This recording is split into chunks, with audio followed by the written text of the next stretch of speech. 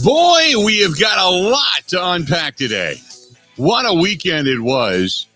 Not all good. And we have got a lot to unpack today. Good morning, and welcome to a new week. It is a football Monday and a overreaction Monday and a perspective Monday, and a lot going on. But if you're just waking up and you've got frustration left over from yesterday, if you've got joy left over from Saturday, whatever it happens to be, or even from Friday when I went off a little bit, if you were watching over on the Facebook page and also on Instagram, a lot to unpack. Good morning to you. 877-867-1670. That's the phone number to get a hold of us. You can also track us down on Twitter at Bill_Michaels. At Bill_Michaels. Grant Bill's producing the program at Wisco Grant. And you can find us on Instagram, The Bill Michaels Show, Facebook, The Bill Michaels Show, YouTube, which continues to grow and grow and grow. We just we want more of you to go smash the button that says follow, smash the button that says like, and continue to grow us there. We appreciate you. Thanks so much. Go to youtube.com/Bill Michaels Show. We are on Twitch apps, Kick apps, all that kind of good stuff, and download us and take us anywhere and everywhere via our flagship station out of Madison, The Zone. And we are all over the state of Wisconsin, whether it's the Big 920 in Milwaukee or up the WDUZ, our friends up there in Green Bay, down to PVL in Platteville, Viroqua with Ernie and the gang over there, La Crosse and Eau Claire, and I can go on and on. We're all over the place. So thanks to everybody for taking a listen to us. Grant, how was your weekend? Not too bad, Bill. I spent some nice time outside, watched the Brewers win some games, and yesterday's game was, I'm trying to get over it. I feel like it was mostly good. There were a lot of good things, and then it was just a bummer that they lost at the end. So I'm trying not to let it ruin my weekend and the start of my week. There's a lot going on this weekend. First of all, it was absolutely perfect in the Northwoods. It was unbelievably relaxing. And I'll get into that a little bit, but on Friday night, the Brewers went up by 5.5 games. I'm going to start off the show with this. And when it comes to Cubs fans' feelings, and I got a lot of friends who are Cubs fans, I don't give two F's about your feelings. Not a damn. And as far as being professional, I've said it all along. When they got to 5.5 games, I was going to declare it done. And the fact that I said, bye-bye, bitches, for all of you loudmouth, obnoxious, suck-ass Cubs fans, I don't care. You're obnoxious. You're disgusting as well. It doesn't matter to me. I don't care. And I had one guy come at me because I wasn't being professional. Really? And then goes on this diatribe of profanity, which just is completely hypocritical. And I said it from the very beginning. Once they got to 5 games, it's over. They're 6.5 games up with 13 to play. Your season's done. When it comes to the attempt to win the National League Central. The Brewers have won it. It's over. Now they can kind of figure out what they're going to do the rest of the way. They would have to lose. They would have to go 500, and the Cubs would have to win every game from here on out for the Cubs to be the NL Central champion. It's not going to happen. Not going to happen. So it is done. The Cubs are done. Put a fork in them. The Brewers have won the National League Central. We're declaring it right here and right now. Now, moving on to bigger things. Yesterday, you saw Jordan Love make a mistake. You saw some good plays, some good throws, some good reads. You saw an offense that, when running the football, A.J. Dillon, how in the world can you be that big and that powerful and not run for more than just a couple of yards a carry? And how can you not just fall down for at least 3 yards? That I don't know. An interesting article by Rob Reichel, and we're going to try to we got Rob on today, by the way. Did you, were you able to talk to Rob? He's all in. We just got to find a time. Okay. So I'll let you know when we have We're time. We're going to try to talk to Rob. Yeah. Rob wrote an article about how in the offseason, there was the Packers head coach, Matt LaFleur, made an extremely unpopular decision in bringing back Joe Barry. All offseason, we heard Brian Gutekunst talk about pressure. Good players are on the field, pressure. Did not ever mention Joe Barry by name. Talked about Matt. It's Matt LaFleur's choice. It's Matt LaFleur's team. It's Matt LaFleur this. We back Matt. Never said we back Joe. So we back Matt. We all saw it. We all heard it. Yesterday, again, you lived death by 1,000 cuts. 211 yards run up your ass. and you don't have an answer. There is no way in hell that team is that untalented. No way. No way. And yet it's soft zone. I get it. Sometimes you got to win in the trenches. I understand all of that. What I don't understand and what everybody is screaming about now, the defense didn't lose the game. They lost a moment in time when the defense needed to step up the most. By that point in time, living death by 1,000 cuts and being on the field for damn near an entire quarter more than the Atlanta Falcons. If you look at the time of possession, being on the field that much longer, they were gassed. They were gassed because of the style that Joe Barry plays. If Matt LaFleur, Matt LaFleur got testy after the game when asked about the Bakhtiari thing and asked about, some of the mistakes that his team had and not kicking a field goal, which is still inexplicable to me. You're in a dome, for God's sake. He kicked a 52-yarder last week down in Chicago that not only split the uprights, but hit 3/4 of the way up the net from 52. You're telling me a 56, 57-yard field goal was out of reach? That's a lane. One of two things happened in that particular situation. Either one, Matt couldn't do math. Matt LaFleur couldn't do math and thought it was longer than what it was. Or two, something in pregame told him he couldn't do it. Which in a dome, I don't know what possibly that would be. I have no idea. Because I would assume in a dome, in perfect conditions, from 60, this is the reason you brought the guy in, was to have the bigger leg from beyond 50. This is why he's here. And now you're saying, I don't know. What? So, anyway, long story short is, the defense was on the field far too long. Bad decisions yesterday out of the coaching staff. And once again, the finger and the crosshairs now point squarely at Joe Barry. There's a frustration on defense yesterday. You could clearly hear it. There were meetings going on after the game in the locker room where guys were talking about things they should do, which is great because there's a camaraderie there. But did the defense and Joe Barry lose you that game? At the end, when you needed them the most, they didn't do it. They didn't get the job done. But it was all the little things along the way that had they gone in the Packers' direction, one little play here, one little play there, Quay Walker comes down with that interception. You start to look in just different areas, and also that leads me to another thing. Defensively speaking, I'd had every damn one of them on a jugs machine today. Fire that thing up at about 90 miles an hour and see if they can't catch it. Every one of them. My God, how many interceptions can you possibly drop when you've got guys throwing you the football and you just can't hang on to it? But that being said, plenty of opportunities yesterday to win that game.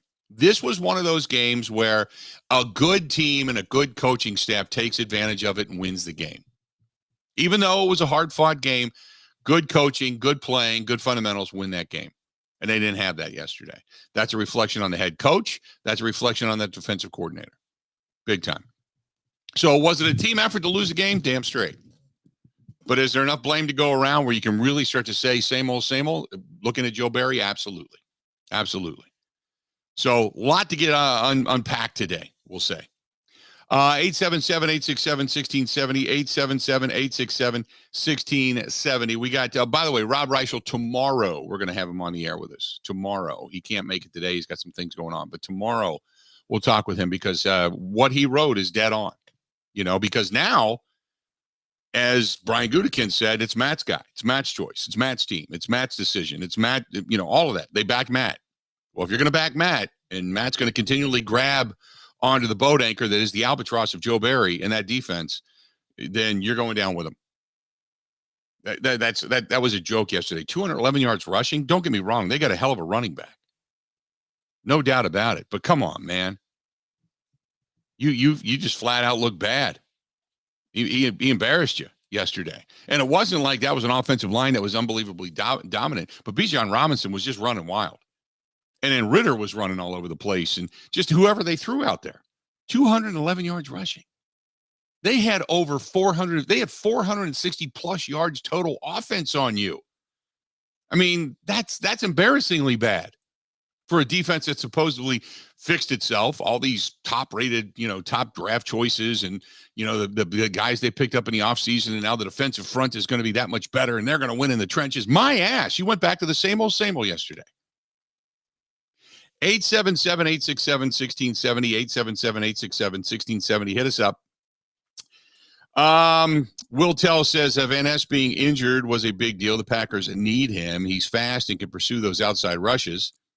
Let's see here. Will says they knew number 7 was going to get the ball, couldn't do anything. The defense has plenty of veterans to carry this team this year with a very young up and down offense. Barry didn't make the necessary in-game adjustments last year, and he failed to do that again yesterday. This one is from Jake. Jake says, I don't think this team's going to get better under Matt LaFleur. They just do the same old things. They're spinning their wheels, making the same excuses in post-game press conferences, and then gets mad at the media for asking legitimate questions. That's the other thing. There's legitimate questions, and you get mad? You get testy with the people that are asking the questions? No. Why didn't you kick the field goal? Can you at least explain why? If you've got a guy that's got, say, a tweak in his leg, we understand. If you got, say, a guy that Rich Bisaccia early on in that, yesterday said, hey, look, we tried it at that particular end zone. There's some kind of a weird error in here or something like that. Okay, great. Not going to okay. I can live with that. But just getting mad, I just didn't think that, what? Why? And then the question about David Bakhtiari came up. It's a legitimate question. David Bakhtiari spent 20 minutes in front of the media bitching about turf. Does that mean that this guy feels that he can just take off on games in which there are turf fields? Or is there a legitimate reason for it? This is a guy that only a week ago proclaimed himself down in Chicago, pointing the finger. See, I told you so. I didn't need to practice. I'm fine. Just keep me ready for game day. That's all I need to do. I'm good. Basically being very condescending to the media. And then goes off on Monday or whatever on the Rich Eisen show, Tuesday, I should say, after Aaron Rodgers goes down with a knee injury. And then again for 20 minutes with the media on Wednesday, talks about the turf and talks about how the NFL doesn't care and they should outlaw the turf and get rid of all the turf and the turf. I understand all of that. And all of a sudden, throughout the week, no practicing, and then game day inactive. You're getting paid a lot of money, dude. And what is the, now I understand that if the knee's bothering you, okay, I get it. 100%, okay. But if you're just going to choose not to play on turf fields and say, I'm better than that, I don't have to, but yeah, you guys go ahead and do it. That's lame. That's a guy that's watching out for his next contract. That's a guy that's looking forward down the road to moving on to going somewhere else and getting another deal next year. This whole thing about calling Elton Jenkins and saying, hey, Elton, we're going to be the best left side of the line in football. And but if it's on a turf field, we won't be there. Just not a fan of that. So and again, I'm not saying that was the case, but that was a heavy rumor running around the press box yesterday in Atlanta. Well, Bill, Matt LaFleur, and we'll probably hear from him at some point today. He had an opportunity to throw cold water on this at the podium yesterday and say, his knee flared up. He played the first game of the year, so he's getting reacclimated. He did not throw any cold water on this. He said, come on, guys. We've been dealing with this for 2 years. So from a guy that just proclaimed himself 100% healthy last week and pointed the finger at everybody, said, I just keep me healthy for game day. Now suddenly to say we're dealing with this for 2 years, dealing with what? Did the knee flare up? Did it need to be drained? Is there a problem with it? Or is this just a guy that just says, I'm not going to play on turf fields? Because if that's the case, then you got 3 more games in which he's just not going to play. Not going to play in New York, not going to play in Minnesota, not going to play in Detroit. I think everything else is a regular field, regular natural grass field, including Las Vegas, because Las Vegas rolls their field out and it's actually a grass field. They take it out from underneath the stadium. But okay, then what was all this talk about going to play with Aaron Rodgers? I mean, now Bakhtiari never discussed it, but a lot of people talked about it like it was some kind of a rumor that was floating around out there. Well, where the hell do you think they play? On the same turf field that Aaron Rodgers went down on. So that's a whole other side note to all of this. I thought there was some good yesterday. I thought Dontavian Wicks played well. I thought the offensive line played pretty well. I thought that, obviously you look at a guy like Quay Walker coming back from the concussion protocol, 17 tackles, albeit, quite a bit of them were chasing ball carriers down, but he played sideline to sideline yesterday and played his ass off. I thought Darnell Savage played pretty well yesterday. I mean, you start to look at some of the guys, and I've only rewatched part of the game again this morning, but you start to look at some of these. There were some positives. There were some positives yesterday, but the missed call on the quarterback sneak that was just flat out embarrassing, not kicking the field goal, and then, oh my God, then when you come out of the huddle to kick the field goal and get the delay of game penalty. Unforgivable. Like, come on, man. I just, that's another whole, that's coaching, by the way. Just a lot of bad things that went on yesterday that in individual things, no big deal. But when you start to add all these things up, had they just taken advantage of one of two of these things, they would have ended up winning that game. So between dropping the interceptions, the bad clock management, not kicking the field goal, the stupid, quarterback sneak, just enough there that it just looked bad. There's 4 or 5 things from this game, Bill, where we're like, we could talk about that for an hour. We could talk about that for an hour. There's so much to get into with this game. Absolutely. 100%. 877-867-1670, 877-867-1670. If you want to give us a shout, light up the phone lines. Would want to hear from you today. This portion of the program brought to you by our friends at the Social House, Haus. And over there at the Social House, they had a big weekend. They had a lot of fun going on over there for the game yesterday, obviously. They had a good crowd. They have bags, tournaments, and all that kind of good stuff going on as well. And I got a nice note from my buddy Mark, a text, really. He just said, hey, man, the Tiger Burger's for real. And I've been telling you, the Tiger Burger's awesome. But they serve great breakfasts over there as well on Sunday morning before the game. So check out our friends at the Social House. West Lisbon Road, Menominee Falls. Stop in, tell them we said hi. More of the Bill Michaels Show coming up on this Perspective Monday. Covering Wisconsin sports like a blanket. This is the Bill Michaels Show on the Wisconsin Sports Zone Radio Network. What advice would you give somebody that that's window shopping? I'd have to say Pella Windows and Doors of Wisconsin plays at an MVP level in the replacement game. They came in ahead of time, measured all the windows, make sure they had all of the measurements. When the Pella people left, you had no idea they had been here. You just had the new window. They're great professionals, Gina, and some of the best in the world at what they do. Right now, pay as low as $19 a month per window or $75 per month on patio doors. Visit PellaWI.com today. Pella's team of expert installers start with an in-home consultation and finish with no hassle or mess, leaving nothing but perfect results that stand the test of time. Right now at Pella Windows and Doors of Wisconsin, pay as low as $19 per window and $75 per month on patio doors. Visit PellaWI.com today. $6.99 APR for 120 months. Certain restrictions apply. See showroom for details. Offers end 9/30/2023.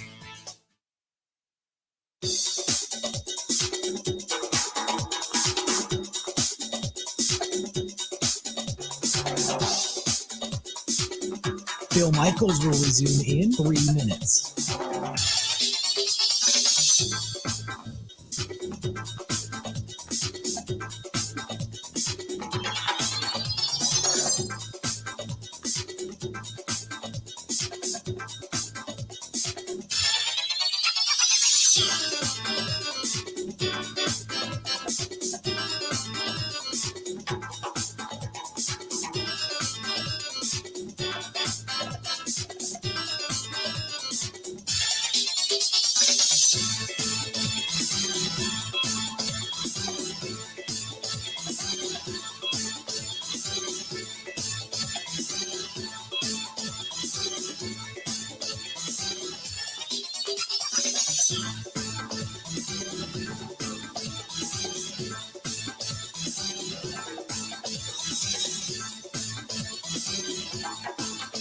Bill Michaels will resume in 2 minutes.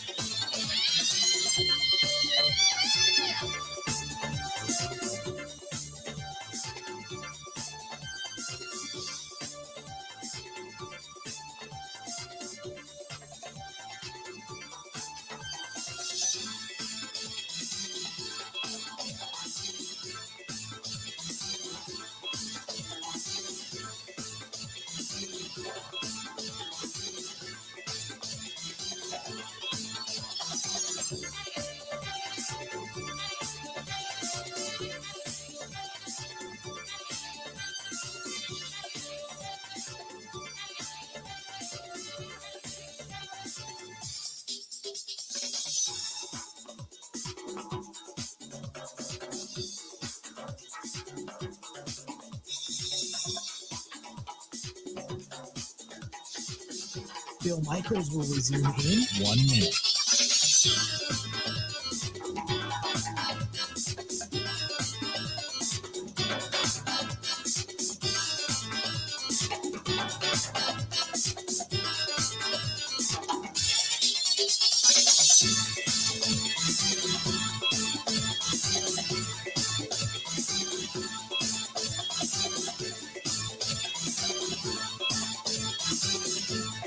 Bill Michaels will resume in 30 seconds.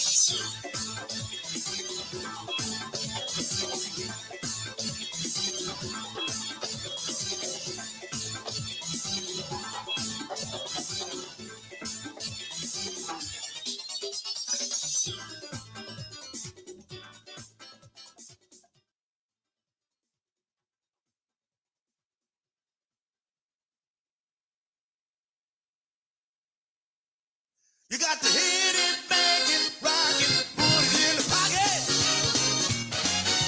Hit it, bang it, rock it, put it in the pocket.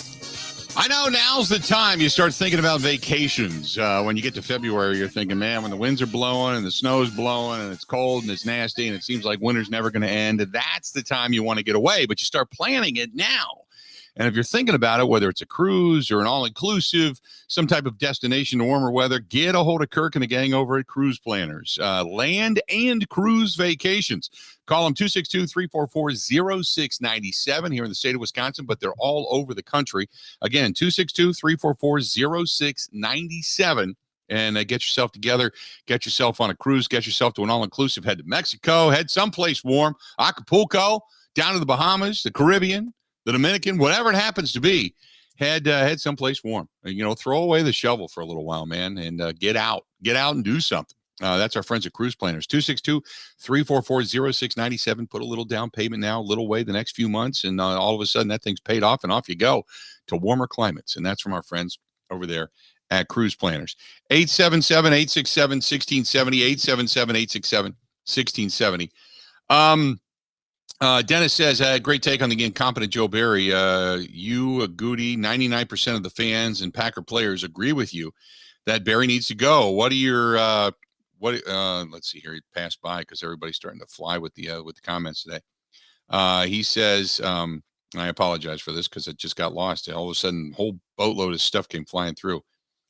Man, we've got a lot of comments today. I'm trying to keep up with everybody. He says, what are your thoughts on why LaFleur continues to keep Barry around? Barry's going to be an anchor that destroys the team and gets LaFleur fired. Mind-boggling. He kept him around because of continuity. I mean, another year, stay in the system. A lot of the young guys that are starting to come up, getting the system, understand what it is they're due, that type of thing. But the bottom line was, if you're going to play soft zone coverage, and you're going to play back. And I get you need to keep things in front of you. I understand that. You don't want to get burned deep. But my God, let guys play, man. It's like watching this team on a leash. Stay in your zone. We're going to play back. We're going to play soft, keep everything in front of you. And you're giving up 4 and 5 yards of play. 4 and 5 yards of play. I mean, you don't need to be some kind of a Mensa-meeting mathematician to understand that 2 plays is a first down. So then they get another crack at it, and another crack at it, and another crack at it, and another crack at it. And they go down the field, and the next thing you know, they're scoring or they're kicking field goals, and your defense has been on the field for 12 minutes, 10 minutes, 8 minutes, whatever, and they're getting gas. So at the end of the game, when you need them the most, they're burnt out. It's so frustrating to watch. Is he the reason they lost the game? No. There was enough blame to go around. But damn, it gets highlighted again and again and again at the end of ball games when you need a big stop, you need a big play, and the defense can win you a game. They're gassed because you got a moron cracking the whip. 877-867-1670. Hit us up again, 877-867-1670. Robinson, 6.5 yards a carry. Now, again, I've never been to a Mensa meeting. I've never sat down with the abacus and many mathematicians to figure out the average.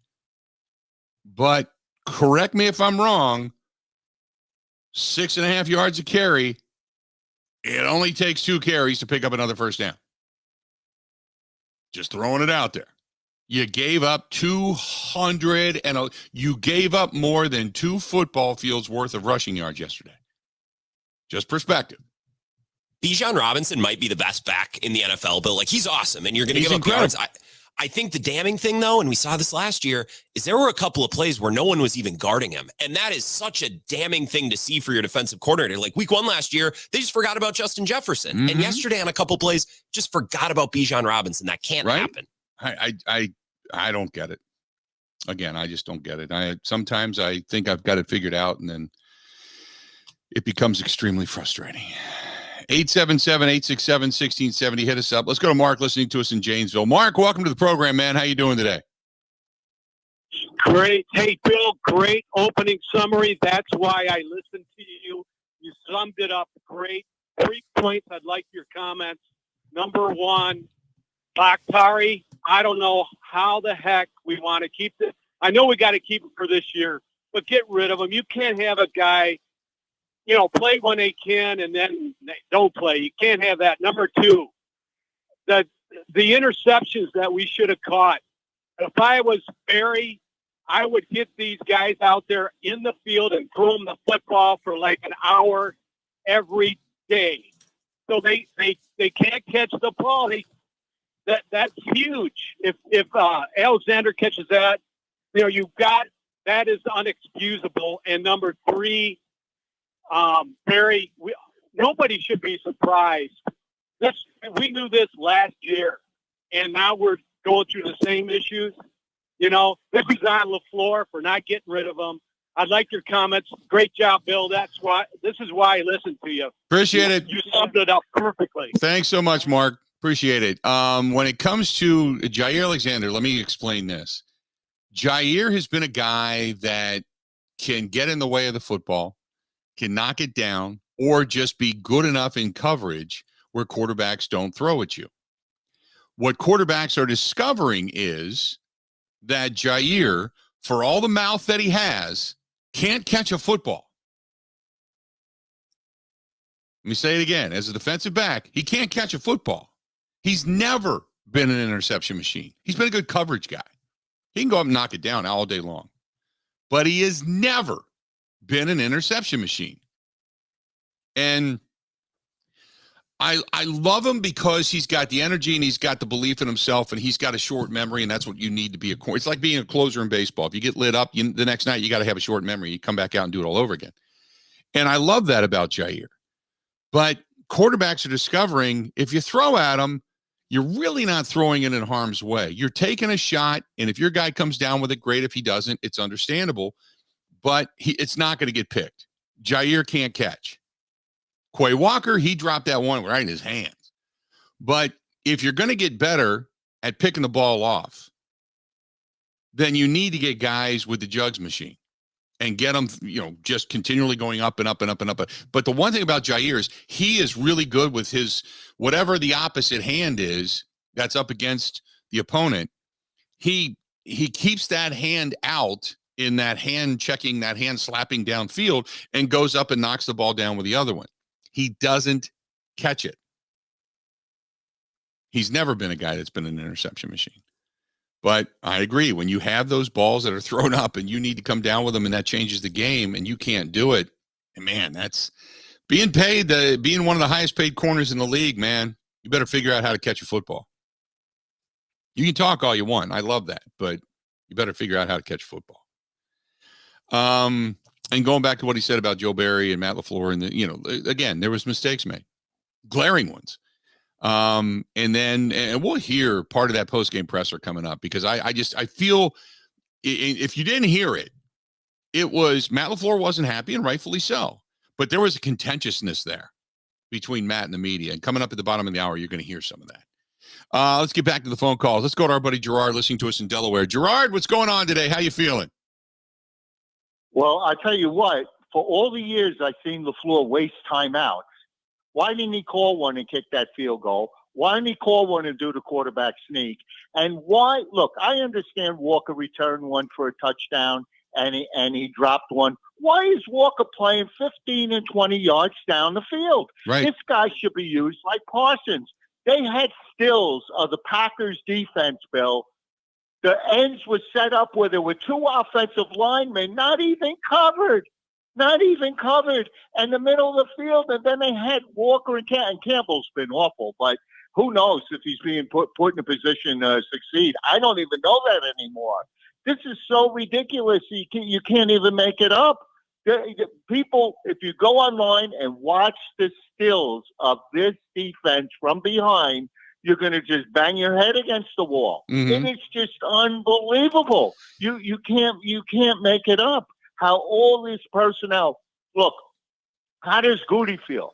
How does he feel that he has all these number ones on defense, and yet they're being misused? They have to be. These guys can't be that bad. And look, for the first time, Bill, after a loss, did LaFleur fall on the sword? Did he say it was my fault? This is one of the games where he should have said it was his fault and really meant it.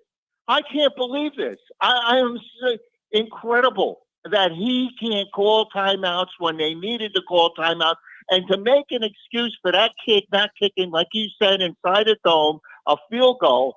That's just plain stupid. Mm-hmm. You can't. I agree. Where is he coming up with this stuff? This is just plain ignorance. And they better go, look, I don't know what they want for Jonathan Taylor. He's 24 years old. They ought to go out and get him because Jones isn't going to play. Jones gets injured. He's usually missing a few games a year, all this. And as far as Bakhtiari is concerned, they can't get rid of him because it's a big cap hit. This is the dead money yet, It's a big hit, like $14 million or $19 million or something like that. So they can't get rid of him. So he's got him by the you-know-what. Mm-hmm. And this is insane. They can't – this is the problem, and you've always called them Red China. They don't explain things correctly. When you try to hide the truth, you know what happens. You keep making a mistake. Oh, you're lying about this. You're telling the non-truth about this. Then you can't come out, and no one believes you when you do tell the truth. Right, right. So, he's thinking it. I tell you what, LaFleur is sinking his own ship. He really is. Yep. He really is. He's really screwing himself. He doesn't have. He really is. He's going to get his reputation destroyed because of what? Being loyal to his buddy or whatever. It's just ridiculous. Yeah. It really is, Bill. Gerard, I appreciate it, pal. Thanks so much as always. A couple of things he talked about having Quay Walker downfield. Now, the one thing is I go back to Quay Walker. He had 17 tackles. And I know I'm late for a break, but I want to get to this real quick. He had 17 tackles. He was all over the field. He played really well. It was the fact that he was in chase mode most of the time in getting after it. So, yes, he had a lot of tackles. Yes, he was in position, but it's where he was positioned. Now, you don't play, I get it. You don't play man coverage, man up all the time. That just doesn't happen. But when you're getting gashed up front, you usually put a linebacker or a safety up in the box and say, look, what do you have that's a strength? Bijan Robinson, okay, we're going to take you out of this. We're going to make sure that you cannot run against us and let Desmond Ridder beat us. That's if I had to take one of my two druthers, that's what Belichick does so well. He says, we are going to stop something that is a strength of yours. And then we're going to level the playing field, and you're going to have to beat us in a different way. And what I see out of Joe Barry's defense is that they are the ones that are receiving the blow and adjusting. And they're not bringing the aggressiveness. And that's part of what I think you can't put your finger on it, but that's part of what I think we see, right? We saw more energy, aggressiveness against the Bears, but even still, Justin Fields had running lanes and was able to get free. So this week they said, okay, let's sit back and not let Ridder beat us, when in reality it was Bijan Robinson was running all over the field, And that's where the frustration comes in. Let's do this. I'm woefully late for a break. Stay tuned. We're going to hear some from Matt LaFleur coming up here in a little bit as well. Got a lot more of the Bill Michaels Show coming up right after this. Covering Wisconsin sports like a blanket. This is the Bill Michaels Show on the Wisconsin Sports Zone Radio Network.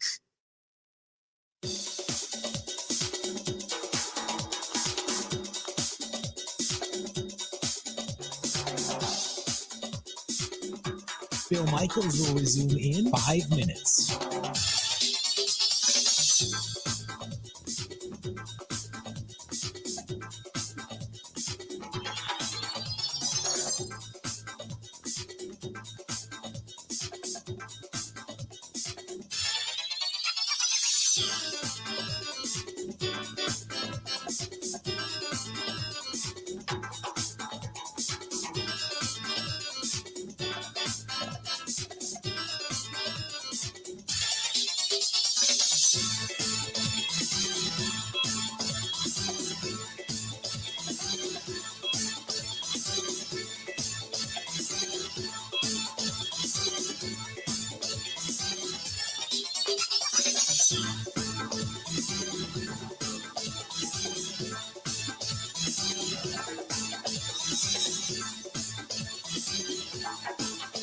Bill Michaels will resume in 4 minutes.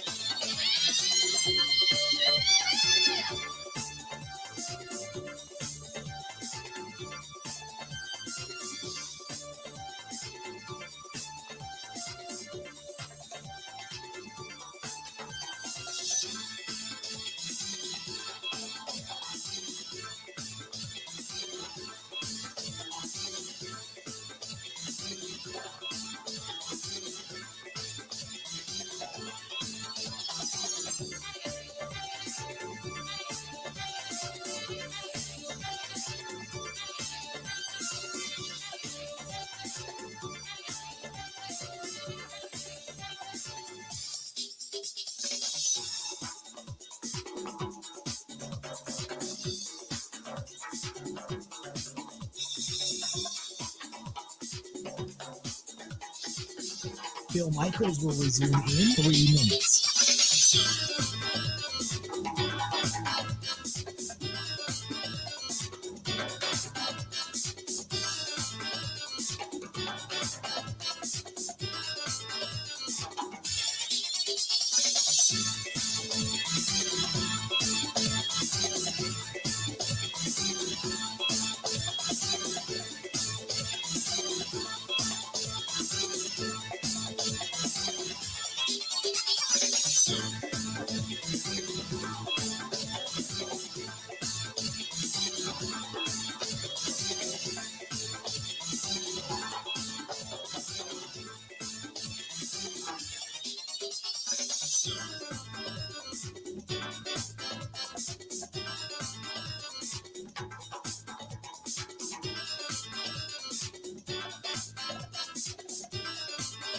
Bill Michaels will resume in 2 minutes.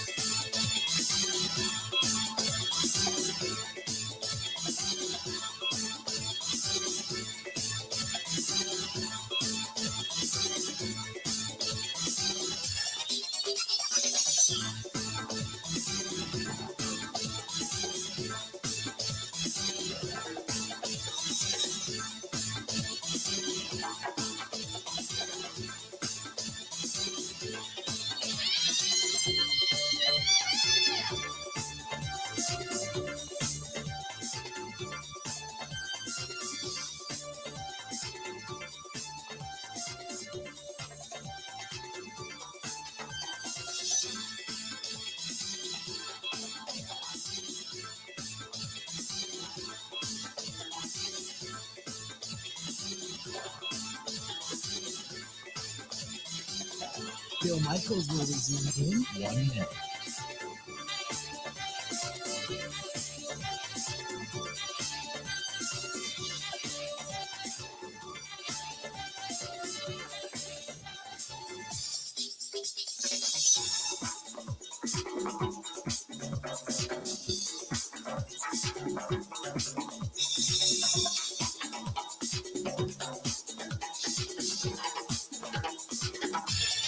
Bill Michaels will resume in 30 seconds.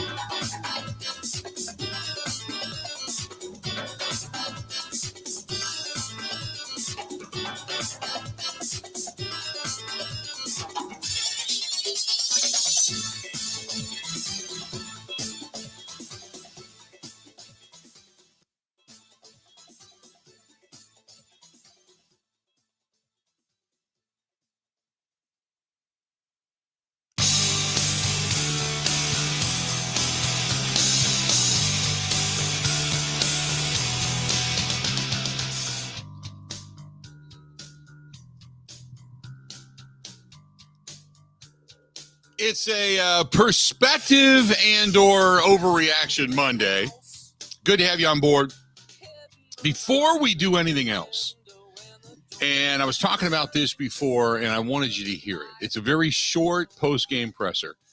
Matt LaFleur meets with the media right after the game, and I don't know if he was just taking it out because the questions were coming fast and furious from the media, and rightfully so.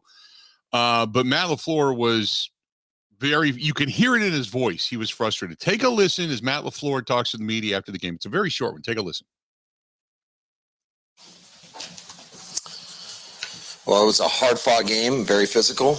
We knew it was going to be just that, and obviously very disappointed that when you have a 12-point lead in the second half and you don't make the plays that and don't play complementary football, and then when you have mistakes, all those get magnified. And so disappointed. You got to give credit to Atlanta. They battled and did a better job than us, obviously. Now, what went into the decision to punt after the delay game on the first drive? Just it was a really long field goal. I mean, that was a silly penalty. We can't have that. Those are penalties that get you beat. And obviously, when you lose a game by 1 point, that's one of the critical points in the game. Yeah, 4th and 1 late. Did you want to go for that? You ended up getting a penalty. Yeah, I mean, if he thought he could get it on the sneak, then it's on him to check to it. I think he did, and nobody heard him. I mean, it was loud, and that's just it's an unfortunate situation. But yeah, we were definitely going to call a timeout there and go for it on 4th down.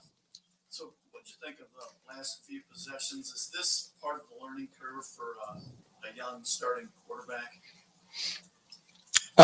Yeah, I mean, to be honest with you, hindsight's 2020, right? The last possession, we had 3 runs. We had a 3rd and looked like about a half yard, and we came up short.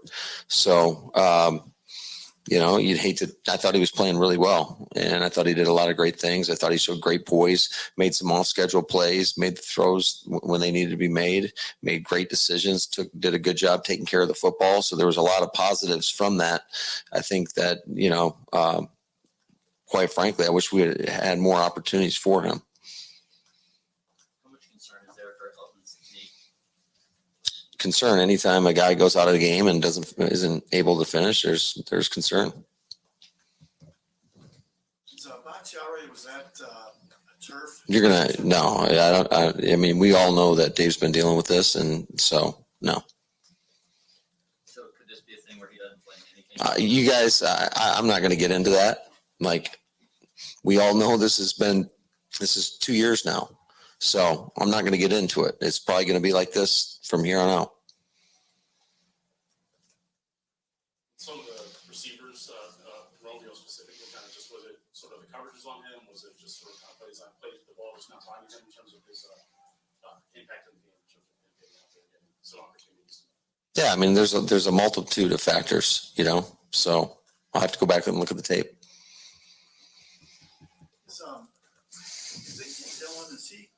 Is he heavier than he was? He was more explosive to me a couple of years ago than he has. No, he weighs the same as he did a couple years ago. Does he seem like the same player to you? Yeah, I got to go back and watch it. Certainly, I think there's a couple runs that he seemed to be stumbling a little bit, and but there were some other runs where I thought he did a great job of dropping his pads. It's never just one thing. I mean, it just depends on the play, how well the play is blocked, if it was a good call versus whatever the look may be. So there's enough blame, if you will, to go to all of us collectively.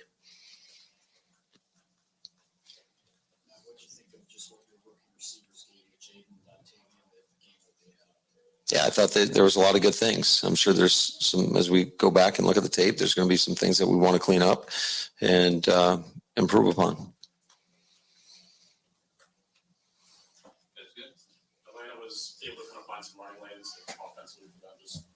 I know obviously you have to look at the tape in all that sense, but just kind of what do you feel like they were able to do successfully that gave them some of the opportunities? I mean, you guys saw it. They shredded us consistently.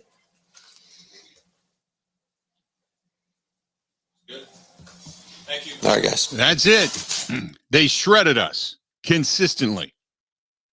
12 points, 12-point lead, did not play complimentary football, didn't make plays. He talks about, the 4th and 1 and the sneak, and he made the call and nobody heard it, which turns out it wasn't true. He made the wrong call.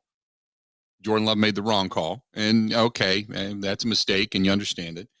He talks about punting, the long field goal, which is still head-scratching, and he called the penalty a silly penalty. Silly penalty, and it was. Elton Jenkins, obviously, a little bit concerned there with the knee issue. And when you get back into A.J. Dillon, it's 3rd down and a half yard. That's your power back. He can't pick up a half yard. And it wasn't like he was running the ball at will yesterday, and then in that half-yard moment, suddenly he got stymied. You can go, okay, they got him one time. I mean, it wasn't a great day at the office yesterday at all. So, but look, defensively speaking, it wasn't as if they gave up 30 points. They still played a pretty tough game. But it was mistakes. As he put it, non-complimentary football. But when the question, he didn't even allow the question to come out of the reporter's mouth about Bakhtiari. Oh, guys, and he said, he's been dealing with this, for 2 years.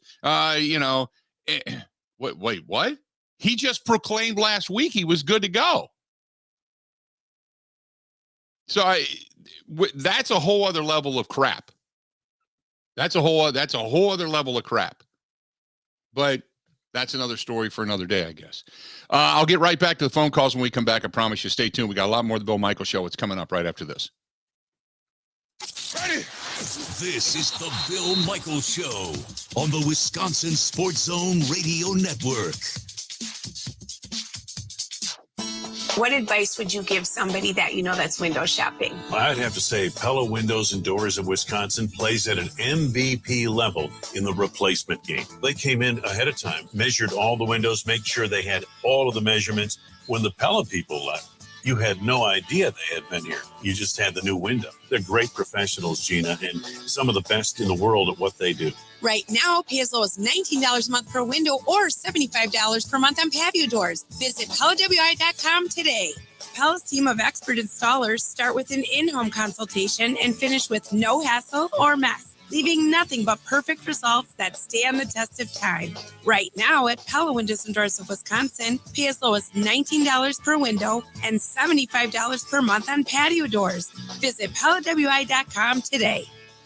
$6.99 APR for 120 months. Certain restrictions apply. See showroom for details. Offers end 9/30/2023.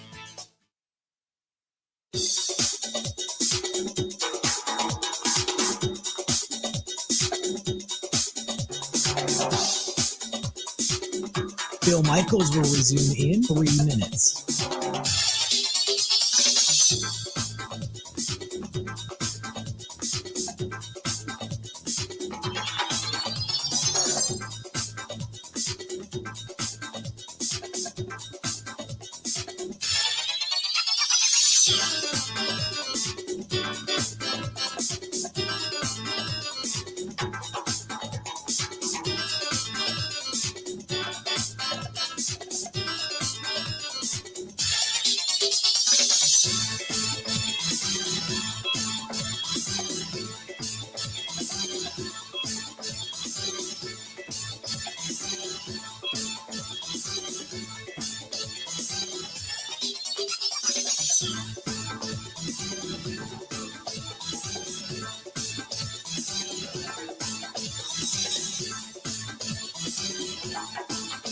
Bill Michaels will resume in 2 minutes.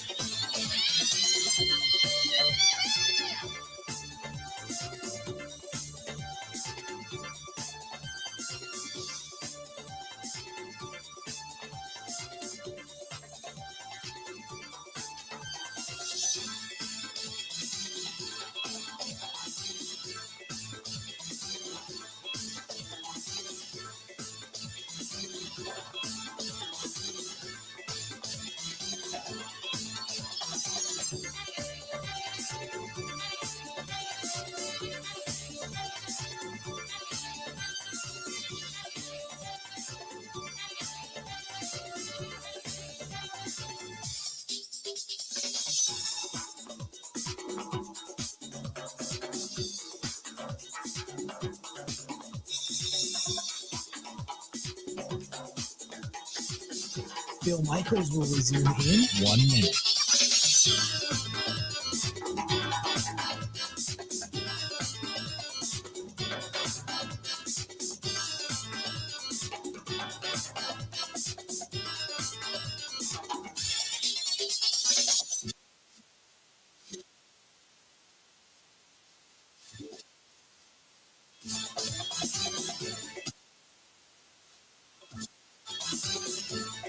Bill Michaels will resume in 30 seconds.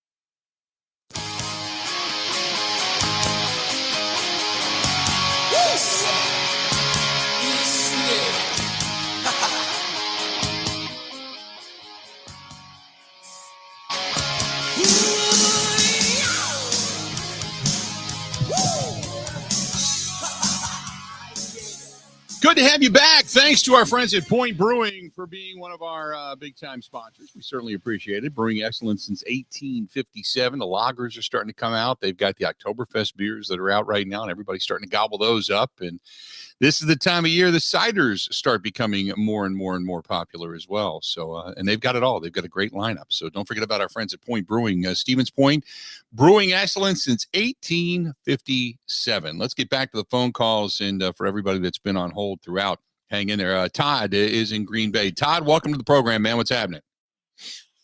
Hey, Bill. How you doing? Doing good. Gotta love Gerard's passion in Delaware, huh? Right? The game that I watched yesterday, a couple things that I and a couple of my friends that were watching it with me, I really feel like Quay Walker is our Micah Parsons. And I don't feel like he gets utilized correctly for his talent and his talent level for that defense. He is a playmaker, just like Rashawn Gary, and they need to figure out how. I mean, you could have bookends meeting at the quarterback, whatever, but I feel he's underused or not used correctly. But two, Matt LaFleur, if it was true that Bakhtiari could have been traded in the off season, shame on him, because I'll tell you what, that's one of the deepest offensive lines I've ever seen. And I really feel like they could have used, his 25 or whatever $1 million cap hit he is. But, third, you hit it on the head. He really seems to be lying to everybody when he's in these pressers, because you listen to him and he talks and then he reverses field and then there's blame for everybody. He really seems frustrated because I think he's protecting his buddy, and now at some point you're either going to have to cut the cord or you're going to go down with them.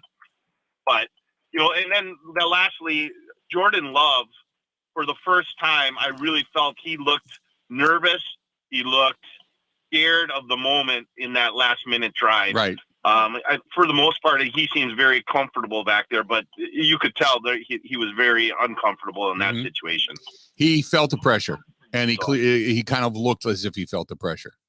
And I would agree with you. I mean, he had balls floating 10 feet over the receivers that last drive. Yep. No, accuracy is an issue, and 56% completion percentage. I appreciate the phone call. I said at the beginning of the season, I'm looking for him to be 62 to 63. I don't care how many yards he throws for. I mean, if he gets around between 3,000 and 4,000, that'd be great. 3,700, 4,200, somewhere in there, that'd be awesome. But you want the completion percentage good. And when you're talking about mid-level outs that you can't even seem to hit on a consistent, that is one of the things that I've talked about. I said that, it's easy when you're in the lead. It's easy when you're playing bad teams. It's easy when you're doing things and things are kind of flowing. But when they need you the most, can you rise up and be that guy? And yesterday he was not that guy. So let's go to Bill in Green Bay. Bill, welcome to the program, The Bill Michaels Show. What's going on, man? Hey, Bill, how you doing? Doing great. Yeah. I'm watching the game first quarter. I believe it was first quarter when LaFleur decides to punt instead of going for a 56-yarder. I've been talking about this in my circles for a number of years.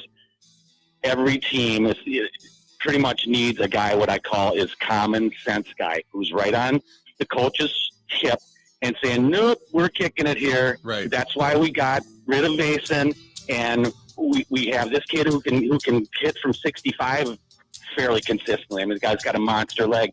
You don't punt it there. No, I agree. We're at the top of the hour. I got to run. Hang on. I'll get you on the second half of this hour. Hang in there, okay? I'll take you right after the top, and I'll get back to your thoughts. But that's where Rich Bisaccia has to say, no, we got this. We can do this. And it's not even another guy that's sitting there running around in his ear. It's your special teams coach. You look at him and you go, hey, it's 56 yards. Can you do this? And Bisaccia gives you the nod and says, he's got this. Yeah, let's do this. And again, he didn't give a good explanation as to why he didn't do it. Stay tuned. We got more of the Bill Michaels Show. It's coming up right after this.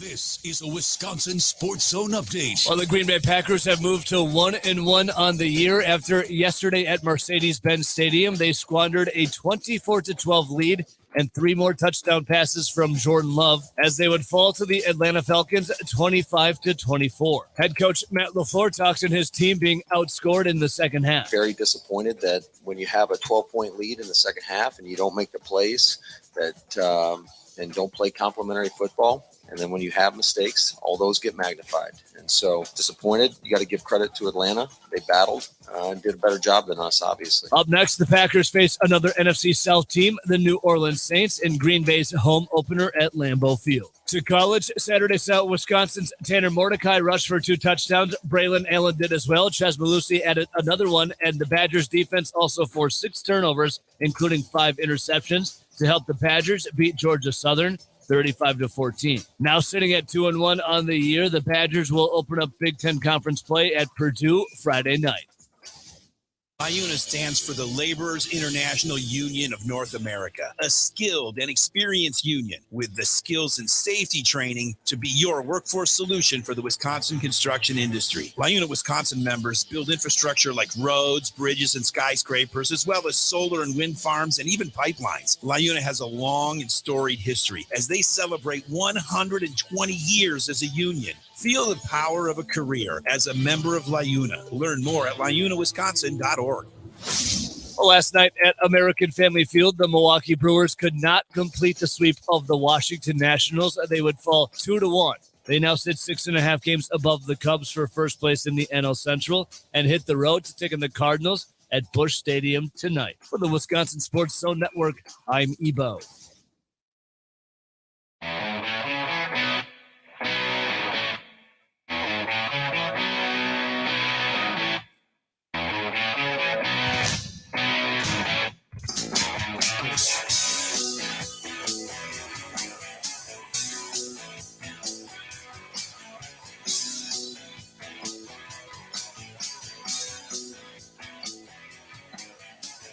Welcome in, one and all. Good to have you on this Monday morning edition of Perspective, the Bill Michaels Show. A lot of people upset at many different things yesterday. And why? And here's the thing. I got a buddy of mine who lives in Cincinnati, and they're going crazy down there because Joe Burrow tweaked his calf yesterday, and they got beat, and they're 0-2 and all that kind of stuff. And he said, why are people so upset? I mean, it's only Jordan Love's second game. And it's not that it's because of it's his second game. That's not it. What the biggest issue is that you had a game that you could have won. It was right there. And you had it through a myriad of ineptitude slip through your fingers. It could have been what this game yesterday that was lost was a game that could have been an ugly win. Should have been an ugly win. You should have just been able to outgrind it. And you didn't. And it was your own bad coaching, bad mistakes. You know, here's the other thing. In defense of Joe Barry, you know, where the guys, you talk about a guy like, Quay Walker and dropping the interception, Jair Alexander dropping the interception. They were in play. They were in position to make plays. So the right defense was called. They didn't make the plays, thus keeping that defense on the field even further. But then again, when you get 211 yards run up your rear end and you don't have an answer for it, that's coaching. You got to figure something out to say, they're killing us here. We have to be able to adjust and move up and start to say, okay, we're going to stop this. One thing we have to take away. And if at the beginning of the game, I would have said, what are you going to take away? You're probably going to go, Bijan Robinson. We're going to start there. We're going to start stopping the run.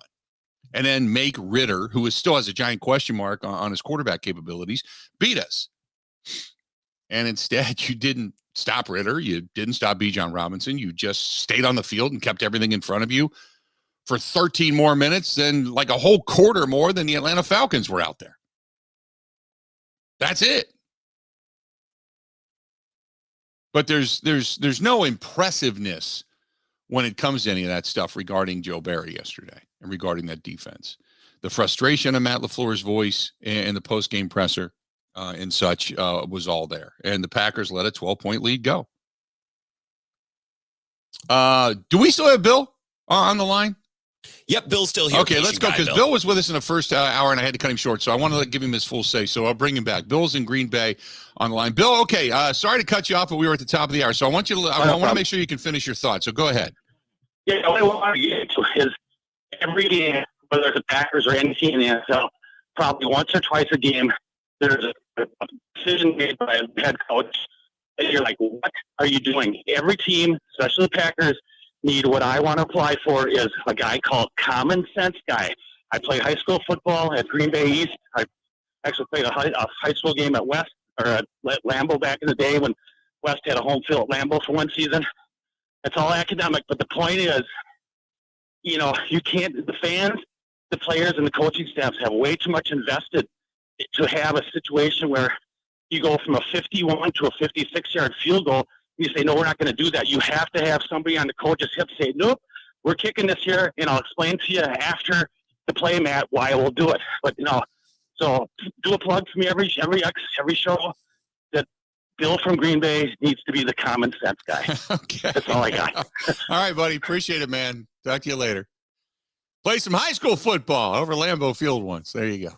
But the common sense side of things, that's what I'm saying is you don't need somebody on Matt LaFleur's hip to say, wait a minute.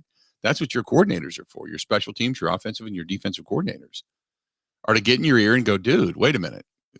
That's why I can't believe that Matt LaFleur, something had to preclude not kicking a 56-yard field goal. I don't know what it was. You think it's because it's only his second game as a pro? They didn't want to put him in a position to miss a kick real bad and crush his confidence. Like, I wonder if it's week 13 if they elect to kick. It's funny, Grant. That's what you brought him in there for, though. Yep. Because of his big leg. 100%. That's what I don't understand. I mean, he kicked. You put him in for a 52-yarder in Chicago, and not only did he split the uprights, he kicked it 20 yards up the net. He could have hit that thing from 70. And 4 yards back from beyond that, you're like, no, that's too far. What? Well, I just don't know what I'm missing. And if anything, if he kicks it and hits it in a dome in good conditions, it gives him confidence. So I mean, I understand it, but I don't. I understand what you're saying, but I don't understand Matt LaFleur's explanation. That's the only reasoning I could think of that makes sense. It just doesn't register. I can't understand why you would have this guy and you jettison Mason Crosby because of kickoffs that weren't high enough and long enough, and he wasn't hitting beyond 50. Okay, so you bring in a guy that can, and then when you get a kick beyond 50, you're like, well, that's too far. What? That doesn't make any sense. So I don't know. It just Matt LaFleur was not at his best at the podium yesterday. There was something else going on behind closed doors we may never be privy to that Matt LaFleur was pissed about and off of his game. He was not happy. And then the whole thing about the sloppy penalty or the silly penalty, damn straight. Bad penalty. Bad penalty. And that was bothersome. You know, the fact that the defense can't come down with an interception to save its life because apparently they can't catch. They're all out there with stone fingers. That'll piss you off. You got a quarterback making the wrong call on a quarterback sneak and looking like he's drunk and falling over the line. That was embarrassing. I mean, just there was a lot of stuff. Now, we all knew you'd go through a couple of growing pains here and there. Absolutely. You know, a couple of missed reads or whatever, but you weren't completing passes when you needed to the most. Your completion percentage was under 60%. The mid-level passes weren't hitting when you needed them the most. And that's one of those moments where you look for your young guy to rise up. And it just didn't happen yesterday, which is disappointing. 877-867-1670. Let's go to John. John, welcome to the program, The Bill Michaels Show. What's going on today? Oh, nothing much. It's not too bad out. One thing that I noticed was it was a good game. It was just a bunch of small things, little tiny things that if didn't happen, like the drop balls and everything, the game would have been good. One thing that irritated me while watching the game was listening to the person in front of the booth. You could hear them swearing and just being really annoying from while you were listening to the game. Mm-hmm.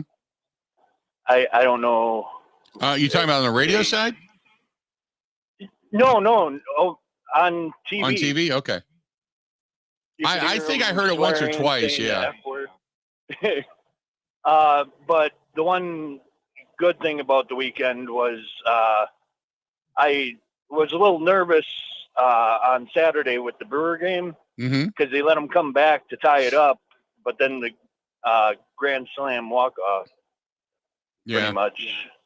Well, yeah. No, hey, look, the Brewers, appreciate the phone call. They've done their job. I declared the Brewers on Friday night, and I said this at the beginning of the show, and I'll say it again. I don't give two Fs about what the Cubs fans feel at all. I got friends who are Cubs fans who every chance they get, they're flying the W, and they're just in your face, and they're obnoxious, and that's fine. So if you can't take it now that the Brewers have won the division, it's over. It's done. 6.5 game lead with 13 left to play. You're not going to win it. That means the Brewers have to play at best just sub 500 baseball, and you got to win every game from here on out. Ain't going to happen. Season's done when it comes to winning the National League Central. The Brewers are the champs when it comes to winning the National League Central. Shut the hell up. Get to the postseason and put your money where your mouth is. I don't care. And if you think I'm obnoxious about it, oh my God, look in the mirror. Look in the mirror. Who cares? Look in the mirror. Oh, by the way, at least you got the Cubs to latch on to because your quarterback sucks. I gave praise to Justin Fields, and I probably shouldn't have. He's a hell of an athlete. But that guy, I said last week, the argument was when we were talking to a prominent person in the press box was this guy is not attending any Mensa meetings anytime soon. My God, all you got to do is watch yesterday the progression of reads that he had or didn't have. Woof. Woof.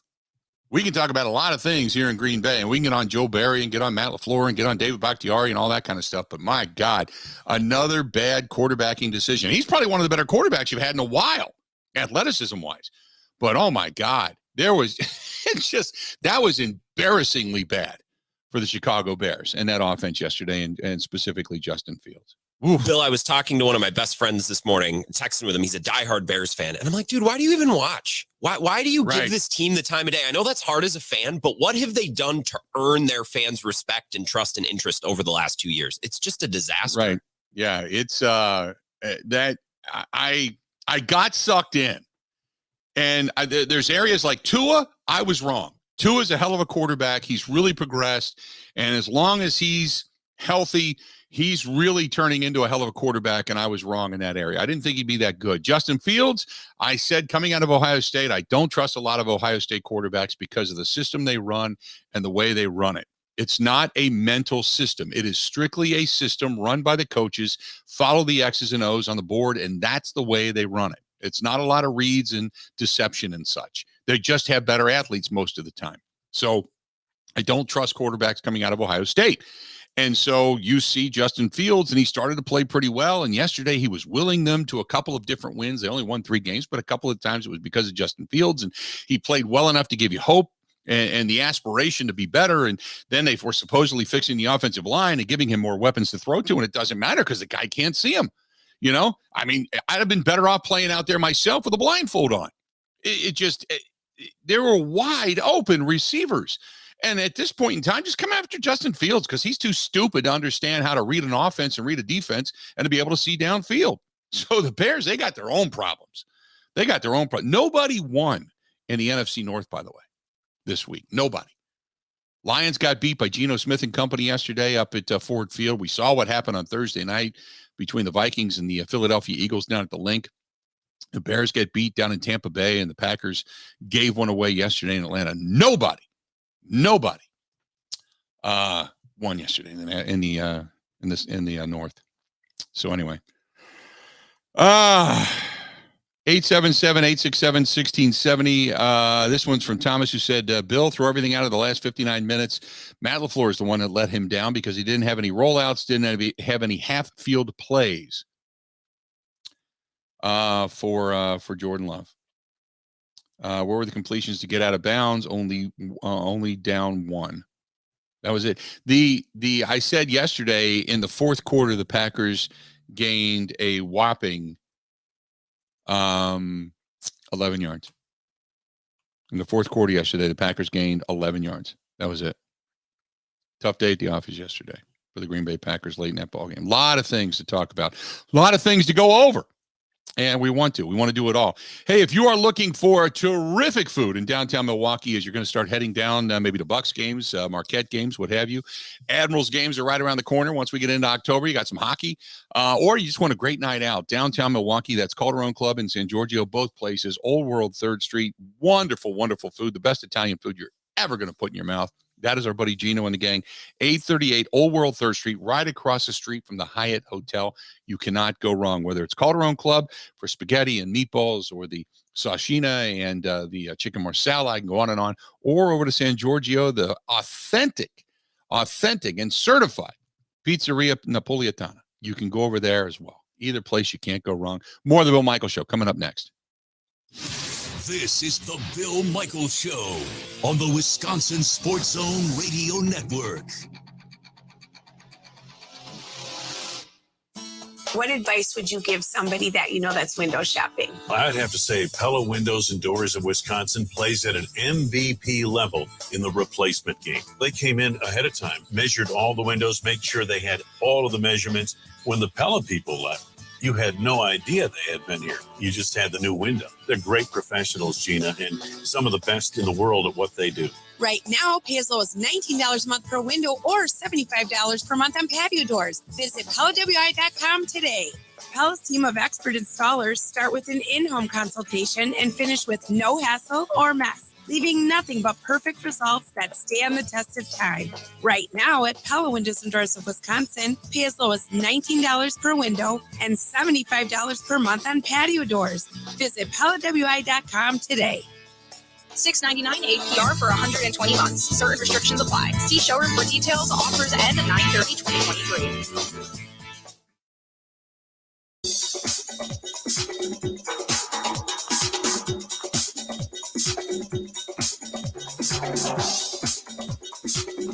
Bill Michaels will resume in 3 minutes.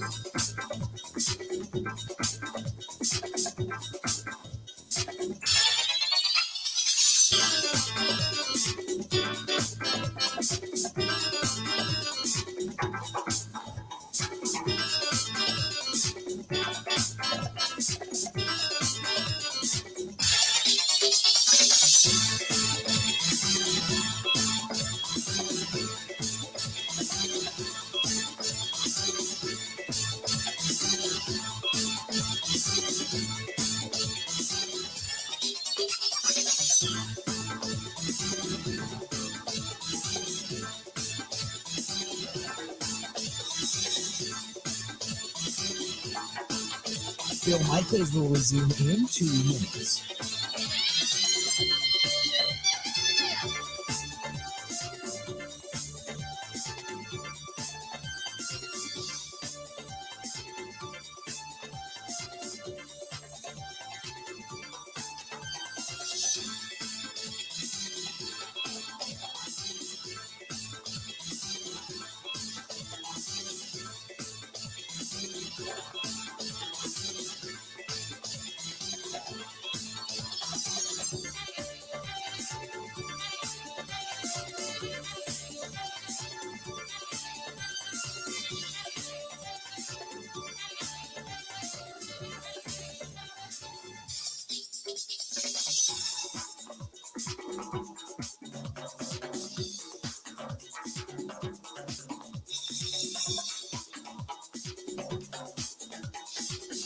Bill Michaels will resume in 1 minute.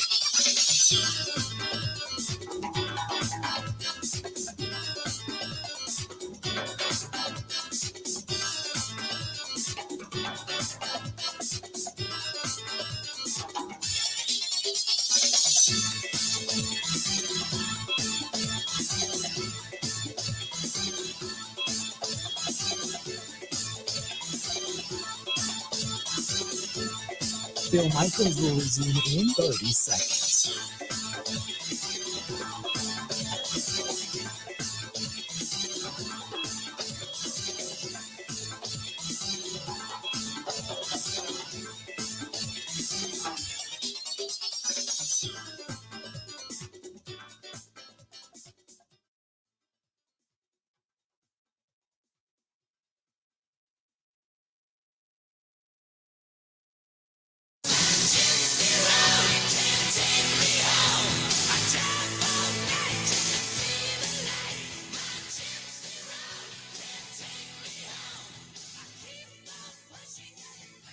I am excited because even though I can't make it out for Oktoberfest, we got some huddles that are going to be coming to La Crosse, and we're currently penciling in the dates, and hopefully that is all done today. But one of the things that I do get a chance to do is head out to Buzzard Billy's when I get out to that area. Buzzard Billy's in the Starlight Lounge, and I encourage you, if you're going out that way for Oktoberfest, I know they're not serving the great big beer steins, but head over to the Starlight Lounge and grab yourself a martini upstairs or maybe some really good food downstairs at Buzzard Billy's. Either place you can't go wrong. It's Buzzard Billy's, opened since 1997 in that big old brick hotel right there on Pearl Street in La Crosse, Wisconsin. Good stuff from our friends over there at Buzzard Billy's.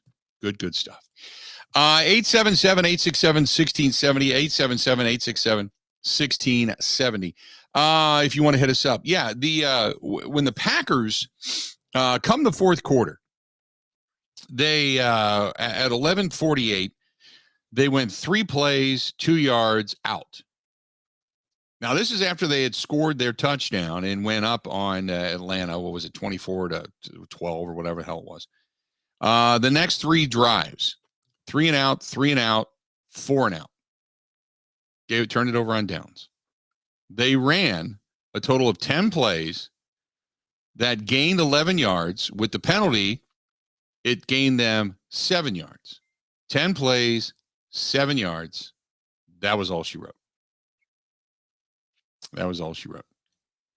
So in the last 3 drives, the last 3 opportunities with the football, it just didn't work out. Some errant passes, they had a third down and a half yard to go, and you couldn't get A.J. Dillon a half yard. Now, I will take into consideration the fact that Bakhtiari was not playing. Elton Jenkins went down with a knee injury. The left side of your offensive line was patchwork. Okay, I understand that. But that being said, you had a couple of punts. You had a 3 and out,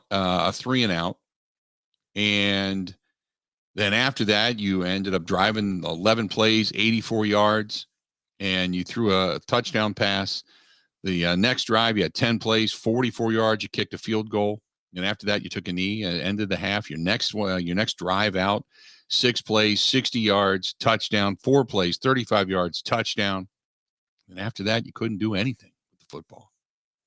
10 plays, 7 yards, all she wrote.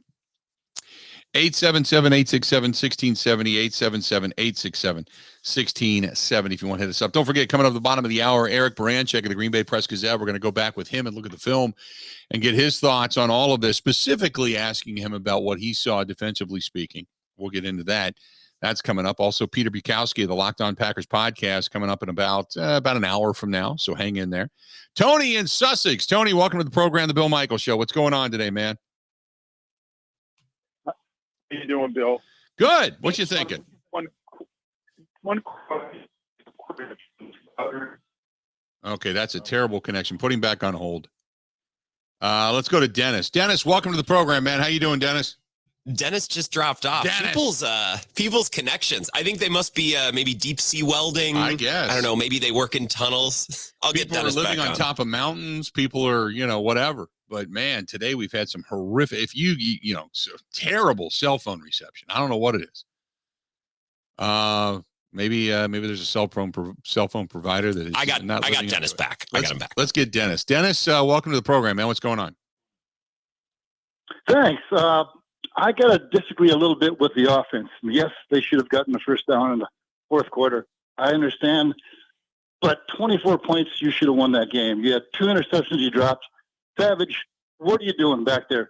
You are the deepest of the deep. You don't let that guy get open on that fourth quarter long pass that basically gave the game away. Now, Stokes is the only guy that's missing back there. Mm-hmm. Walker was back, and Walker played a great game. Quay Walker had a great game. But you let Bijan Robinson, you let Ritter, who is a so-so, maybe so-so at best quarterback, beat you. That's all defense. That game, I don't blame the offense at all. I don't blame special teams at all. That is a defensive loss, whether it be LaFleur, Joe Barry, or the players, the execution. That was all defense. Okay. No, I appreciate it. I'll take that perspective. I'm not going to argue with you a lot. Down the stretch, I agree with you. Look, 211 yards given up, that's unacceptable. I'm talking about just rushing. You had over 460 yards total offense coming out of Atlanta. Walker played all over. You had him back quite a bit. And some of the tackles he was making were downfield, but it's because that's where you had him positioned. But when you say, it's all defense, well, I still would have kicked the field goal early on. They had the silly penalty, as Matt LaFleur calls it, on the delay of game, on the field goal. Terrible. That's coaching. Right? The decision not to kick the field goal, coaching. When you got a guy that can clearly do it, unless there was something that we don't know about. Right? I thought what we saw last week in play calling versus what we saw this week in play calling was different. Maybe Atlanta did some things to take them out of their game. Okay. But I saw misses on the quarterback. I saw some miscommunication via the quarterback. And we kind of expected that a little bit, but there was enough to go around to say, had any one of these things gone right or been done right, it's a different outcome. The Packers win the game. 877-867-1670. Hit us up. Again, 877-867-1670. Lucas Van Ness, the injury to Lucas Van Ness. I don't know specifically. What Grant, do you know what happened to Van Ness? I know he ended up leaving the game yesterday, but I don't know for what reason. I'll try to find it. I'm not going to lie, Bill. After the game, I was just so interested to hear about Bakhtiari and Joe Barry. Van Ness was just low on my priority list, but I'll look that up. Right. Yeah, I didn't see a report on Lucas Van Ness after the game. I know it might have been a shoulder or an arm issue, but I don't know. I don't know for sure. A lot of people are saying it was an elbow. Jennifer said it was a shoulder. So again, I thought it was a shoulder, and they were looking at him on the sidelines. I don't, know what Judge Schmale says it was announced an elbow injury. Okay. Per Pro Football Focus, though, this is interesting. Lucas Van Ness was the 3rd highest graded player on defense. So I guess once he got hurt, maybe that played a role. I mean, they still shouldn't have blown a 2-score lead, but That's interesting. I found that number, but I can't find anything on his availability. They were probably too busy fielding Bakhtiari questions to talk about it. 877-867-1670. You want to hit us up, go ahead and feel free to go ahead and do so. Let's see here. Alexander on the jugs machine is what he needs. Walker is wishing he had that one back. We need a coach to get these guys to have that killer instinct. Rich Bisaccia would be that guy. That's according to Will. Red Stag says the 2 down lineman front is the dumbest damn thing I've ever seen. See, and that's from Red Stag. That's what I was saying yesterday. You had 2 outside backers. You had Devontae Wyatt and Kenny Clark, and then you had your middle linebackers. And you were running nickel most of the time. Why are you running nickel on a team that's running the ball down your throat? I don't that to me, the whole thing, 2 things I want to address real quick. One is that on quite often yesterday, that I didn't understand. When they're just jamming it down your throat and you're going nickel and taking another lineman off the field to do it, I didn't understand it. Okay? That one. Secondly, when you talk about Devontae Wyatt, or not Devontae Wyatt, but Quay Walker and the tackles, 17 tackles, he led the team in tackles. He played a hell of a game. But not all the statistic itself can be misleading because they can all be, people used to talk about A.J. Hawk, and he would be the leading tackler. And the argument was what? Well, he's doing it down the field, 3 and 5 yards downfield. Sucks. That's what Packers fans would say at that point in time. And don't say you didn't because you did. And that's a legitimate statistic of, yeah, he's making the tackles, but are they downfield? Are they gang tackles? Are they one-on-one tackles? Or is he blowing up the hole and stopping the run at the line of scrimmage? They weren't doing that yesterday. But he was also playing 7 yards back at times. And he had the green dot on the helmet. So he was playing back as kind of the center fielder. So yesterday, in that sense, you know, that is a misleading statistic. But he did play a good game because he was sideline to sideline. But sometimes it's not about making the play. Sometimes it's about the position the coach puts you in to make the play. You know, yeah, he puts you in position to make a play and you're making a tackle downfield, but you're not up in the line of scrimmage. You're not up in the gap, right? Mitchell says, hello from Houston, Texas. Dylan looks as if he was a deer in the headlights. What is your opinion of Dylan's performance the past couple of games? Packers should have put another running back in. A.J. Dillon doesn't run with reckless abandon.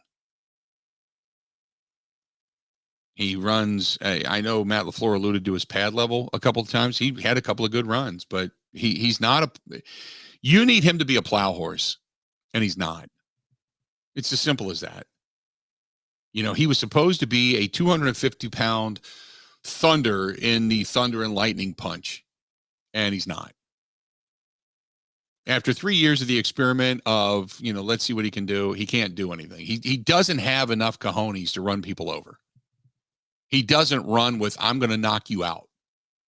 He runs with, I'm going to stutter step and try to dance around you and try to break something. And instead of just plowing, a big guy at 250 can't fall forward for 3.5 yards a carry. I mean, just fall down. Can't do that. Now, granted, maybe it's the offensive line. I also think and I thought the question was very legitimate. He looks like he's lost a step. There is a level of quickness that once you get going, you have a burst. He doesn't have that. He's very slow and methodical and plodding. And the love of the mayor of Door County, that's great, but it doesn't equate to running and rushing yards on the field. 877-867-1670. Give us a shout. We'd love to hear from you. Coming up next, Eric Baranchik of the Green Bay Press Gazette is going to be joining us, and we're going to talk with him about what he saw yesterday on the film. So don't go anywhere at all. It's an overreaction, perspective-filled Monday here on the Bill Michaels Show with Eric Baranchik joining us next. Covering Wisconsin sports like a blanket. This is the Bill Michaels Show on the Wisconsin Sports Zone Radio Network.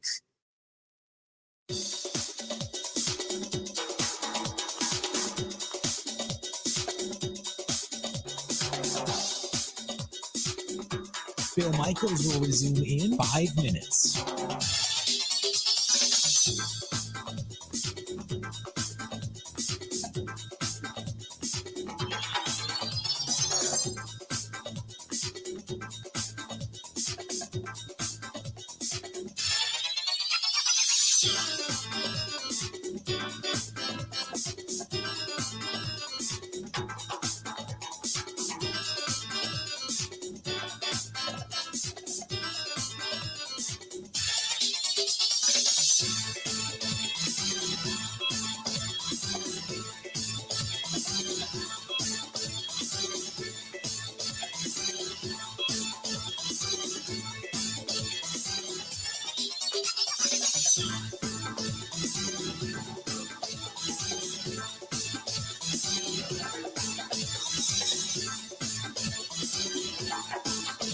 Bill Michaels will resume in 4 minutes.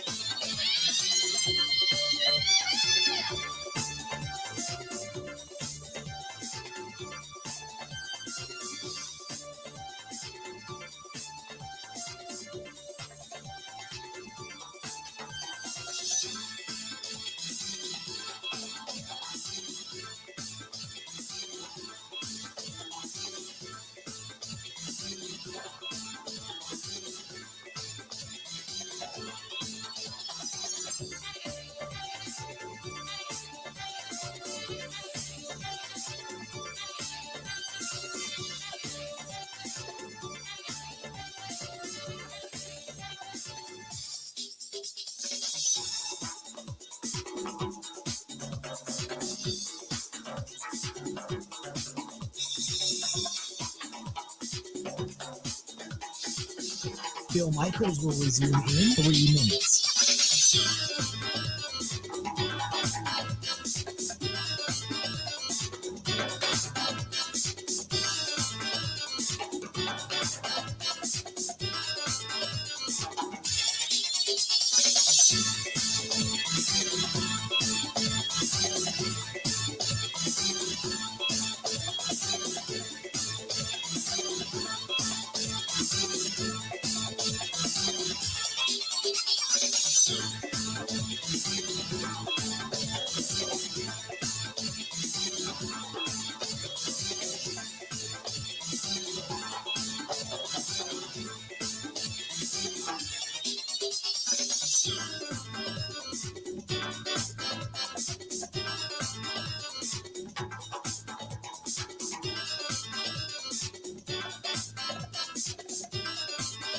Bill Michaels will resume in 2 minutes.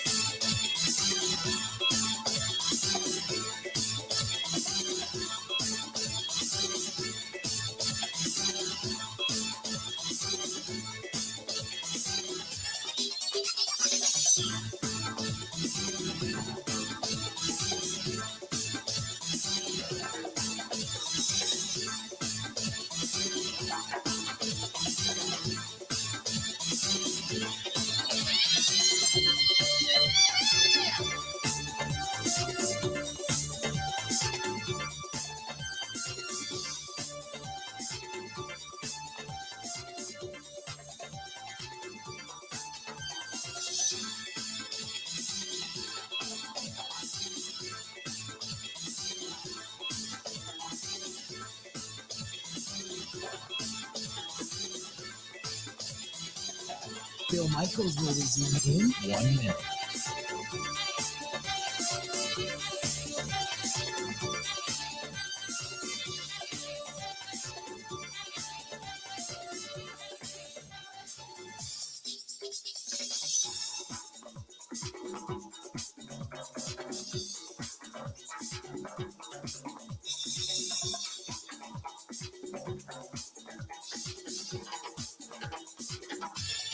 Bill Michaels will resume in 30 seconds.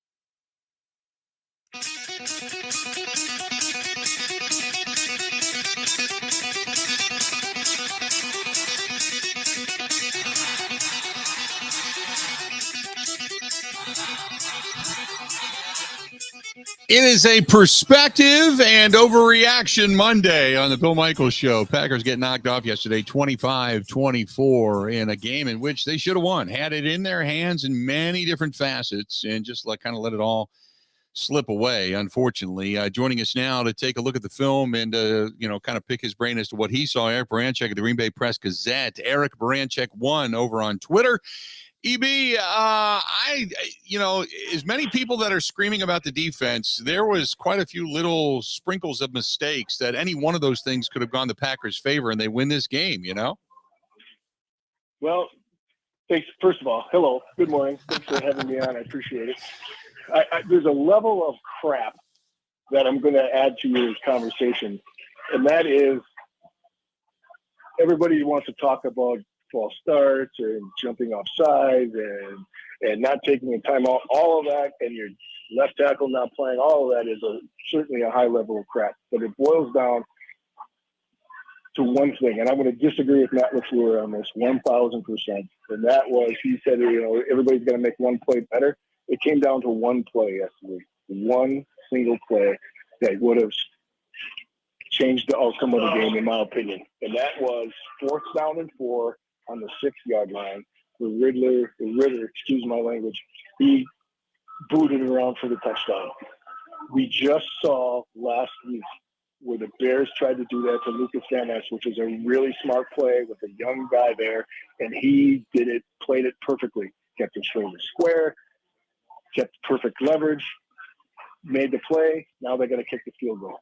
This is even more important because it's 4th down, and Gary completely loses his mind and goes barreling inside, untouched. Nobody blocked him, nothing in front of him, and the quarterback just who is a lesser of a running quarterback, runs around the edge and scores a touchdown. That was the play that sunk the Green Bay Packers.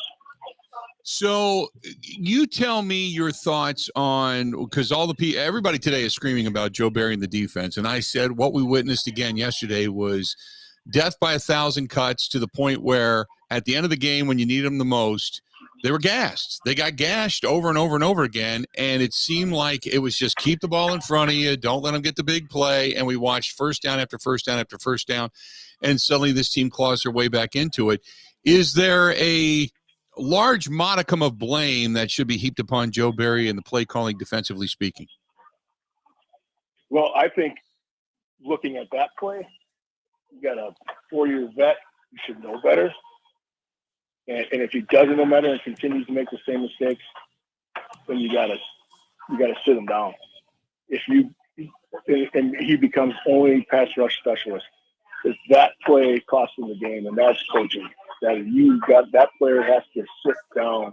You're on the edge of the line. You're on the edge. You're an edge player, and you don't get touched. What's the rule? Where's the ball? Wait, yeah.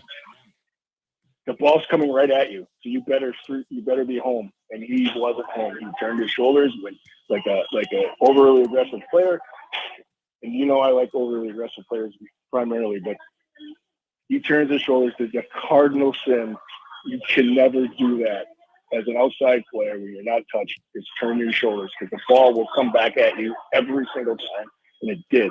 And unfortunately, that goes for a touchdown, and that's all it wrote. And so, yes, so to give it to Barry, for sure. The other part that to Barry, to attack him, I guess, a little bit was I felt like they did not – there's 2 ways to stop the run to the outside, right? You're either going to contain it, or you're going to set the edge, or you're going to spill it, or you're going to keep pushing them to the sideline, and hopefully he either runs out of grass or your fast guys are there to tie him up so a big guy can come and spot him.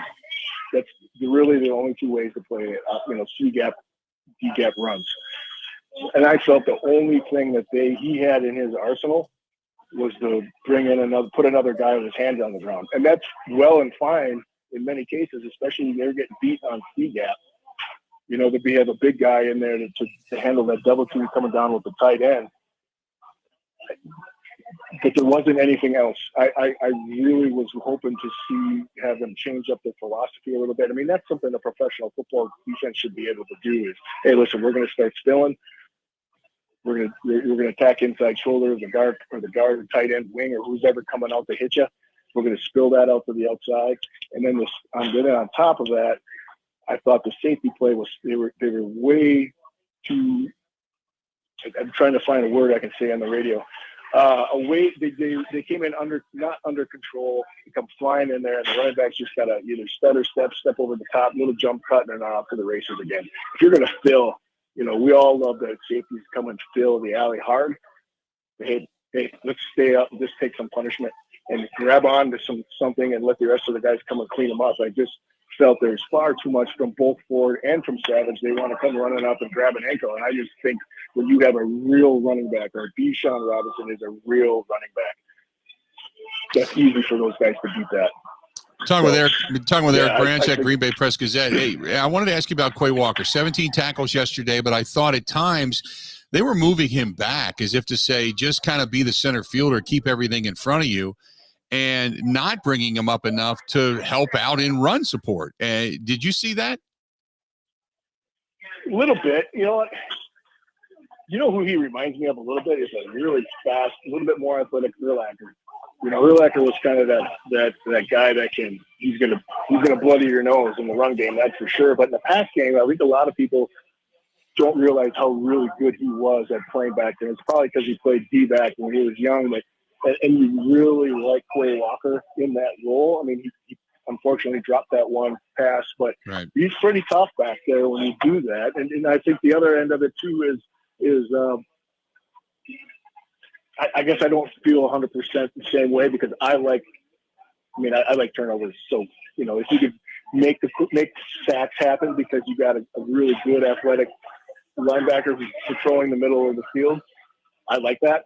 But your guys got to get to the quarterback if you're going to do that. The offense and down the stretch, it just looked like it was, for the first time, what one of the callers said, and they were right, it looked like the pressure, the moment you had Jordan Love just looked a little bit rattled yesterday, overthrowing guys. The mid-level passes just simply weren't there. The miscommunication on the fourth down plunge that wasn't.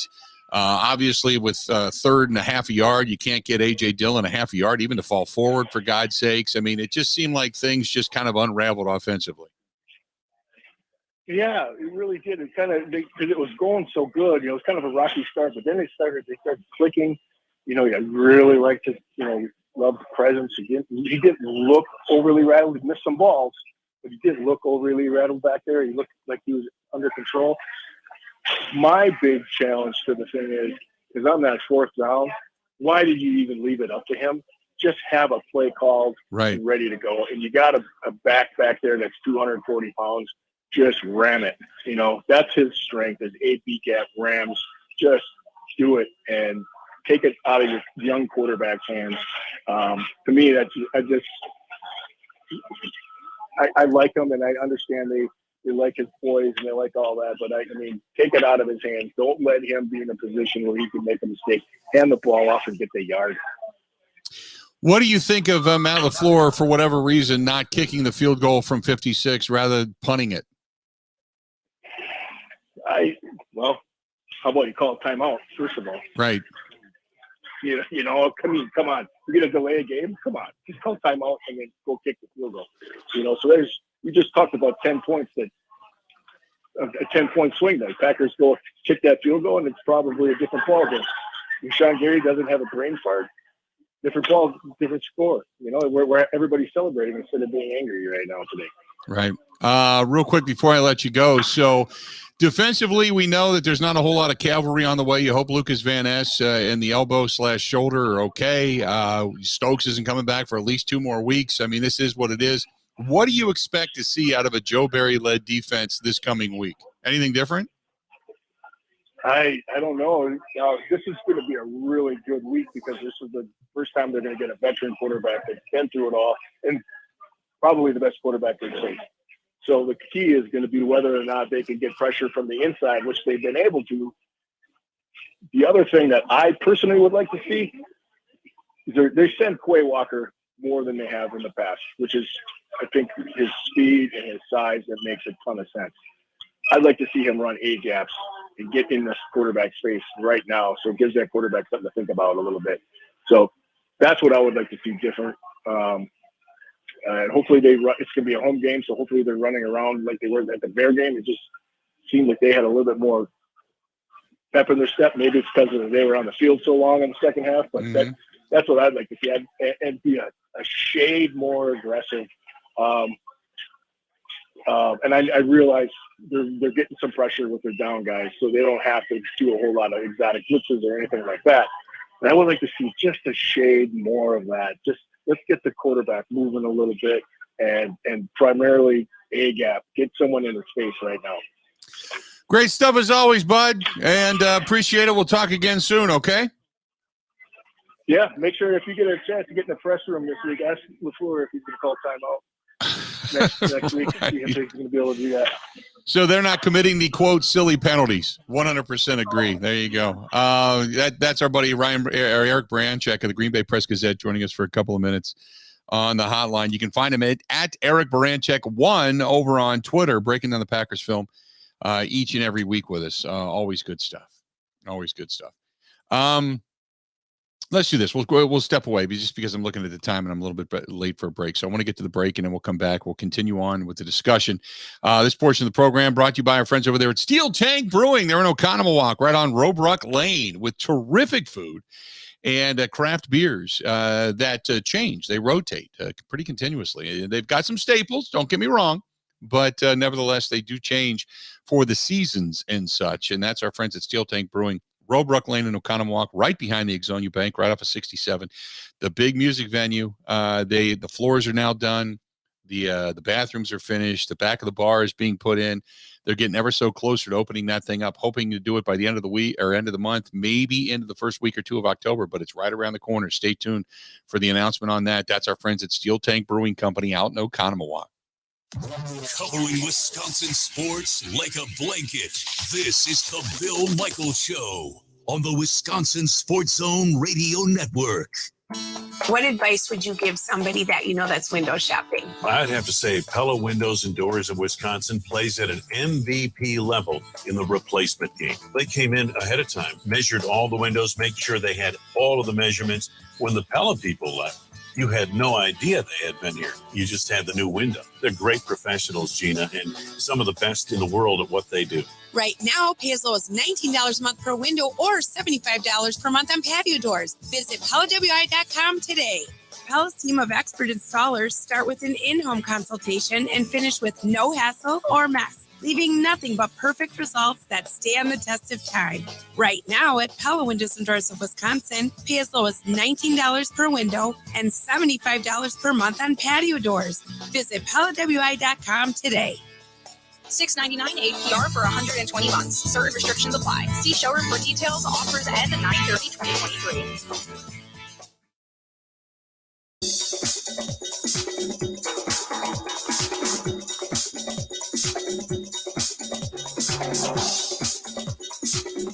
Bill Michaels will resume in 3 minutes.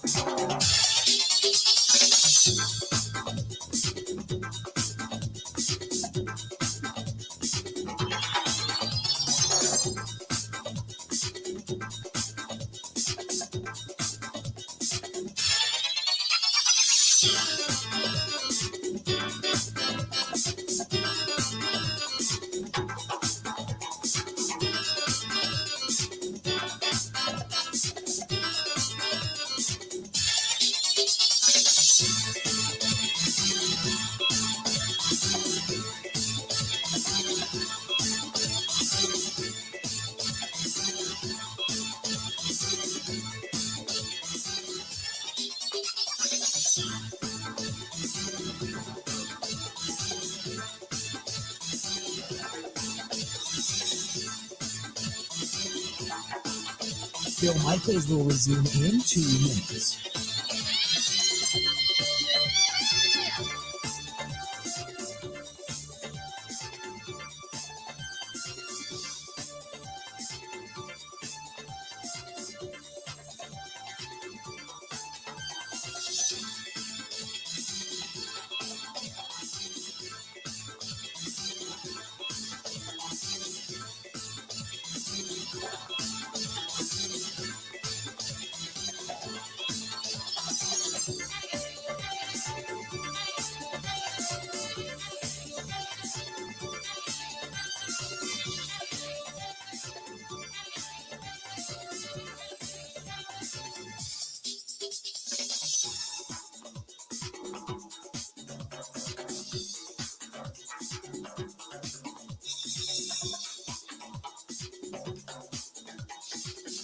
Bill Michaels will resume in 1 minute.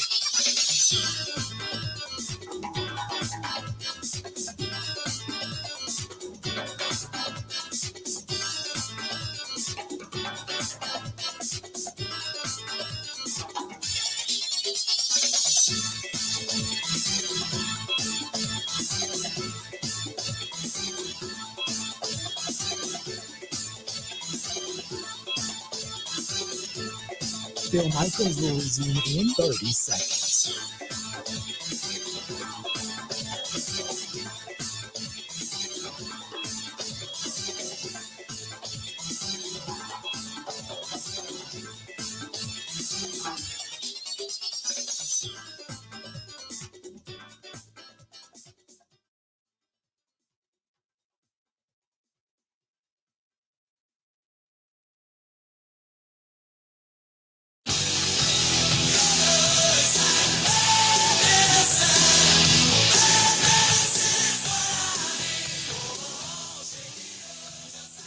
It's good to be back, and just I was looking at my schedule this week. We got obviously the huddle coming up on Wednesday night, and a little bit of home time. I know I'm going to Green Bay at some point this week, and we're going to get our location together for the postgame show, the Green and Gold postgame show, coming up immediately following the Packers and the Saints this coming Sunday. You can find us, but we're looking forward to all of that. But it's one of those weeks where I'm just home.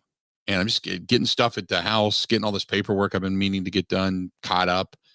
Going to sit down and watch the game tonight. And tonight's one of those nights where you just want to, maybe head downtown, Waukesha, down to the Nice Ash, grab a cigar, grab a beverage, sit back and relax a little bit. Take your laptop, get on the Wi-Fi, do some work, watch the game, breathe, that kind of thing. It feels like that kind of night, doesn't it? It's just a finally, back at home, sitting down.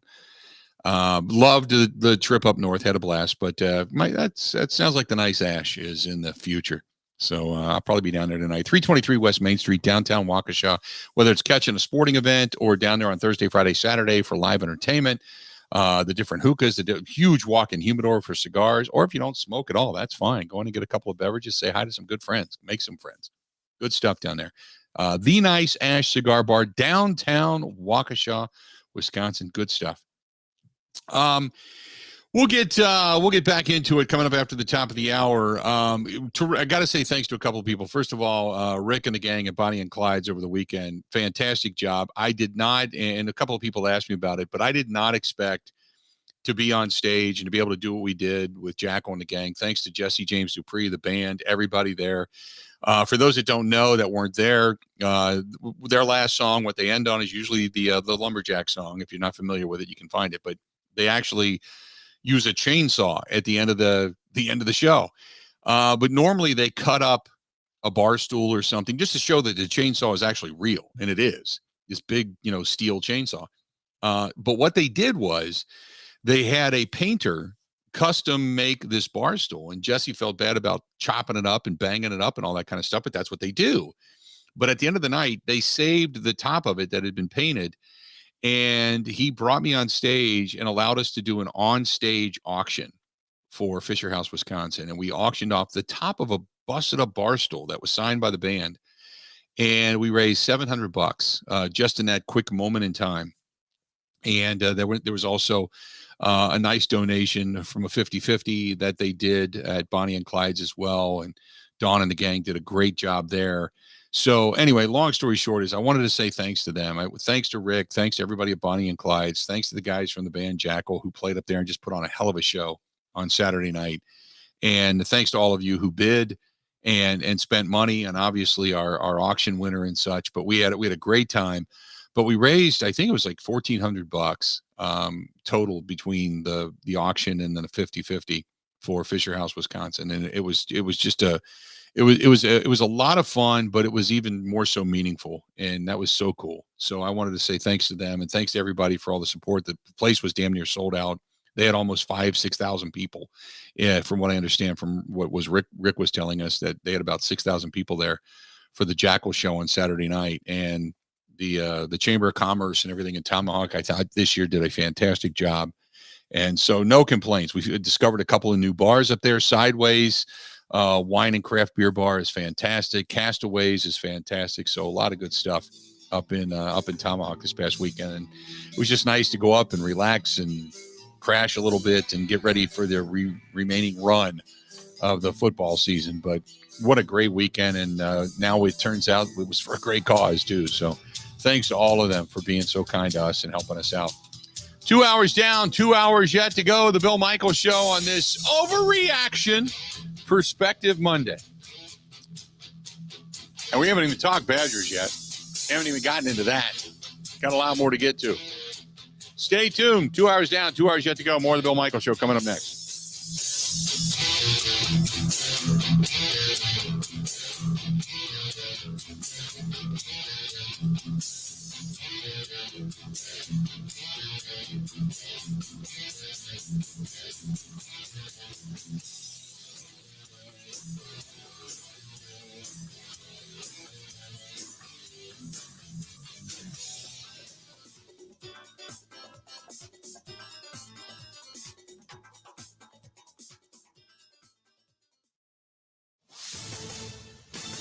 This is a Wisconsin Sports Zone update. Well, the Packers had a chance to go to 2-0 for the first time since 2020 yesterday, and were in prime position to do so with a 12-point lead in Atlanta in the fourth quarter.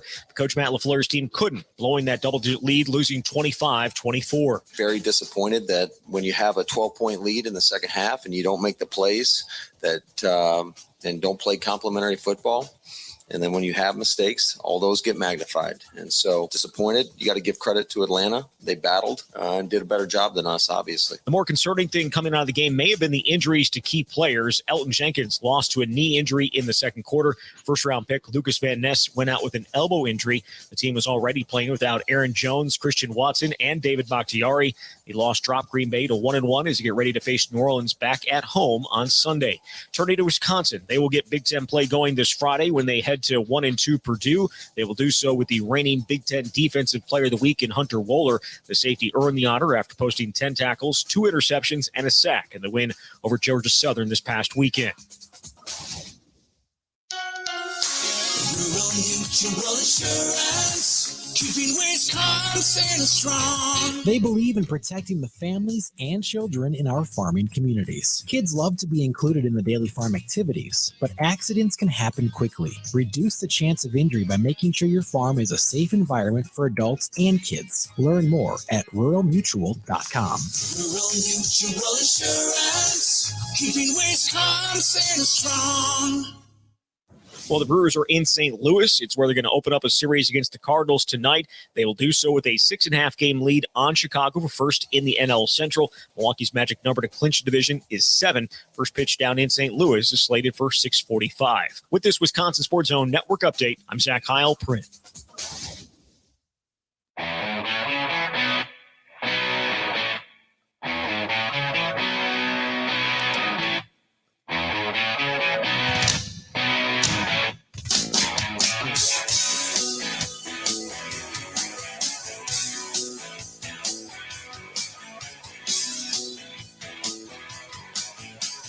Good to have you back. The Bill Michaels Show. We continue on. Hey, if you're looking for a place to go watch the Monday night games, I say plural because there's 2 of them tonight. Curly's Waterfront Sports Bar and Grill right there on Pewaukee Lake. Good place to go. Good people over there. Home of the Pig Porker Sandwich, and they're always doing something charitable, which is great. And thanks to Ryan and his staff for being such good people and being a part of the program for a long time now, for more than a few years. And we've always tried to support everything that they do and get it out there and post it, make a note of it. But good stuff going on at Curly's Waterfront Sports Bar and Grill on Lakeview Boulevard over there on Pewaukee Lake. And it's still not too late to sit out on the deck and watch some of the boats go by, as I know it's getting a little bit cooler outside, but still got some time. You might as well take advantage of it while you can, right? No doubt. 877-867-1670. Let's get back at it. And we got Tony back in Sussex on hold. Tony, how you doing today, man? What's up? Tony dropped 2 seconds Tony before you dropped. went to him. Tony. I don't know if it's reception or what Tony's got going on. I'm sorry about that, Bill. That's okay. Let's go to John listening to us in Madison. John, how you doing today, bud? What's up?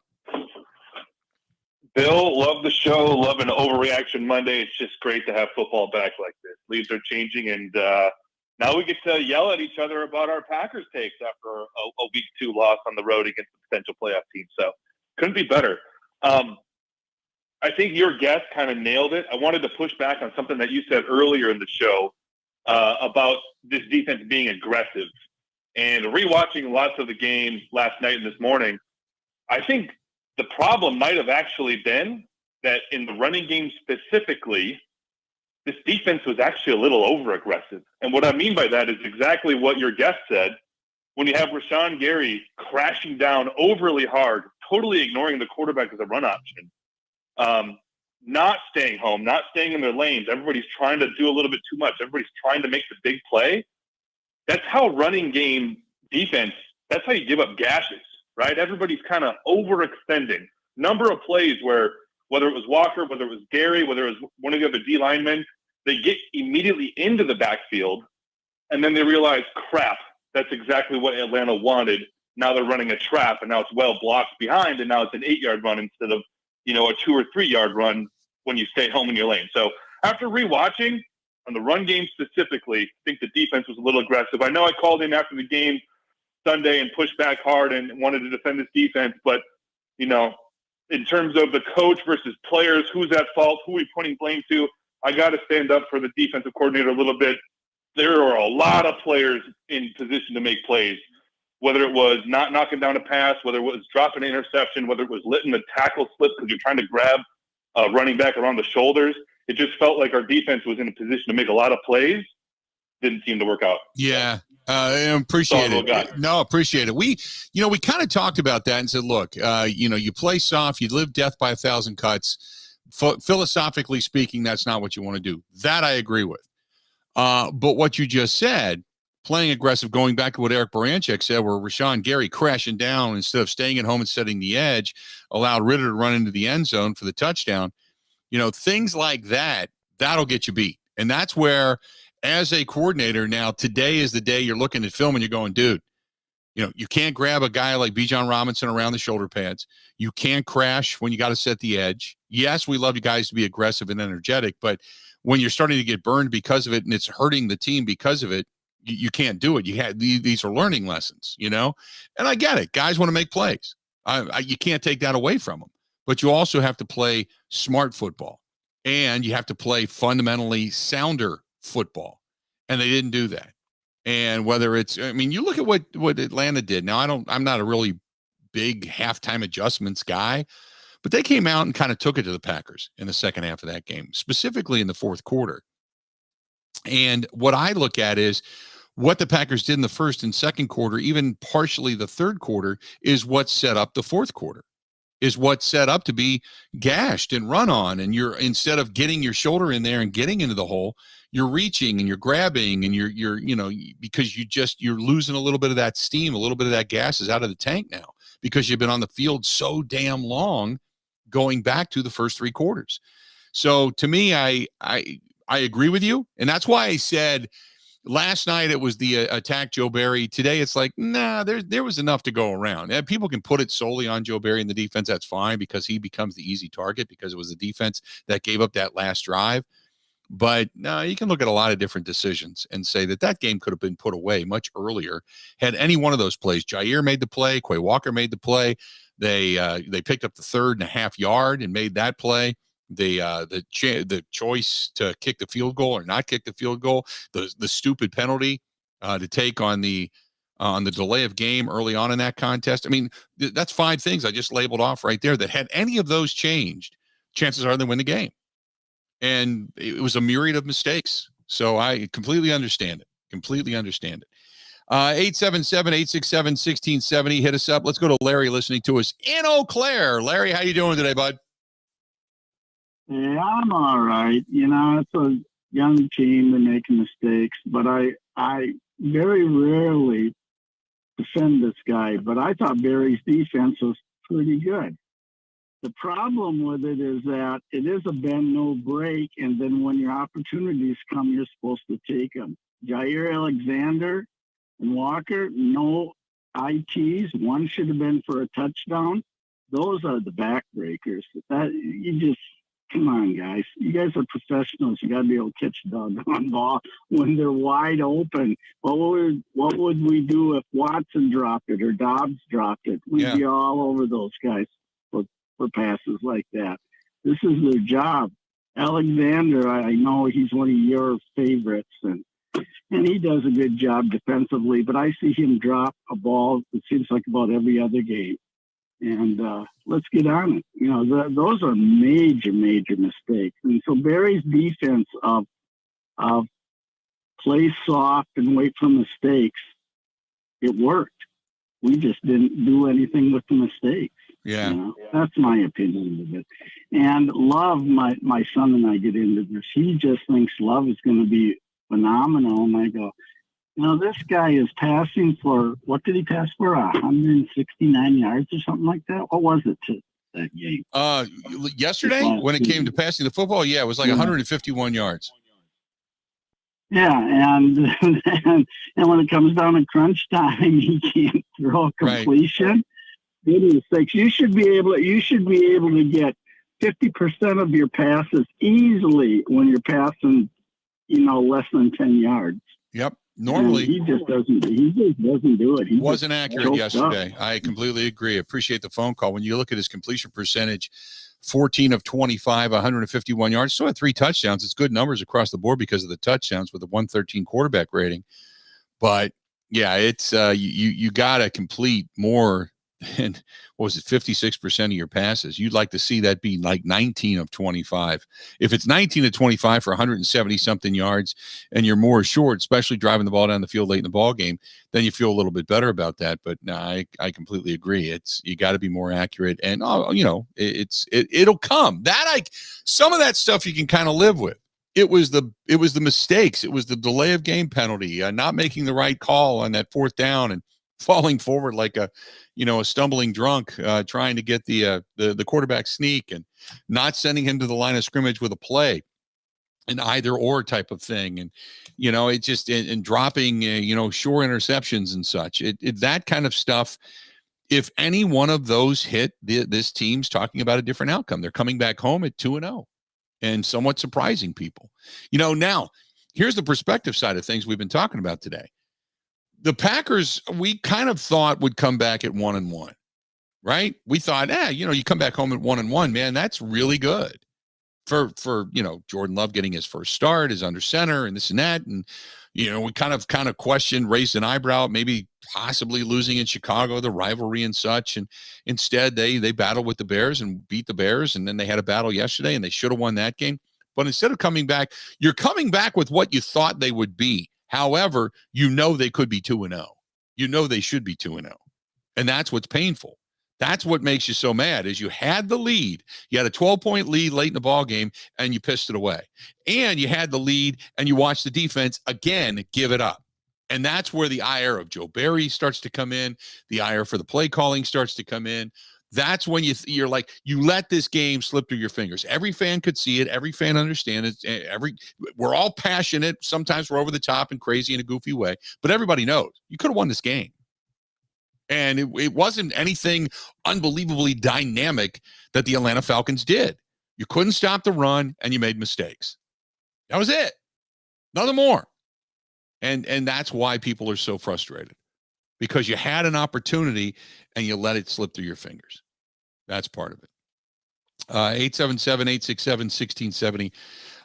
Todd says, I sat back yesterday, had a bourbon, and wanted to drown my sorrows. By the way, great job on the stage at Bonnie and Clyde's Gangsters Park. What a fun time. Never been there before. Went there because I saw the advertisements and I really enjoyed myself. Great weekend. I agree with you. The weather up in Tomahawk was fantastic. Well, the weather was good. Was it Saturday? Not Saturday. Friday. Friday it rained. It kind of drizzled, started at about 11 in the morning, rained till like 4 or 5. And then after that was pretty cool. And we had a great time. It was just a really nice time, but thank you so much. Thanks so much, because it was a lot of fun. I love going to the Northwoods. Just love it. Love going to Tomahawk. I thought the Chamber of Commerce did a terrific job. I think this year it was a joy to watch the parade. Yes, for everybody that was asking me, they did move the Essers, the Porta-Johns, if you will, out of the way of the Tomahawk sign. And that beautiful, beautiful mural that they have painted up there was not cluttered by having Porta-Johns in front of it. It was awesome. And I've got ideas. I mean, they could put red carpets in front of it and let people drive up on their motorcycles and get pictures taken in front of it, and let that money be donated to charity in some way, shape, or form, or for the chamber or whatever. But man, there's so many things that they could do, but just such a great town and such a great place. Had a blast up north. Let's do this. We're going to step out. We'll take a quick break. Peter Bukowski of the Locked On Packers podcast when we come back, and we'll talk with him. This portion of the program brought to you by our friends over there at Potawatomi Hotel Casino. Go Go to paysbig.com. That's paysbig.com.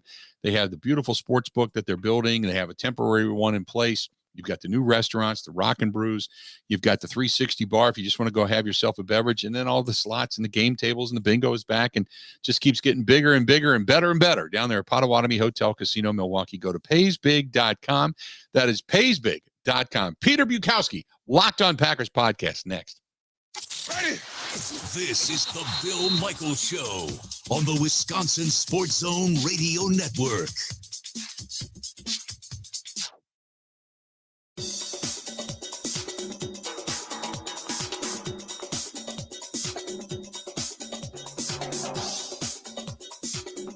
Bill Michaels will resume in 3 minutes.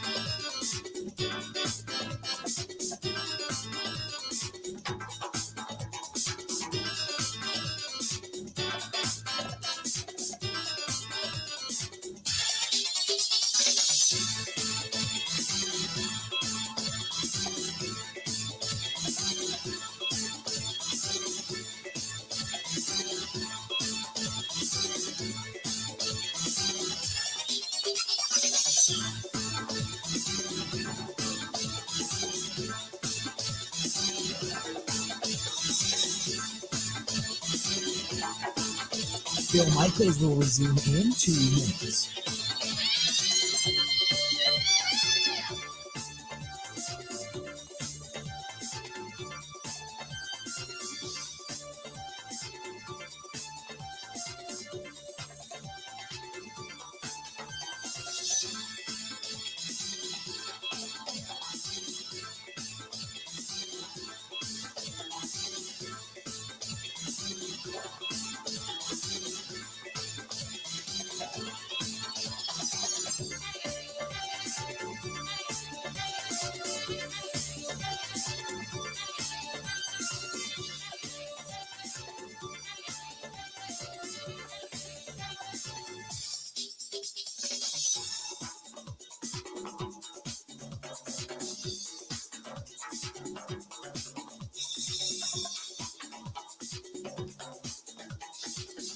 Bill Michaels will resume in 1 minute.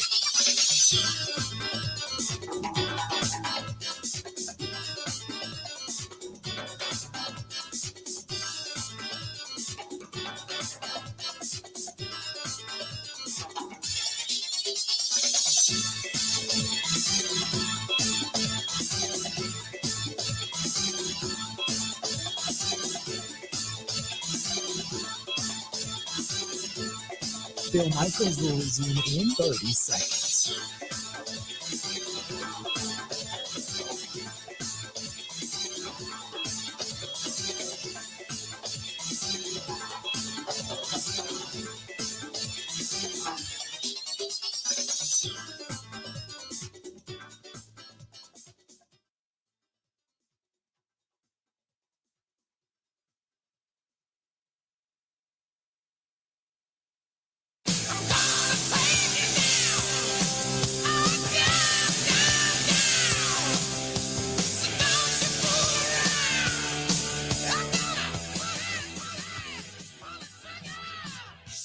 There is no better place in the state of Wisconsin when you're out on the road than heading over to your local Quick Trip. I'll tell you that right now. Love that place. Everything I wanted the entire weekend they had.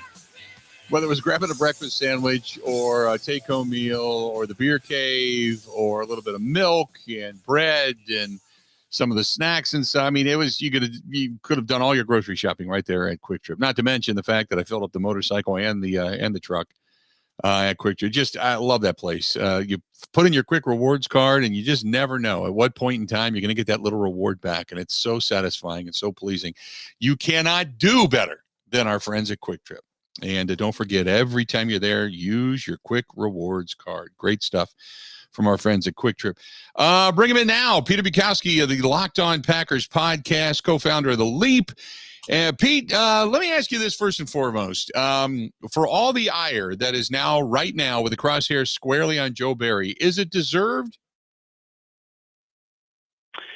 I think it is deserved that some ire is directed at Joe Barry. I don't think the level of ire is worthy of what is happening. And I think if you go back and watch, and I've been saying this for 2 years. If you go back and watch, there's a lot of stuff where the Packers, it just can't happen for NFL players. Like it's simple coverages. It's simple concepts. It's just make a tackle you're in position to make. It's stuff that Joe Barry can't do. Joe Barry cannot make the play for you. Quay Walker, I was just posting this clip on Twitter, makes this great play. He splits two guys, sort of covers both. Ritter throws to one of them, and he makes an incredible click and close play to contest the throw. Dives in front of the pass. I still don't know how he didn't hit the ball, but it just misses him. Jonnu Smith makes the catch. It was just sort of that kind of day. But it's not all on Joe Barry. It's the players. They have to do this. You can't lose Bijan Robinson when all he does is wheel out of the backfield. Like Arthur Smith did some interesting things to try and confuse the Packers, and he did it. And on some level, that is on coaching. But at a certain point, if you're just going to play quarters, you have to trust guys like Russell Douglas can make those sorts of plays and not blow them. And I think what has happened here, Bill, is over the last few years, the Packers have played to their level of their quarterbacks. Like we've seen some of the best games that they've played against guys like Patrick Mahomes and Russell Wilson. And against the Desmond Ritters of the world and the Baker Mayfields of the world, they've made them look like better quarterbacks than they are. I think some of that is attitude. I think some of that is approach. But they didn't do that against Justin Fields. Like they beat the crap out of the Bears last week. Mm-hmm. So I don't quite understand this week, other than to say I think the Falcons got kind of lucky, frankly. And I just don't think it's a sustainable way to beat this team. You're not going to give up 211 yards rushing every week. You would hope not, but they were also relatively dreadful against the run last year, which was something that we thought with Devontae Wyatt up front and TJ Slayton up front. The one thing that drives me nuts is when you're getting gashed and you're playing nickel and you're pulling a defensive lineman out off the field, and you're running Devontae Wyatt out between the outside gaps, so to speak. The same thing with Kenny Clark, and you're leaving the middle wide open and expecting the linebackers to clean it up, who have not traditionally been good run-stuffing linebackers. And then you're throwing your hands up going, I can't believe we gave up 211 yards rushing. You know what I mean? Absolutely. And there was one play. It was either a third and short or a fourth and short. And the Falcons come out with 3 tight ends on the field, 13 personnel. The Packers match with nickel personnel. Why?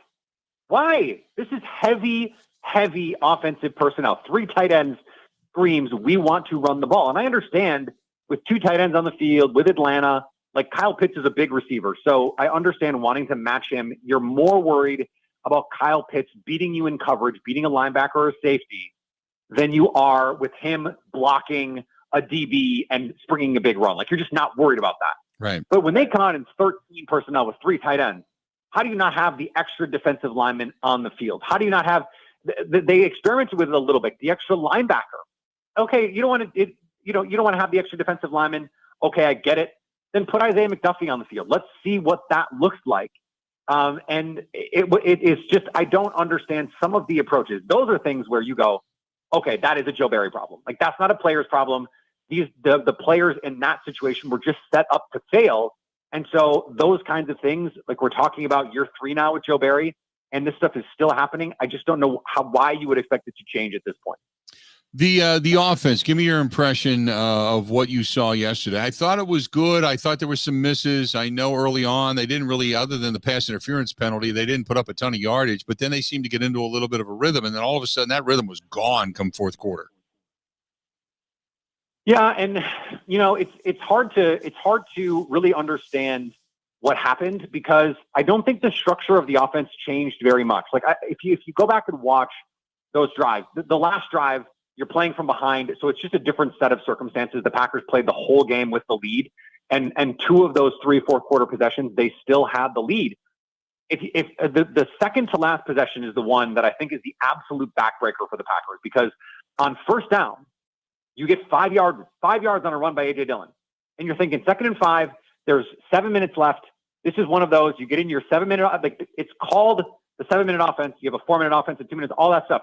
But this is when you sit on the ball. This is what you draft a 250-pound hammer in the 2nd round to do. It's why you hire Matt LaFleur and have everything be based on the run game, he says. This is the moment. And then you get a 4-yard run on 2nd and 5. You're great. You're golden. You should win this game. It's 3rd and 1 with 6.5 minutes left. You got to win that game. And they have 2 chances. And the first one, A.J. Dillon trips over himself. It's poorly blocked up because you've got 2 backups, a backup left guard and a backup left tackle. I don't know why the call was to run to that side. That's a different issue. And then on 4th down, why get cute? I don't understand that. Like, why are we getting cute here? The offside thing, they played disciplined all game on the hard count. Atlanta never even gave a hint that they would jump offside in that scenario. Mm-hmm. If you're going to run a play and you want to run the sneak, just run the play, Bill. Just go up there and run a play. Why do you have to get fancy? Just run the push QB sneak that they ran last week against the Bears. Just run the play, get the first down, and get moving. Right. No, I agree with too. Now the next question becomes, and I know you probably heard the post-game presser, very contentious back and forth between the media and Matt LaFleur, who does not want to talk about David Bakhtiari, which was a mystery scratch come game time. I know the prevailing thought is that after a week of complaining about turf, that he did not want to play on the turf. But if that's the case, that becomes a concerning issue in Green Bay as well, doesn't it? Well, there's 2 reasons why it does.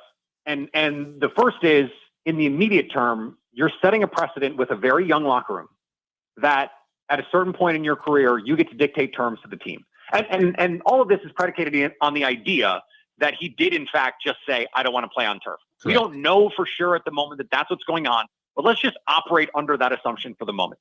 If that's the case, you're setting a really bad precedent in that locker room with a lot of impressionable young players. Like, this is the NFL's version of load management, where you're just going to say, I'm just not going to play on turf. I don't feel comfortable playing on turf. Whatever the issue is, I'm not practicing, by the way. What did he practice? 1 day since the Packers have been in season. This is a bad precedent to set. You do it because David Bakhtiari, when he's on the field, is one of the best 3 left tackles in football. And having 12 games of David Bakhtiari is probably better than whatever alternative the Packers have currently. The second part of this, though, is you think long-term, David Bakhtiari is on the books for $40 million on the cap next season. You just can't do this. Cannot have this. It cannot be a thing. And so that in a lot of ways, it was good to see Rasheed Walker yesterday get some run. I don't think he played well enough for you to go, okay, trade David Bakhtiari at the trade deadline for whatever you can get. I don't think that's where we are. But there could be more potential opportunities to see someone like Rasheed Walker or even Yosh Nijman, who was part of that rotation. This is problematic, both short-term and long-term for the Packers.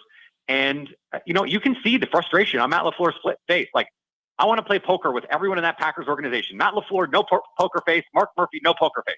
They will tell you exactly what's on their mind. And Matt LaFleur has been frustrated about this. You can tell going back to training camp 2021, not even 2022. This is 2 years of this. And you could tell after the game, he didn't want to talk about it because he's frustrated with the situation too. Mm-hmm. Yeah, I understand his level of frustration, and I agree with you in the sense of this is setting a very bad precedent, which is why it's kind of like you're looking at this primrose path going, man, you just can't go down this. You can't allow this to happen. Now, we know that he's got money on the books for next year, and most likely David Bakhtiari is not going to be here, and he probably knows that too, which is probably – I'm not saying he's checked out. That's not what I'm saying. I'm just saying that that's probably why he's saying, hey, I've got another contract left in me, and I don't want to screw it up by playing on turf for a team that I don't think is going to win a championship to begin with, which, it doesn't sit well with a lot of people. But we'll wait and see what the answer is, because last week he proclaimed himself healthy and said, see, I told you so. I don't need to practice. I'm good. Just keep me ready for game day. And then all of a sudden this week is inactive and he can't play mysteriously. You know what I mean? It's a bad look for the Packers, and it's a bad look for him. It is. And I think when people thought, okay, Aaron Rodgers out the door, that the team was done acquiescing to superstar players, that they were done in these situations saying, yeah, just do whatever you want. Whatever feels right for you is fine with us. And, here they go down that path again. And it does make me wonder if David Bakhtiari is going to make it through the entire season on this team. That if at some point they just go, you know what, guess it would be better to have David Bakhtiari on the field than not. But at a certain point, I mean, this is why Josh Sitton got traded or got cut when he did. Is Ted Thompson was just like, we're not doing this anymore. We're not dealing with this in the locker room anymore. Now, we don't know that he's a distraction or anything like that, but it could just be there's an organizational decision where it's like we have set these bad precedents, and it's time to just move forward with all the young guys. He's the oldest guy on the team, and so that is not out of the realm of possibility to me. Yeah, 100%. Hey, before I let you go, I want to ask you about the special teams. I cannot fathom for the life of me why they wouldn't kick a 56-yard field goal after a 52-yarder split the uprights and went 3/4 of the way up the net in Chicago.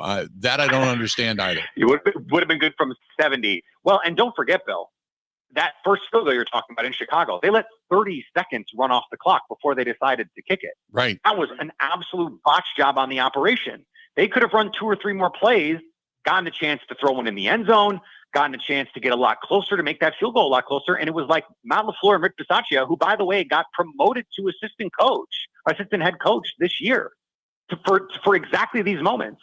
They screwed that up. And then in this one, it'd be one thing if you weren't going to kick the 51-yarder. Like if this is Mason, maybe you're just not going to kick the 51-yarder either and you're going to punt. But if you're going to kick the 51-yarder, first of all, please, for the love of God, get lined up. Like it was a 56-yarder instead of a 51-yarder because they couldn't get lined up in time to snap the ball. Like this is high school stuff. And that stuff cannot happen. It is crazy to think that through 2 games, you feel more confident in Jordan Love and Jaden Reed and Luke Musgrave than you do in Joe Barry and Darnell Savage and some of these other players that you thought, okay, we know what this is. And Matt LaFleur, even Rich Bisaccia, and yet those are the times that you're making mistakes. That kind of stuff, that can't be what sinks this team this year. It just can't be. Completely agree. Good stuff, Peter, as always, and we will talk again real soon, okay? Thanks, Bill. All right, buddy. Talk to you soon. There you go. Peter Bukowski of the Locked On Packers podcast and a co-founder of The Leap. You can find him at Peter_Bukowski over on Twitter as well. And as like he said, there's just certain things you can't ignore and you can't explain away. There's just some mistakes and some things that were bad. And this is the reason when we talk about a Perspective Monday, yesterday it was all about giving up the drive, defensively speaking. Here we go again. Joe Barry defense, Joe. And as we talked to Eric Baranchik, we talked to Peter Bukowski, we talked to these guys, and you say, hey, look, players were in position at times to make plays. It wasn't just the play calling. It was guys just got over aggressive. Guys just missed. We talked about Rashawn Gary not setting the edge. You talk about, a guy like Rasul Douglas not being able to bring a ball carrier down. Quay Walker, even though he had 17 tackles, trying to grab Bijan Robinson up around the shoulder pads, and an arm tackle just isn't going to cut it. Some of these guys just not making the plays. Also not coming down with the football. Jair Alexander, Quay Walker. I mean, when you talk about dropped pass interceptions where that could have changed the outcome of a game, you have to take advantage of those particular situations. So a lot of stuff to kind of chew on. 877-867-1670, 877-867-1670. If you want to give us a shout, feel free to go ahead and do so. This portion of the program brought to you by our good friends over there at Burn Pit Barbecue, burnpitbbq.com. That is burnpitbbq.com. And I saw over the weekend, they were out and about doing the vendor thing at a couple of different events. And it's first of all, when you're talking about tailgating, you always need barbecue sauce or hot sauce or a good rub, what have you. So burnpitbbq.com is the place to go. Or if you're going to just do it at home and you're going to make up something like wings or ribs or steaks, whatever it happens to be as you sit down and get ready. If you're not going to the game, you're not going to do tailgate at home. Make Burn Pit barbecue sauce and all their sauces and rubs a part of your home tailgate as well. Go to burnpitbbq.com. Based in Wisconsin, veteran owned. Make sure you tell them where you found it right here. burnpitbbq.com. Ready? This is the Bill Michaels Show on the Wisconsin Sports Zone Radio Network.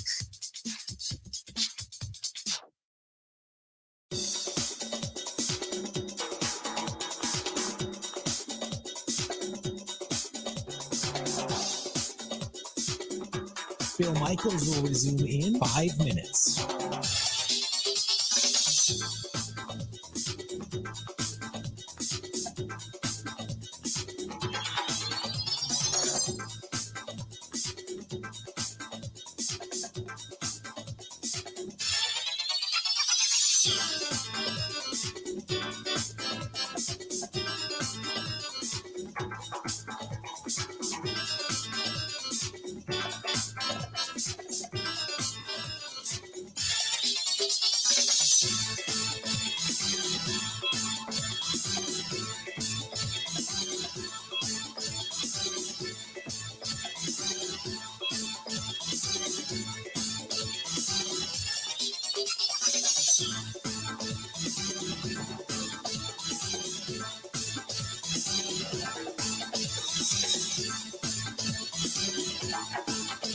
Bill Michaels will resume in 4 minutes.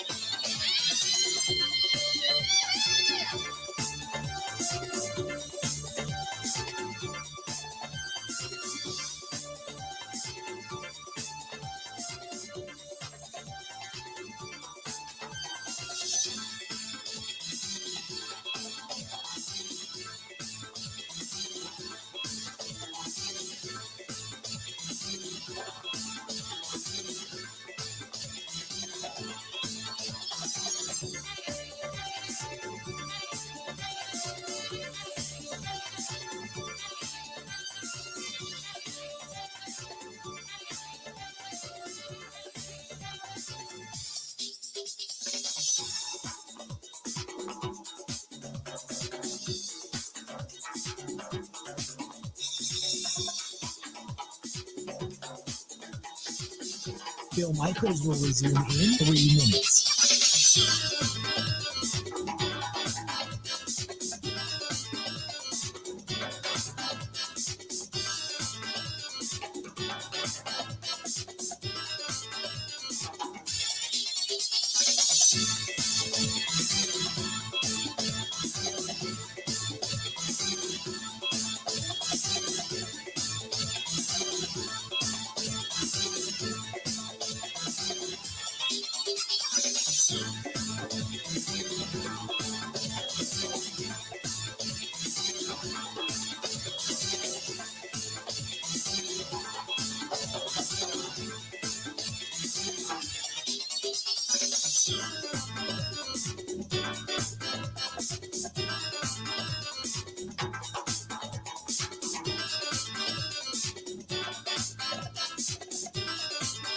Bill Michaels will resume in 2 minutes.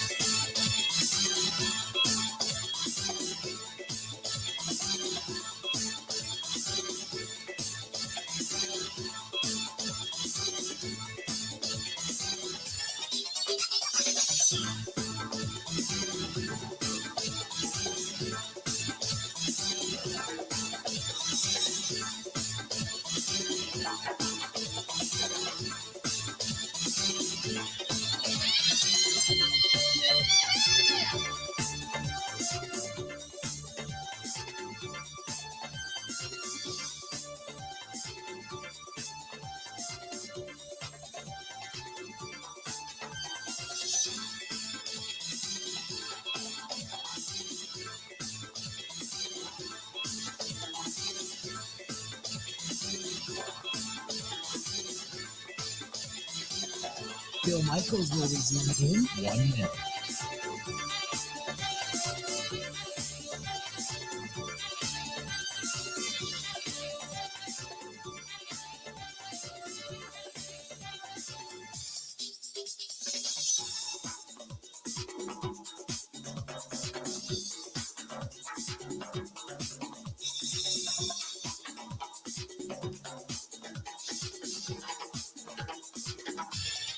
Bill Michaels will resume in 30 seconds.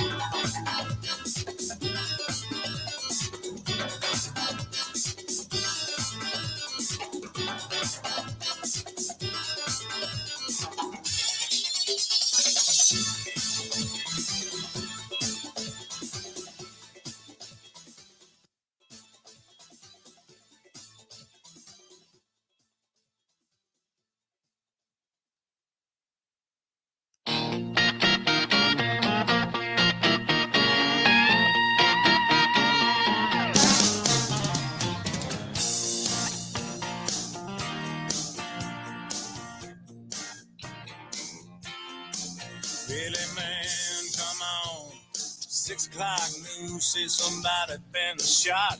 Good to have you. Been abused. Somebody Ian Rappaport, the NFL Network, talking about Elton Jenkins, saying that he got word that it was an MCL sprain and nothing overly detrimental. They were going to do an MRI today on Elton Jenkins' knee, so hopefully it is a sprain because the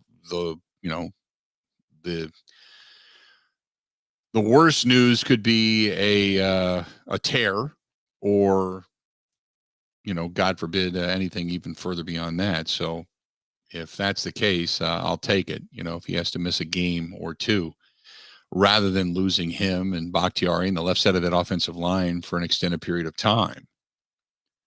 That was the play that A.J. Dillon ran into Elton Jenkins' backside, I believe. Right. Now, they didn't come out and say which play that it happened on, but based on when he left the game and how that play happened, that's right. I think it's fair to assume. If now an MCL sprain, I mean, you can play with relatively quick with Elton Jenkins and having a knee issue already.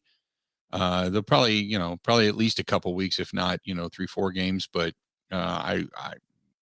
my guess is get him through the bye week, because they got I guess after Sunday's game against New Orleans, they don't play another Sunday game until like October 22nd, something like that. It's like a month before, like 3-4 weeks before they play another Sunday game, because they've got a Thursday night game coming up next week. And then, so they don't play on that Sunday. Then the next game is a bye week or a Monday night game. I can't remember. But then you got the bye thrown in there right after that. And then they finally get back at it on October 22nd, which is the next Sunday home game, or the next Sunday game that they will play. But yeah, it's, after this Sunday, man, they don't have many Sundays. And I guess at this point in time, with things getting a little bit, not like last year, but a little bit nicked up on the offensive line, the bye probably comes at a really good time if you try to get guys through that. But yeah, it's it wasn't the best of situations yesterday. You still don't know about David Bakhtiari, which I'm sure is something that Matt LaFleur is going to try to address today. And then if not, we're going to wait and see what happens on Wednesday when the locker room is open. And Bakhtiari, I'm certain, is going to have, reporters looking for him to talk a little bit about this, so we'll see what his statement happens to be at that particular point in time, or if it is just a knee issue. And if that's the case, then how do you go from being completely healthy and finger wagging, I told you so, to suddenly out and not practicing? So I don't. There's a lot of things going on there right now. 877-867-1670. If you want to find us, please feel free. Give us a shout. Scott says all hands on decks the next 2 games. 2 games in 4.5 days. 2 very winnable games at home as well. Yeah. It's going to be, both games are going to be, there is no easy winnable games. There's winnable games that, yes, if you play perfect football or play really good football, you can win those games. But after watching them make enough mistakes yesterday and leave enough football on the field yesterday that they could have won that game and didn't, it makes every game a very tough game, Randy says, we all know that Bakhtiari is going to say something other than the truth about why he missed. We are going to hear that he was dealing with soreness or something. Completely, I would agree with that. I'll go along with that. Let's go to Bruce, listening to us in Madison. Bruce, how you doing today? Is he there? Bruce there? Hey, Bruce, Bill, what's up? Good. Yeah, hi, Bill. How are you, man? It's been a long time. I'm doing great. Let's put the positive spin on this right away before I really kind of lay into Joe Barry and some other issues with the team that you've discussed. Hey, they're 1-1. The rest of the division lost. They're tied for first place in the North. Vikings are 0-2, or who I'd rather see lose than anyone. So we're not setting so bad. The NFL's about parity these days. Jordan Love played well enough to win. I wish that they could have coaching. Mm-hmm. And I would say that not going for that field goal. You want to build your kicker up. You want this guy to get confidence. Give it to him in a situation that isn't putting the game on the line. And at that point of the game, there was nothing going on that he shouldn't have given that kicker an opportunity. I was at the last preseason game. He kicked that ball into the wind, and it would have been good from 67 yards. It was just amazing what the leg. Right. They got a good punter. This punter is really doing a good job. The fact that they couldn't cover, that's still something they need to work on. Biggest issue is Joe Barry and not being able to coach these players up. How many times are they going to allow people to run down around the end? I mean, they've done this time in and time out since he's come to the Packers. I know my positivity went right down the tubes there. That's okay. But, I think that he doesn't know how to coach these young guys. He doesn't know how to instill discipline in these guys. He doesn't know how to keep them in their lane. And part of it's the players. They got a lot of good guys on that team. There's absolutely no reason I think any other coach would take over that defense and do a really, really good job. They got beat up. They can't stop the run.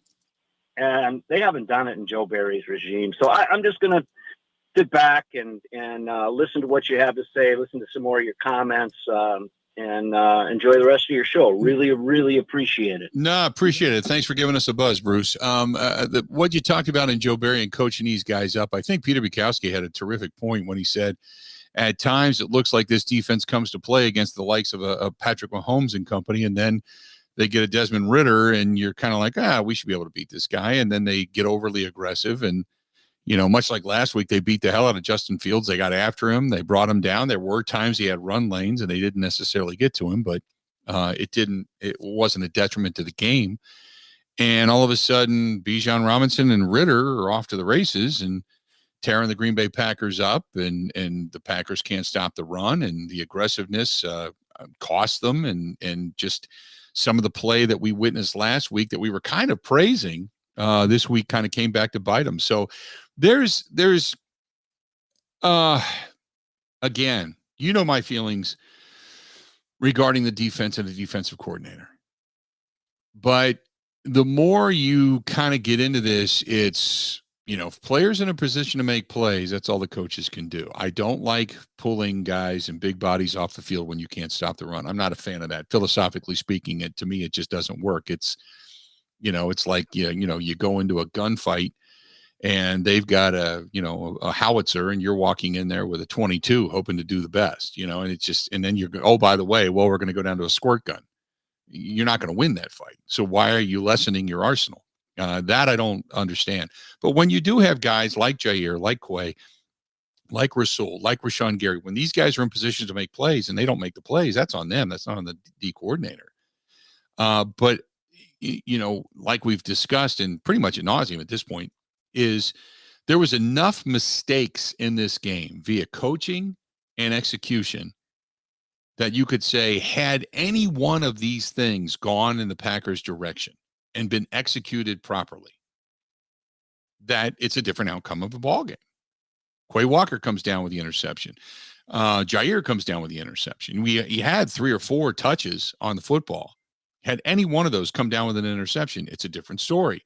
You don't take the delay of game penalty. You call a timeout, you kick the field goal, you win the game, even though it was early on in the ball game. I agree with the caller. We were talking about it before. Why would you not kick that field goal?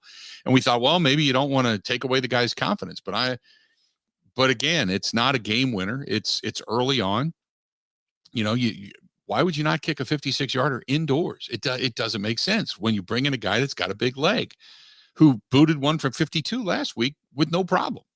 So, there's a lot of things to question. And to me, when you look at this ball game, they were this close to winning it, and they didn't do things right. They didn't stay disciplined. They didn't execute, and the coaching staff let them down in a lot of different areas. All of this, as we've talked about, as much as you want to get pissed at Joe Barry, everybody does, collectively, there was enough mistakes on everybody's part to say this was more so a team loss than a team win.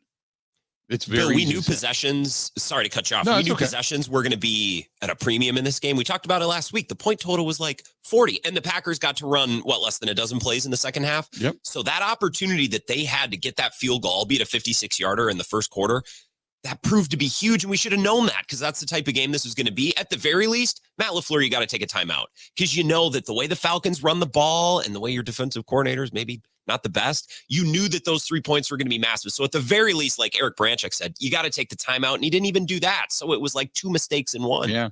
Yeah. When you talk about the time of possession being 36-15 to 23-45, and your last 3 possessions were 10 plays and netted you a total of 7 yards, that's not getting it done.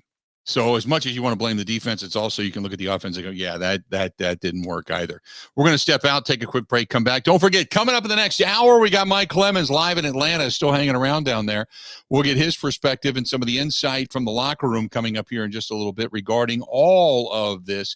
Stay tuned. We got a whole lot more of the Bill Michaels Show coming up right after this.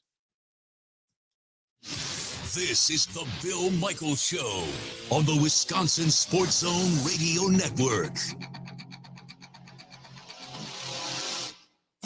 What advice would you give somebody that you know that's window shopping? I'd have to say Pella Windows and Doors of Wisconsin plays at an MVP level in the replacement game. They came in ahead of time, measured all the windows, make sure they had all of the measurements.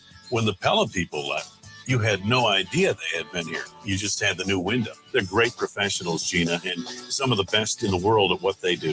Right now, pay as low as $19 a month per window or $75 per month on patio doors. Visit PellaWI.com today. Pella's team of expert installers start with an in-home consultation and finish with no hassle or mess, leaving nothing but perfect results that stay on the test of time. Right now at Pella Windows and Doors of Wisconsin, pay as low as $19 per window and $75 per month on patio doors. Visit PellaWI.com today. $6.99 APR for 120 months. Certain restrictions apply. See showroom for details. Offers end 9/30/2023.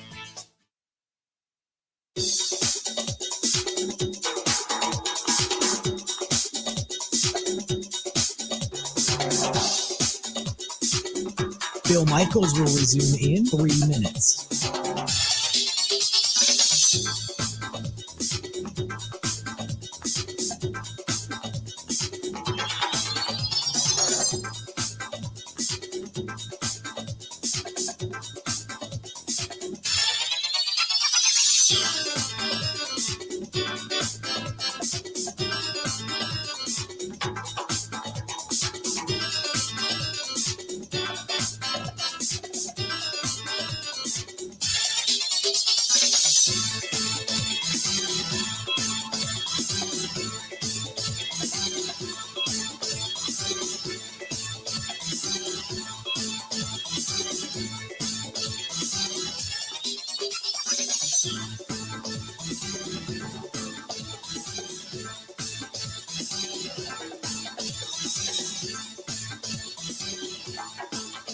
Bill Michaels will resume in 2 minutes.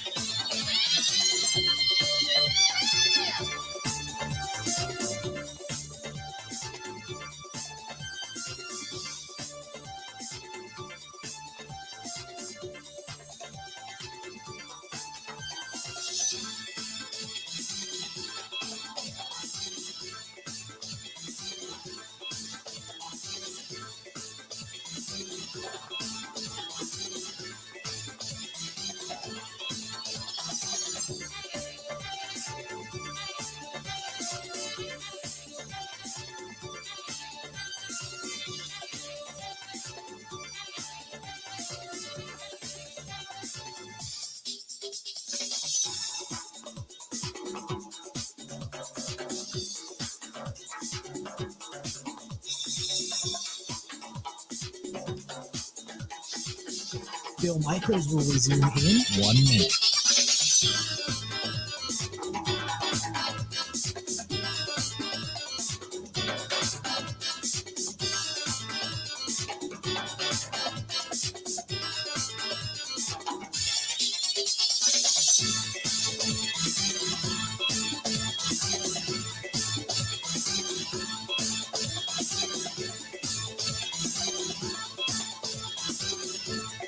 Bill Michaels will resume in 30 seconds.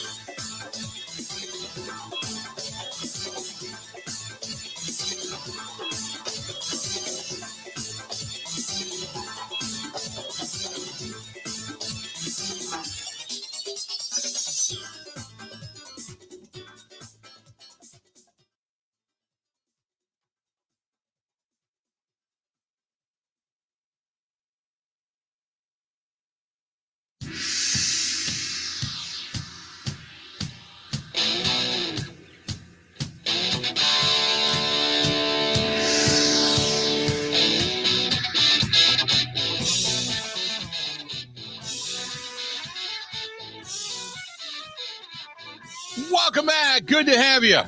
Oh, my goodness. We got a lot of stuff to get to. A lot of stuff to get to in regards to emails and such flowing all over the place. Got them everywhere. So real quick, I want to get to a couple, and then I'll get back to the phones. Sack says, this is Kevin, who says, looked like a blast up in Tomahawk. I was at the Badger game on Saturday. I left pissed off, even with a win. I know that they don't have their personnel that they want yet, but I feel like the coaching, terrible. Defense giving up almost 300 yards total offense in the first half, and they were tied. And they had 4 interceptions in the first half and only showing 7 points for it. In my opinion, the only way an air raid offense, or my opinion, the only way a air raid offensive, you need to run the ball as well. Why wait till the second half? So frustrating watching the Packers game as well. Brewers, I agree that the division is theirs. I do have to laugh at the beginning of the season.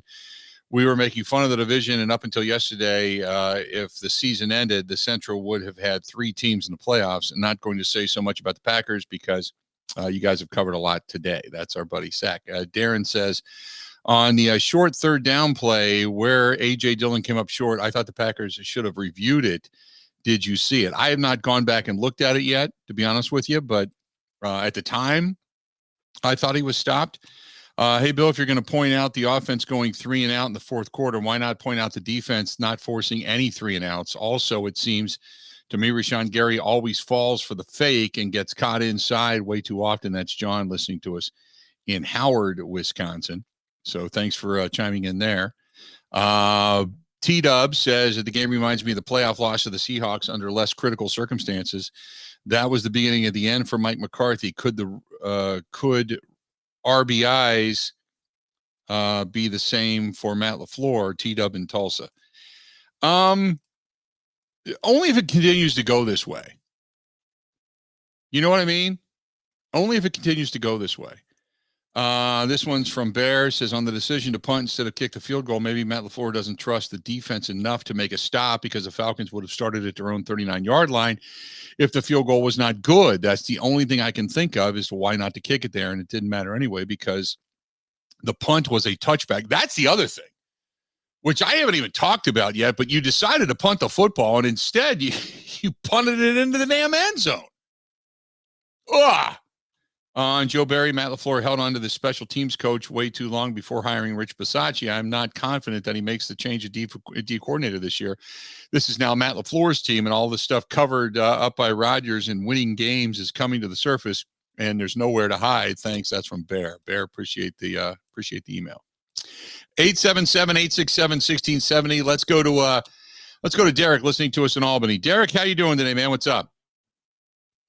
Hey, Bill, I think, I've been watching Packer football since the middle 60s, and a lot of your audience are older guys that have a lot of perspective, but I think we're losing a little perspective here because you'd agree. I mean, your business and what we do and how we look at the news and how we are as Packer fans and sports fans, particularly in football, Bill, because you only have a 17-week season, every game is so analyzed and scrutinized and the minutia of it all. Do we have a tendency? We all do. I'm guilty of it. You're guilty of it. We're all guilty of overreacting to some degree. And you have to remember, this team is evolving. This is a young team that I think will get better. After my call, if you take a look at their games coming up, Bill, I think we go 4-2 in the next 6 games. But here's what I want to say about this game. Remember these things.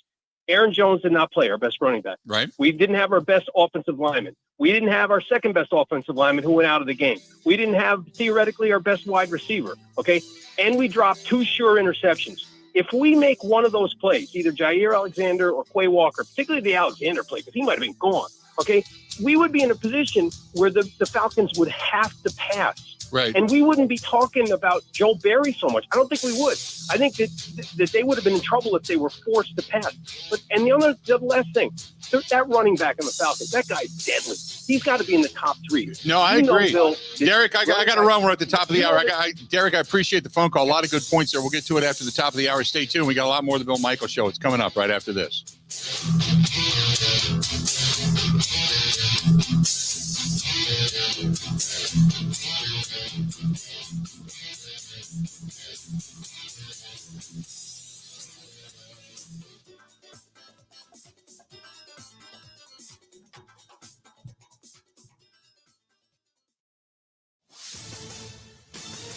This is a Wisconsin Sports Zone update. Well, the Packers had a chance to go to 2-0 for the first time since 2020 yesterday, and were in prime position to do so with a 12-point lead in Atlanta in the fourth quarter. Coach Matt LaFleur's team couldn't, blowing that double-digit lead, losing 25-24. Very disappointed that when you have a 12-point lead in the second half and you don't make the plays that and don't play complementary football, and then when you have mistakes, all those get magnified. And so disappointed. You got to give credit to Atlanta. They battled and did a better job than us, obviously. The more concerning thing coming out of the game may have been the injuries to key players. Elton Jenkins lost to a knee injury in the second quarter. First-round pick Lucas Van Ness went out with an elbow injury. The team was already playing without Aaron Jones, Christian Watson, and David Bakhtiari. The loss dropped Green Bay to 1-1 as they get ready to face New Orleans back at home on Sunday. Turning to Wisconsin, they will get Big Ten play going this Friday when they head to 1-2 Purdue. They will do so with the reigning Big Ten Defensive Player of the Week in Hunter Wohler. The safety earned the honor after posting 10 tackles, 2 interceptions, and a sack in the win over Georgia Southern this past weekend. Rural Mutual Insurance, keeping Wisconsin strong. Farmers deal with a lot, including long days, stress, and fatigue. This is your reminder to take breaks, stretch, have a snack, and hydrate your body. Avoid farm accidents by keeping yourself healthy. Visit ruralmutual.com to learn how Rural Mutual supports Wisconsin farmers and prioritize safety on the farm. Rural Mutual Insurance, keeping Wisconsin strong. Well, the Brewers are in St. Louis. It's where they're going to open up a series against the Cardinals tonight. They will do so with a 6.5-game lead on Chicago for first in the NL Central. Milwaukee's magic number to clinch the division is 7. First pitch down in St. Louis is slated for 6:45. With this Wisconsin Sports Zone Network update, I'm Zach Heil, Print.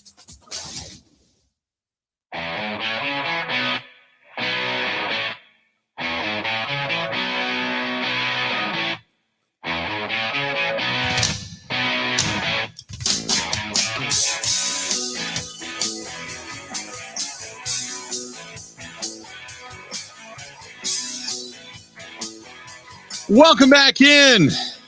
Another hour yet to go on a perspective and maybe even a little overreaction on Monday. There you go. And that's what we have. Today's a day that you overreact a little bit. You try to get perspective. You try to look at certain things. There's enough mistakes to go around when you say, okay, had this or this or this gone right, or had they come down with this particular interception, had they picked up this first down, had they not taken the delay of game penalty, had they actually kicked it instead of punting it. I mean, there's so many different things that you can point to. And I guess the perspective in all of this is that, I've always said it starts at the top with coaching, putting you in the best position to be successful. And after that, it's the execution. There was gaffes across the board. There was gaffes across the board. There really was. Not calling a timeout and taking the delay of game penalty. The choice to punt, which then the punt goes into the end zone, which you garnered, 14 yards? I mean, that was just a bad decision. Not kicking a field goal with a guy that supposedly has this big leg that we witnessed last week in Chicago. Jair and Quay not coming down with interceptions. Arm tackles up high on Bijan Robinson. Playing over-aggressive on the edge and not setting it via a guy like Rashawn Gary. I mean, there's so many things that kind of, had any of those things gone correctly, that we're talking about a different outcome. I mean, it's kind of that simple. 877-867-1670, 877-867-1670. If you want to find us, feel free. Go ahead. I also think, Bill, you said, if one of those things go differently, I also feel like if Christian Watson plays, they probably win. Like, they had no explosive plays. Or if Aaron Jones played, just plug one of those missing offensive pieces in. They just needed one extra guy or one extra play to get that one extra drive that they couldn't get. And I just feel like, again, I'm not making excuses. No one's making excuses. They could have won that game. They were without their best wide receiver, best running back, left tackle, and then their next best offensive lineman. And they're a bunch of kids. They need those veterans out there. Let me ask you this. when it comes to the best wide receiver, do we really feel Christian Watson's the best wide receiver at this point? That's a great question. I just think that he has the explosiveness and the speed to impact the defense in ways that nobody else out there can. Maybe that doesn't make him the best, but it makes him very important to really being a complete offense. Let me put it that way. Yeah. He has the potential to be the best, the talent to be the best. That I agree with. You know, I mean, the problem is that they had the game even without all those guys. Even without Elton Jenkins, they could have made a play. Without Bakhtiari, they could have made a play. Without Christian Watson, they could have made a play. You know, it was just a combination of a lot of tough stuff. And here's and I said this before, the most painful thing about yesterday is the fact that it was a winnable game. It was right there. All they had to do was execute one deal, one thing that they missed on. And that ultimately cost them the game. Let's go to Tony listening to us in Sussex. Tony, how you doing today, man? What's going on? Good. Yeah, I mean, you kind of stole my thunder earlier. Like, I was screaming all day long, why don't they put an extra guy in the box?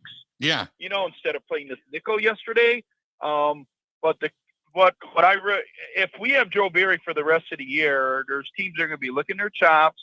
And I think we're going to lose games that we should have won. You know, I mean, there's a lot better teams we're going to play, but this guy was probably the best running back, one of the, if not the best, that we're going to see this year. But I mean, just to not adjust, and it's just the same old thing as we had last year. Then he made some adjustments towards the end, and I don't see what I don't understand what Matt LaFleur is doing in his thinking.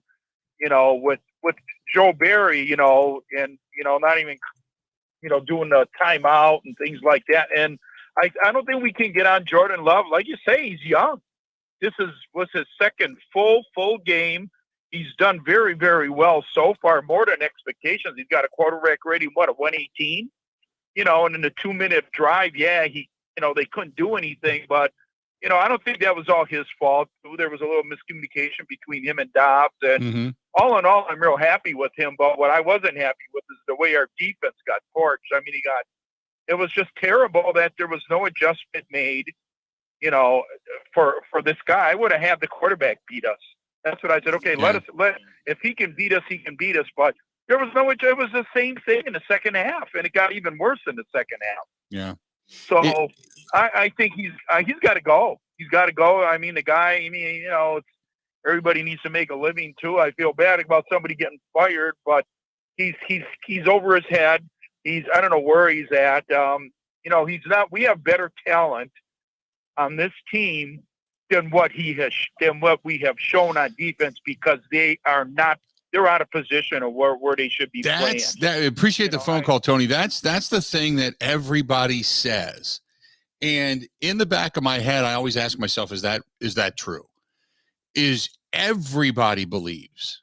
And by that, I mean every analyst nationally, you heard it during the game yesterday, they've got first-round draft choices on this team. They've got veteran pickups on this team. They've got a lot of guys that have played a lot of good football in a lot of other places on this team. They've got guys that have been assets on this team. This defense is loaded with talent.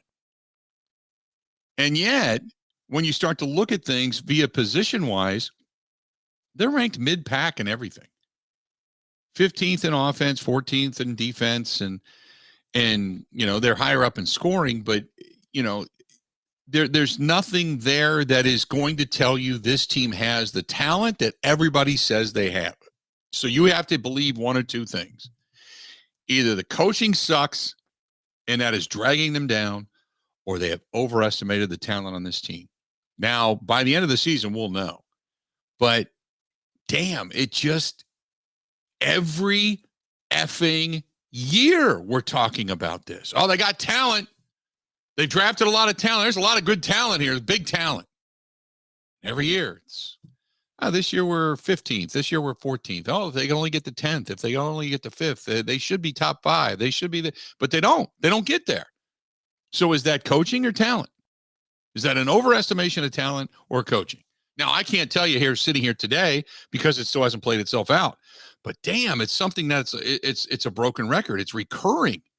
Jordan Love after the game yesterday. First of all, the 4th and 1 that Matt LaFleur wanted to defend and said he made the call and nobody heard it. We found out that was crap. Take a listen. Jordan Love talks about the 4th and 1 scenario late in the game. I just messed up the operation with the cadence on that one. And so not everybody got the call to get the sneak. So I just messed that operation up right there. So what does that mean that he messed it up? What does that mean?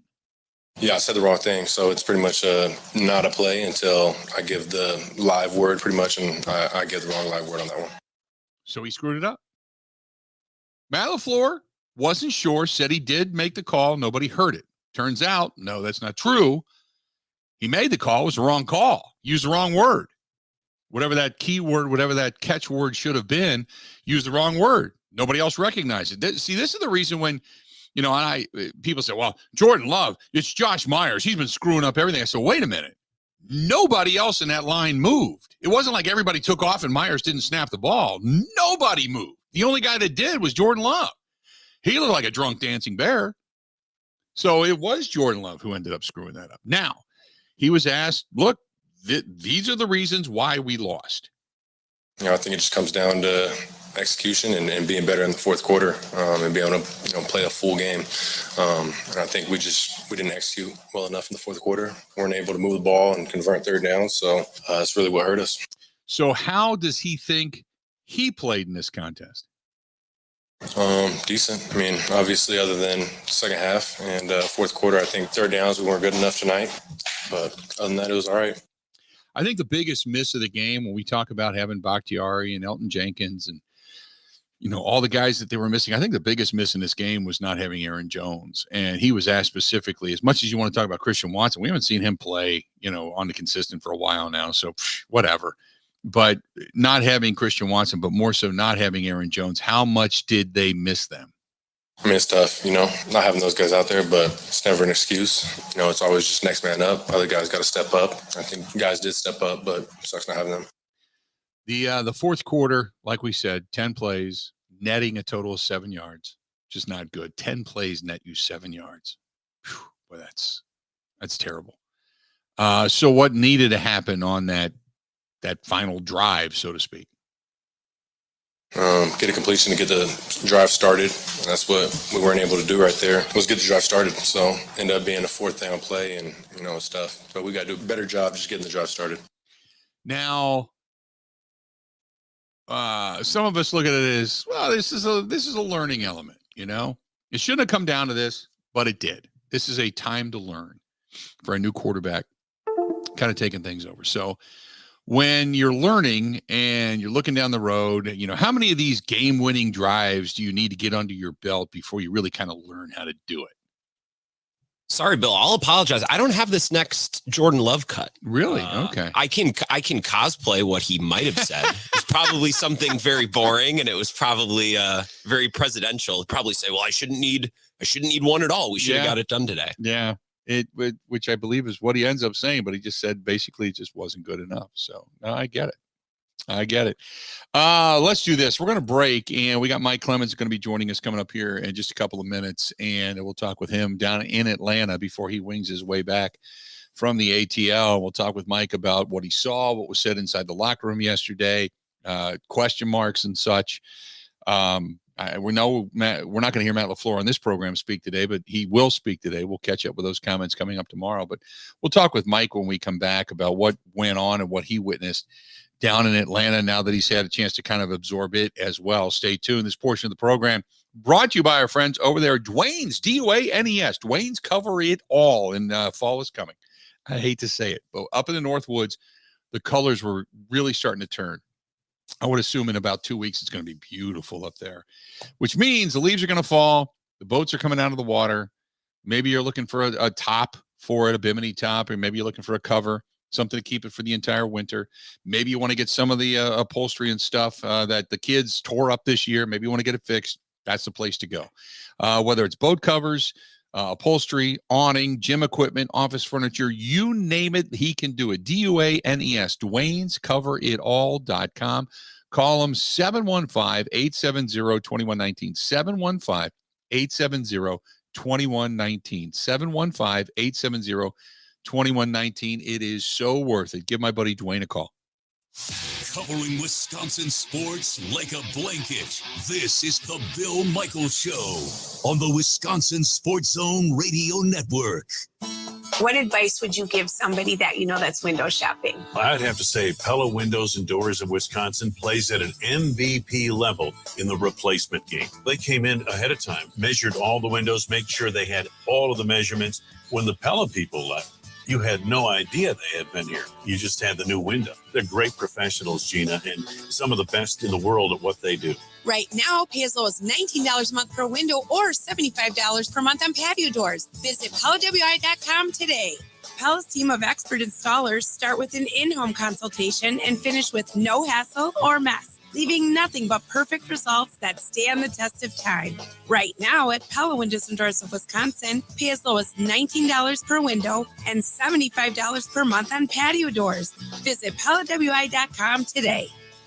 $6.99 APR for 120 months. Certain restrictions apply. See showroom for details. Offers end 9/30/2023.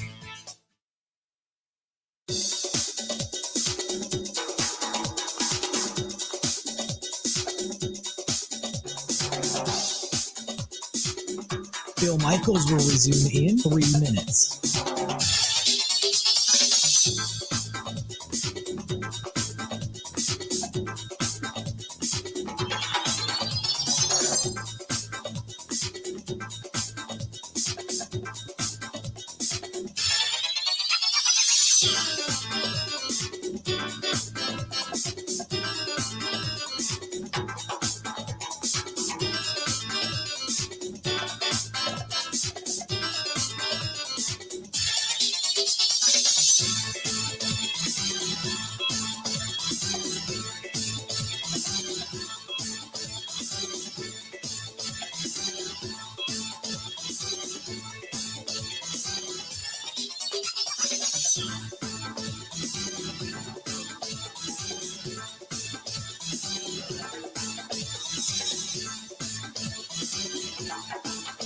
Bill Michaels will resume in 2 minutes.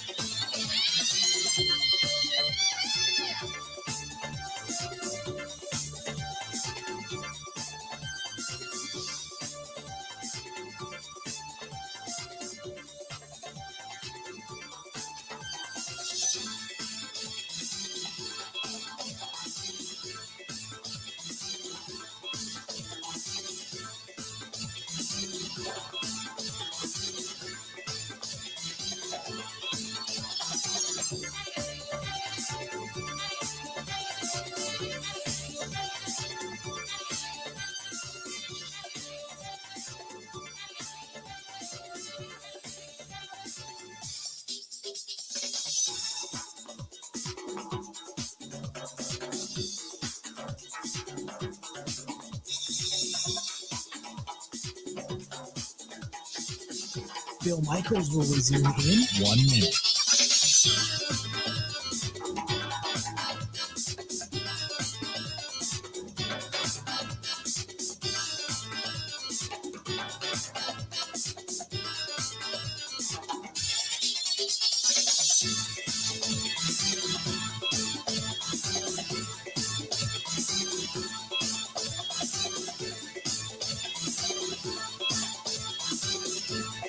Bill Michaels will resume in 30 seconds.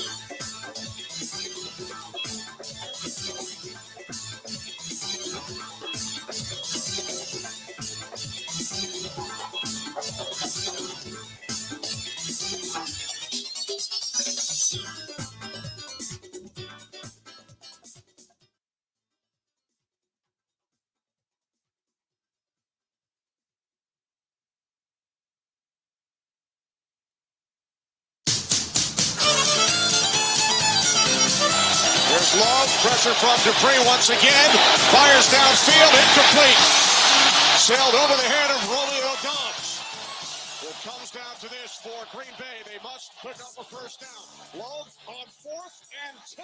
And a diving catch is made to keep this game alive. Well, a penalty flag. And a penalty flag. This is a booth review. We talk about a gut check by the Falcons and Arthur Smith. After review, the receiver did not maintain possession of the pass clearly incomplete for the last 3 possessions, no points. What do you take out of this? Yeah, I think it just comes down to execution and being better in the fourth quarter and being able to play a full game. We didn't execute well enough in the fourth quarter. Weren't able to move the ball and convert third down, so that's really what hurt us.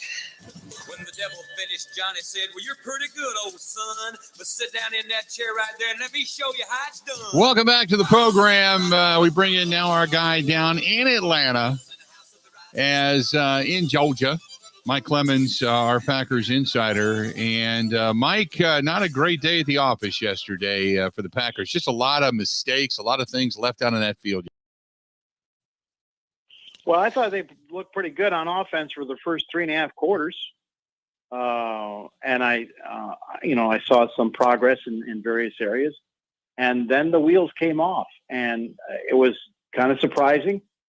There's some things that I'll tell you that I thought were there was some key turning points that Arthur Smith had going there in the second half with the Falcons head coach and basically an offensive coordinator guy that I'll get to. So I want to take you and the rest of the listeners then through this locker room that let this game slip away on a team that they felt that they could beat. And Jordan Love was at the podium, and he was asked what went wrong in the Packers' final drive with less than a minute to play when, here you got 4 downs and you got Anders Carlson who can kick the hell out of the football. And we thought maybe you could come back and win the game with under a minute with a field goal. And here's what Jordan Love had to say to the media. Just get a completion to get the drive started. That's what we weren't able to do right there, was get the drive started. So ended up being a 4th down play and, stuff. But we got to do a better job just getting the drive started. Mike, I thought that Jordan Love started staring down some of his receivers in the fourth quarter and kind of telegraphing where it was going to go. And, was that one of the reasons why things began to break down offensively for them? Yeah, he had a no-look throw last week against the Bears, for what that's worth, which was kind of cool. I couldn't really tell if the coverage was that much better. I just saw Love either being confused, pressured. He lost Elton Jenkins in the first half at left guard. The holes were not as good as they should have been. I'll tell you this: some of those veterans that the Falcons signed, like Bud Dupree, inside linebacker out of the Titans, 31, those guys really stepped it up in the fourth quarter. I mean, they kind of were. They were in the game. They're in the game, and then they started making plays defensively. And so Love was asked, where did you feel the offense started breaking down toward the end of the game? That's the same game for us. If we can't, get the ball started, get the drive started, and we end up in third and longer situations, we let them get their package that they want to get on for those third and longs. And we just didn't execute when we were in those situations. But, we just want to get those positive gains on first, second down, and so we don't get put in that situation. As much as this team's offense, Mike, like you said, looked pretty good for 3 quarters, it was the end, losing Elton Jenkins, in that game, not having David Bakhtiari in that game, certainly things began to break down a little bit. But for the most part, I thought they kind of held their own. The run game wasn't spectacular with A.J. Dillon. And then obviously when you get down to the very end and then the snap that didn't occur and the bad call by Jordan Love and such, it just seemed like things just became a myriad of problems. Right. Here's the other thing, too. The offense watched a lot of football in the second half. The defense started having breakdowns. And Desmond Ridder started finding a rhythm. And I'll discuss what some of those things were coming up after the break. But you bring up the good point. To me, Bill, the whole damn game came down to 2 4th and 1s, one for the Packers and one for the Atlanta Falcons. The one for the Falcons was toward the end of the game when Bijan Robinson, who came as advertised. I mean, dudes are already comparing this guy to Barry Sanders and his running style. And he was breaking tackles. An 8th overall pick out of Texas, and just got better with each drive. And they had that 4th and 1, and he was able to pick up the yardage on that. More on that we'll break down. Then the other one was a series just before that when Jordan Love has got a 4th and 1, and he sort of fumbles a quarterback sneak. It was kind of hard to tell up in the press box exactly what happened at the time. So we go in the locker room right after the game, and Jordan Love has just walked away from the center, Josh Myers, and we asked Josh, about how the offense controlled the game for 3 quarters and what happened with that botched quarterback sneak at 4th and 1. Yeah, it was a miscommunication that I know he just asked me more about it. I can't really dive super deep into it. From an offensive standpoint, early on we were really moving the ball well. We were playing well. We were taking deep shots down the field and getting their DBs in some trouble, with those pass interferences and whatnot. So, yeah, it was going on. You kind of get the sense that Josh Myers was covering up for his guy. He wasn't going to go into it. He was talking about communication. It wasn't, even Matt LaFleur, Mike, at the end of the game, talked about, well, the signal was called and it was missed and blah, blah, blah. And then you find out from Jordan Love on that quarterback sneak attempt, no, Jordan Love even admits it was him. I guess he used the wrong word in his signals before the snap, but he went and conferred with Josh Myers before he had to go out in front of the media and to answer the question. So, we eventually got around to saying to Jordan Love, okay, what happened on the botched quarterback sneak off to the right-hand side? And you end up losing that 4th and 1, and then the Falcons turn that around and score again, at the end of that next drive. I just messed up the operation with the cadence on that one. And so not everybody got the call to get the sneak. So I just messed that operation up right there. What does that mean? You messed it up. Did you say something wrong? Could they not hear you? Yeah, I said the wrong thing. So it's pretty much not a play until I give the live word pretty much. And I give the wrong live word on that one. Did you just forget it or what? Just messed it up.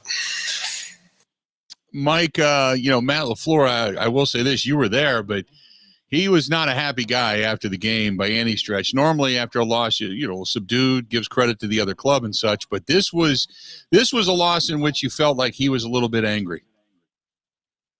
Yeah, Bill, and here's another thing that's been going on. Do you know how we were talking about in camp, even though you thought that Josh Myers was like the next Corey Linsley, the next great Packers center, though he'll have that job for 10, 12 years coming out of Ohio State. And then he got injured his rookie season. And then there was times where Aaron Rodgers intimated that maybe Myers was just a little bit off. Myers seems like a really good, upstanding guy. And then the coaches they were coming right out and calling him out during OTAs and during the start of training camp. Like, we need to see more from center, right guard, and right tackle. Those jobs are all wide open. Well, Runyon won his job back.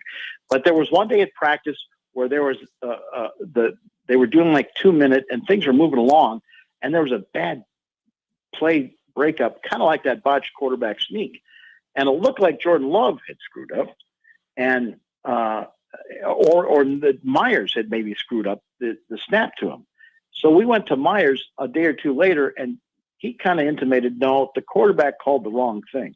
So he was defending himself that maybe Jordan had made a mental mistake. That's what you saw. You didn't see the center screwing it up.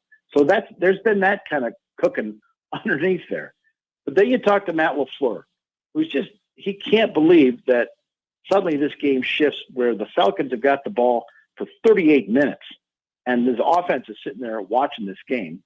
And listen to this about how the running game turned on for the Falcons in the second half and how upset LaFleur was at the end of that press conference when he was, talked about how the game got away. Yeah, I mean, to be honest with you, hindsight's 20/20, right? The last possession, we had 3 runs. We had a third and looked like about a half yard, and we came up short. So, you'd hate to – I thought he was playing really well, and I thought he did a lot of great things. I thought he showed great poise, made some off-schedule plays, made the throws when they needed to be made great decisions, did a good job taking care of the football. So there was a lot of positives from that. I think that, quite frankly, I wish we had more opportunities for him. Atlanta was able to kind of find some running lanes offensively for them. I know obviously you have to take in all that sense, but just kind of what you feel like they were able to do successfully that gave them some of that. I mean, you guys saw it. They shredded us consistently. Good. Thank you. All right, guys. There you go. That's Matt LaFleur not happy after the ball game. They shredded us consistently. We're going to step away, take a quick break, talking with Mike Clemens. Hang in there. We got a lot more to get to. We're not done yet. More of the Bill Michaels Show with Mike down in Atlanta coming up right after this. Covering Wisconsin sports like a blanket. This is the Bill Michaels Show on the Wisconsin Sports Zone Radio Network.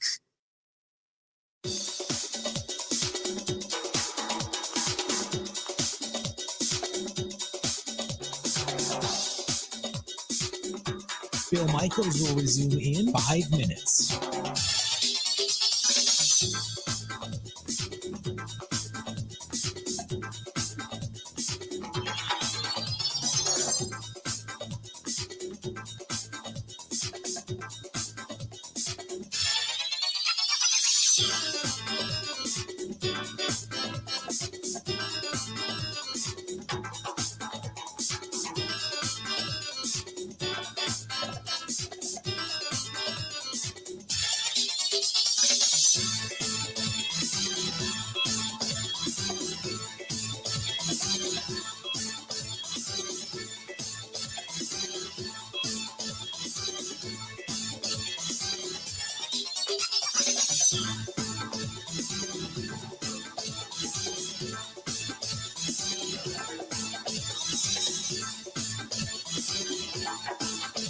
Bill Michaels will resume in 4 minutes.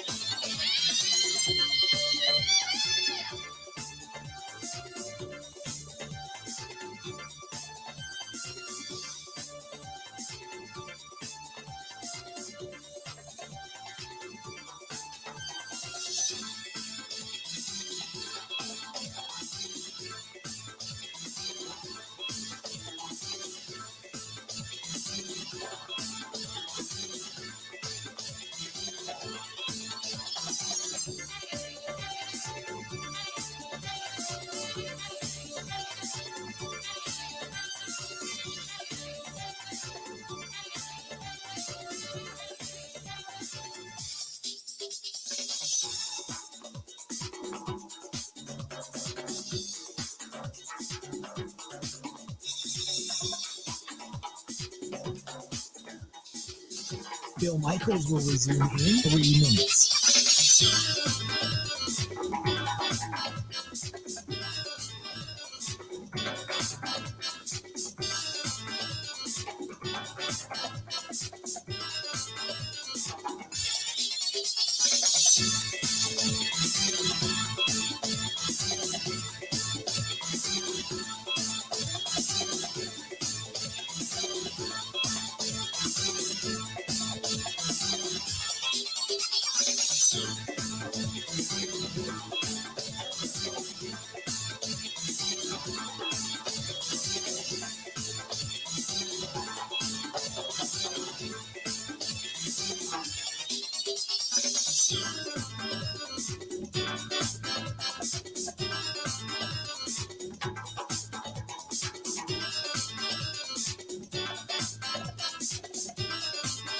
Bill Michaels will resume in 2 minutes.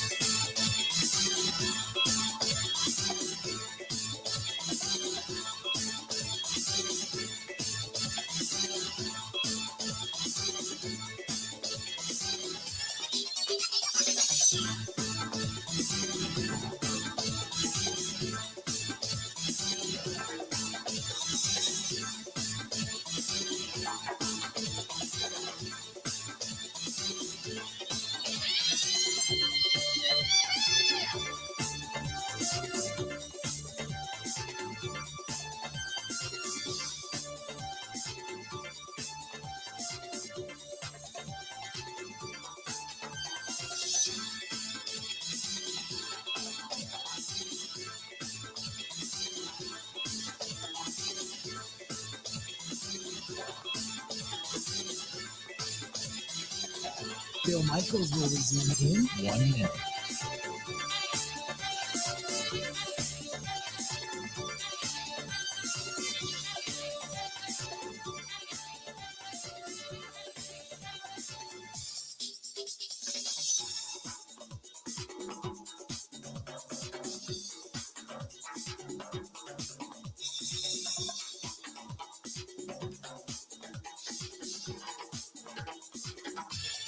Bill Michaels will resume in 30 seconds.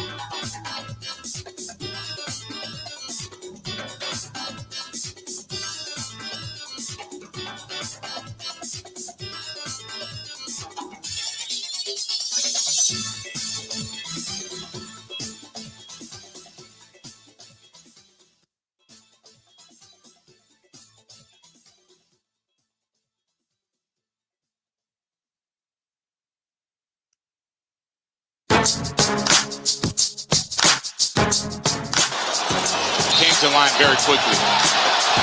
They run the play and pick up the first down. Robinson. Gutsy call from Arthur Smith. And it pays off. One thing I want to say, it means a lot for us to win at home. And I thought our crowd has been unbelievable the last two games.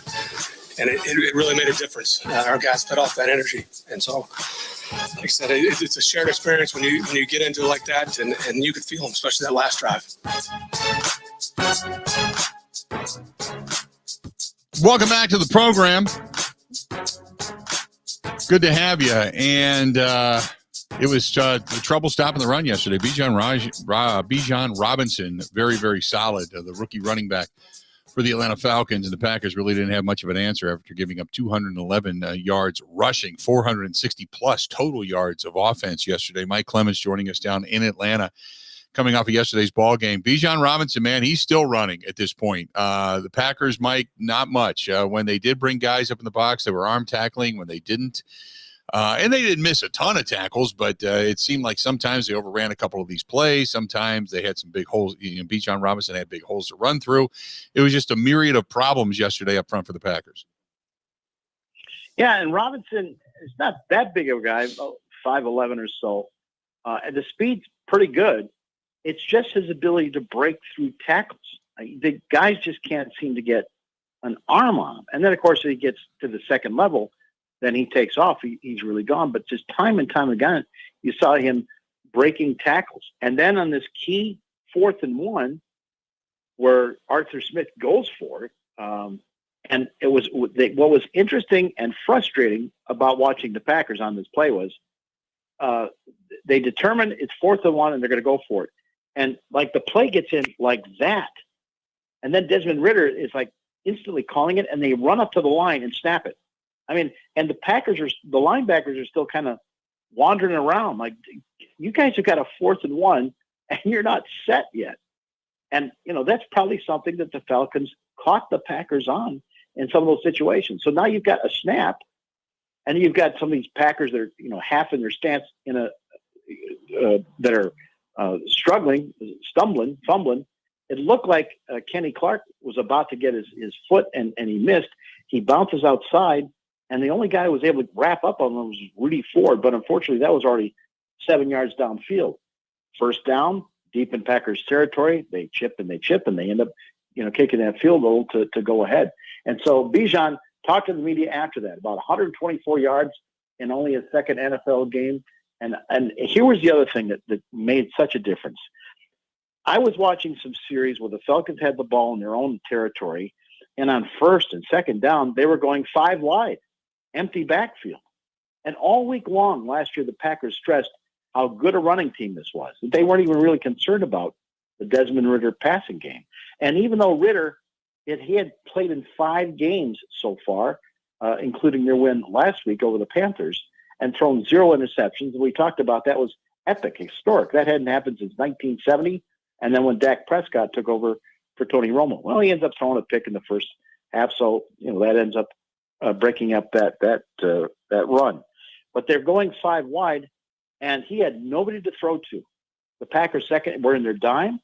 They had answers for everything that they tried in 5 wide. 2 series later, then Arthur Smith starts going to play action because they'd already established that they had a pretty good run, and they knew that the Packers knew that this was a team that's going to be based on the run. And when they went play action, it's like Joe Barry took somebody off the field, put somebody else in, and there was 2 guys open on every play. And that's when you saw Ridder chunking away and chopping away through the game. And so Robinson was asked, how much when you guys switched play action, did that help you in the fourth quarter? Yeah, I think like midway the fourth quarter, we started, running the ball. We started, bringing the DBs up and then giving some shots downfield to the receivers. And now they just started getting confused on what personnel was going to be out there. What we were going to do, if we were going to pass it, we were going to run it. And then we just kept them on their toes. And then that's when we just kept going downhill and trying to get as many yards as we can. But in that fourth quarter, you kind of felt them starting to back off. And not come as hard as they did in the first half. So he felt that the Packers defensively, with the personnel packages they were running out there, where the Packers were confused, which is an interesting comment, Mike, because that's not something that we even really discussed, and that would then go back to either the guys on the field not quite sure whether they're supposed to be or coaching. I mean, how there is no in between there. I know, and this is for Matt LaFleur and Joe Barry to figure out. But I mean, it was like turning on a light switch for those guys. Suddenly, Drake Ludden is open, right? And then it just in terms of quarterback comparisons, for me, for the first three quarters, now the Packers came out. They had some penalties. There was some sloppiness in the first quarter. The first quarter, the Packers sort of played like I thought they would play last week against the Bears. But then they settled down. You saw Jordan Love get into a groove, and they were off and running.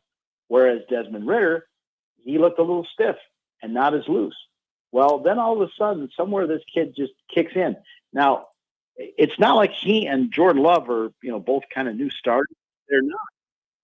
I mean, this is Jordan Love's year. Desmond Ridder, he's been there a year and started 4 games last year, and now these last couple of games here this season.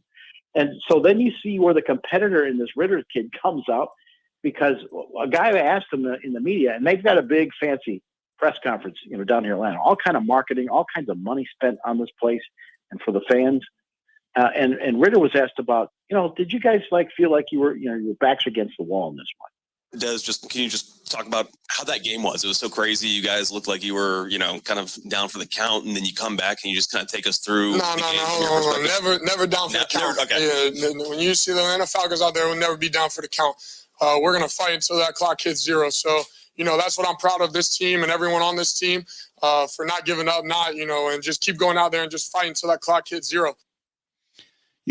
Mike, and good for them that they never feel like they're out of a game. I can appreciate that. But for the most part, I mean, this team, they came back. They stymied the Packers offensively in the fourth quarter. The Packers ran 10 plays for a total of, I think, net was 7 yards.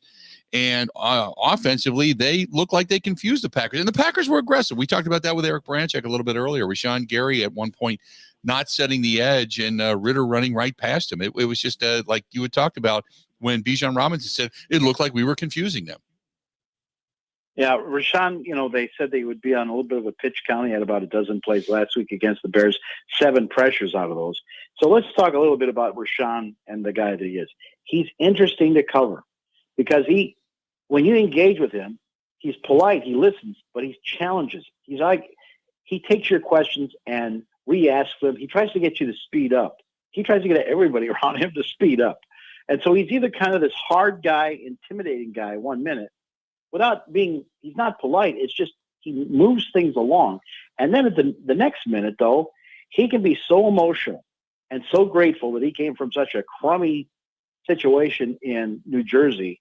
And now here he is, an NFL player on the cusp of getting a big contract. So yesterday, you go to Rashawn Gary. He was open to questions after this loss. And Desmond Ridder started confusing the defense with his rollouts and those play action fakes.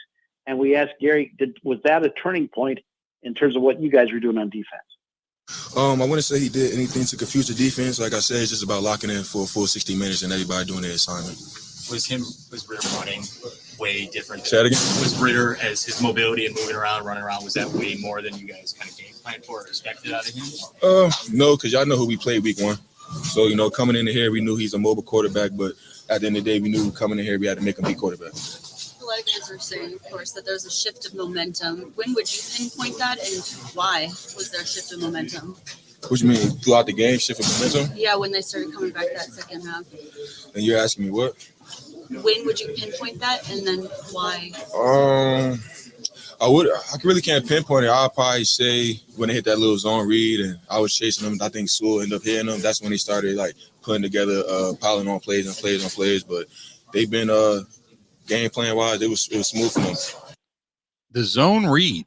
So in other words, the zone read, they exploited a little bit. Rasul was going to make a play, didn't, and then all of a sudden they gained momentum from there. Now, Mike, they had a chance, numerous chances. Jair had one that hit him in the hands. Quay Walker had one that hit him in the hands. Had they made one of those interceptions, the outcome of the game changes. Yeah, and fans watching the game get frustrated because when they see the Falcons not effectively running the football, they're like, well, where are the linebackers? Where's Quay Walker, the big first-round pick? Well, Quay Walker was heartbroken that they lost one because this is his home state. He played for Georgia. He grew up here. And last week, he gets that pick six, suffers a concussion, works his tail off to get through the protocol last week, gets in the game, drops one. But Quay Walker had 17 combined tackles yesterday, chasing these guys down. Dropped that interception, though. And after spending the week in concussion protocol, we talked about his role in the game yesterday. I'm a young guy. My teammates need me. So I'm holding myself accountable to be out there every week. And we gave away that win to them, but credit to them because they're a good team as well, real physical. They probably took on that as we do the same. But I just think it was a few plays we left out there. I dropped the interception, but at the same time, we capitalized and scored on offense. But we left a lot of plays out there, I'll say.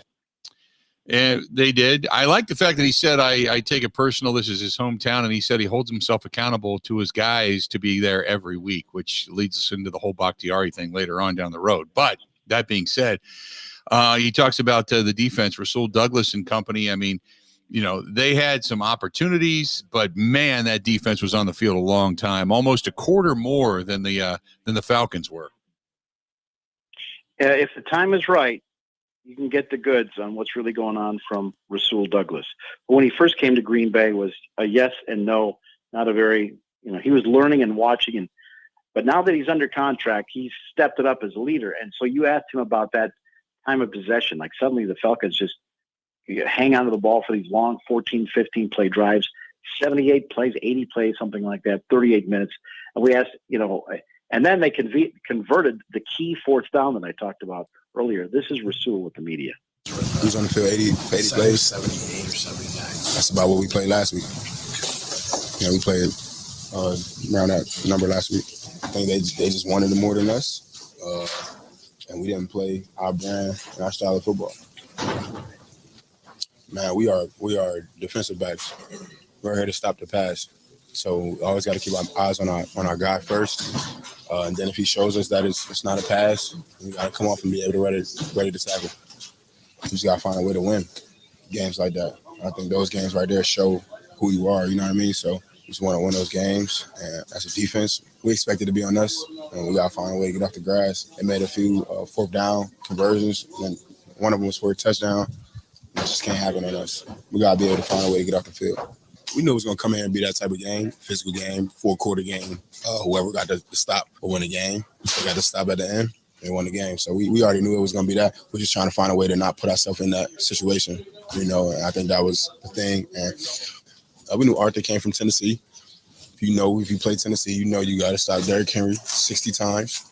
You might stop him 30, but you're going to have to stop him another 30. So we knew what was going to happen. So we just got to find a way to stop it.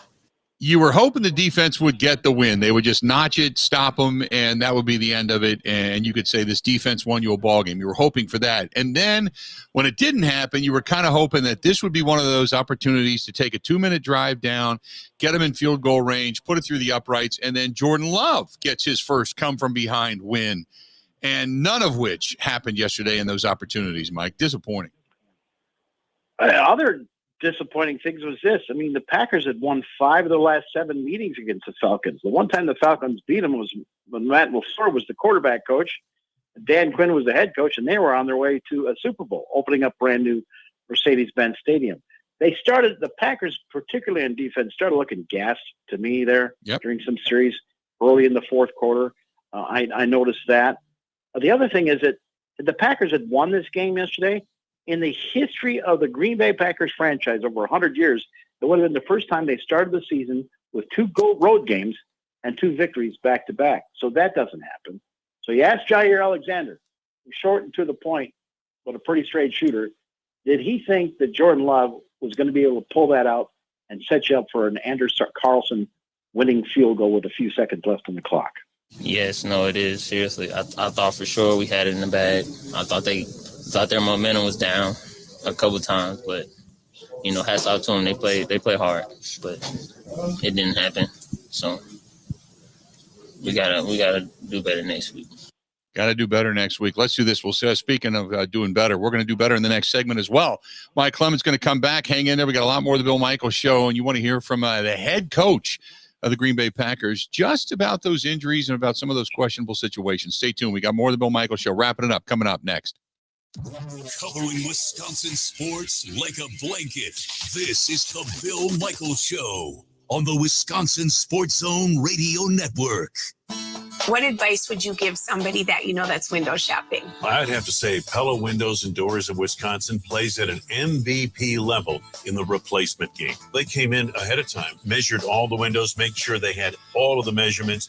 When the Pella people left, you had no idea they had been here. You just had the new window. They're great professionals, Gina, and some of the best in the world at what they do. Right now, pay as low as $19 a month per window or $75 per month on patio doors. Visit PellaWI.com today.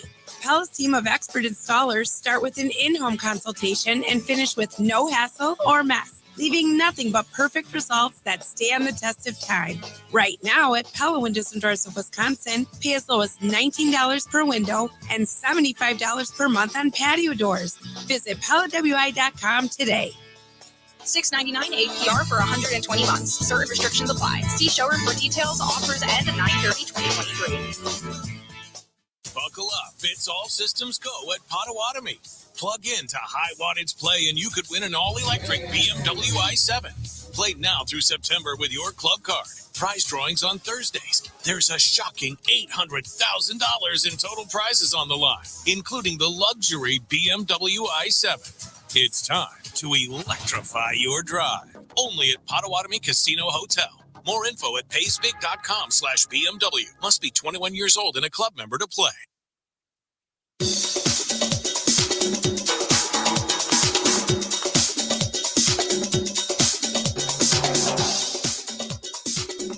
Bill Michaels will resume in 3 minutes.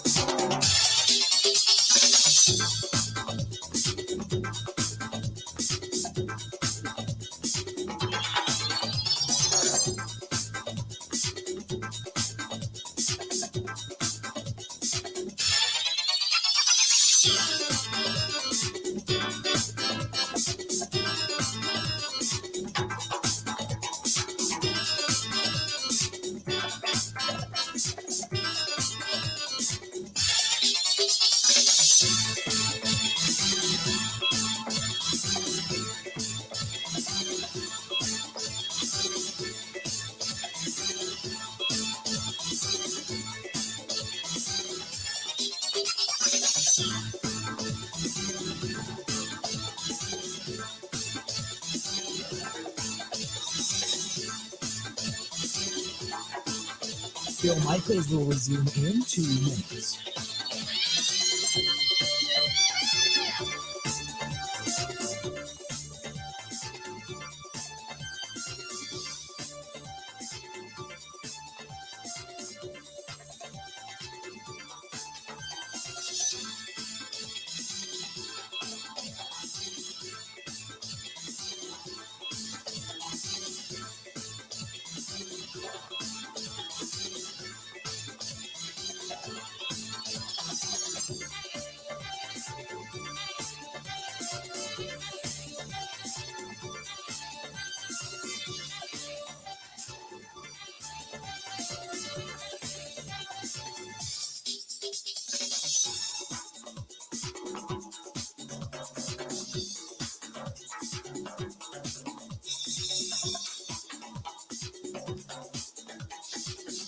Bill Michaels will resume in 1 minute.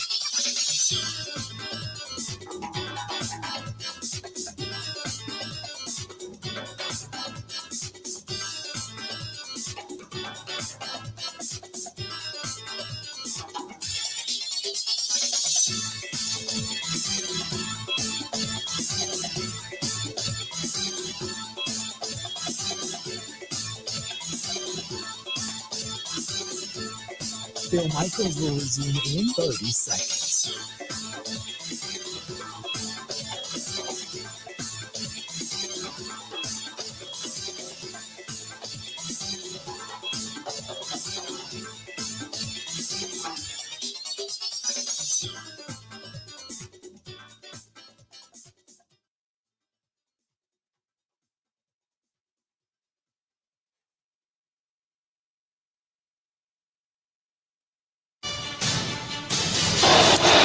His kick from 25 yards out gives Atlanta a 1-point advantage.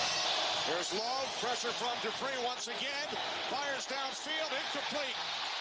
Sailed over the head of Romeo Dobbs. Thought it was there. Unfortunately, Atlanta came back and got some points on the board, and we just couldn't respond. No, nothing really changed. I mean, Atlanta just had the momentum. Just got to give them credit for it. Welcome back. Good to have you. Hopefully you're enjoying your day. Wrapping things up with Mike Clemens here. And yesterday, Mike, Packers end up losing 25-24. And then after the game, questions obviously about the game plan itself. Matt LaFleur didn't seem very happy with certain things, and then got into the questions regarding the injuries and even David Bakhtiari coming into this thing, which was somewhat of a question mark because we didn't realize or hear. I mean, last week, Mike, you were in the locker room when he was basically wagging his finger saying, see, I don't need practice. I'm good. I feel good. Just keep me healthy for game day. And then all of a sudden this week, he's a mysterious scratch. Well, Bakhtiari, I'm telling you, there's no arrogance. I mean, this is like the best we've had in a relationship with him. He's very upfront. He's all but said, I know this is probably my last year in Green Bay, and I've been very successful. I greatly appreciate it. Unfortunately, this knee is still pretty much in charge of my career. But then to top on that, and of course he was shocked and upset about Aaron and the torn Achilles and it happening on turf. And of course, yesterday's game is turf inside the Mercedes-Benz Stadium. But then you lose Elton Jenkins at left guard, and now suddenly you start worrying about the depth. Royce Newman filled in. I saw some misses in some of the tape I've seen so far. Royce started like 12 or 16 games, I think, in 21 when Rodgers won the MVP, but he fell out of favor with Rodgers in the line.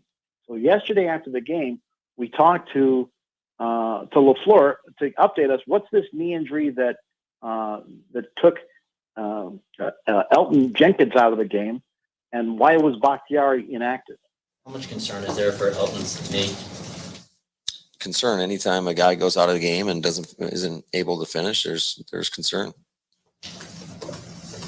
So Bakhtiari, was that a turf decision? No, I mean, we all know that Dave's been dealing with this, and so no.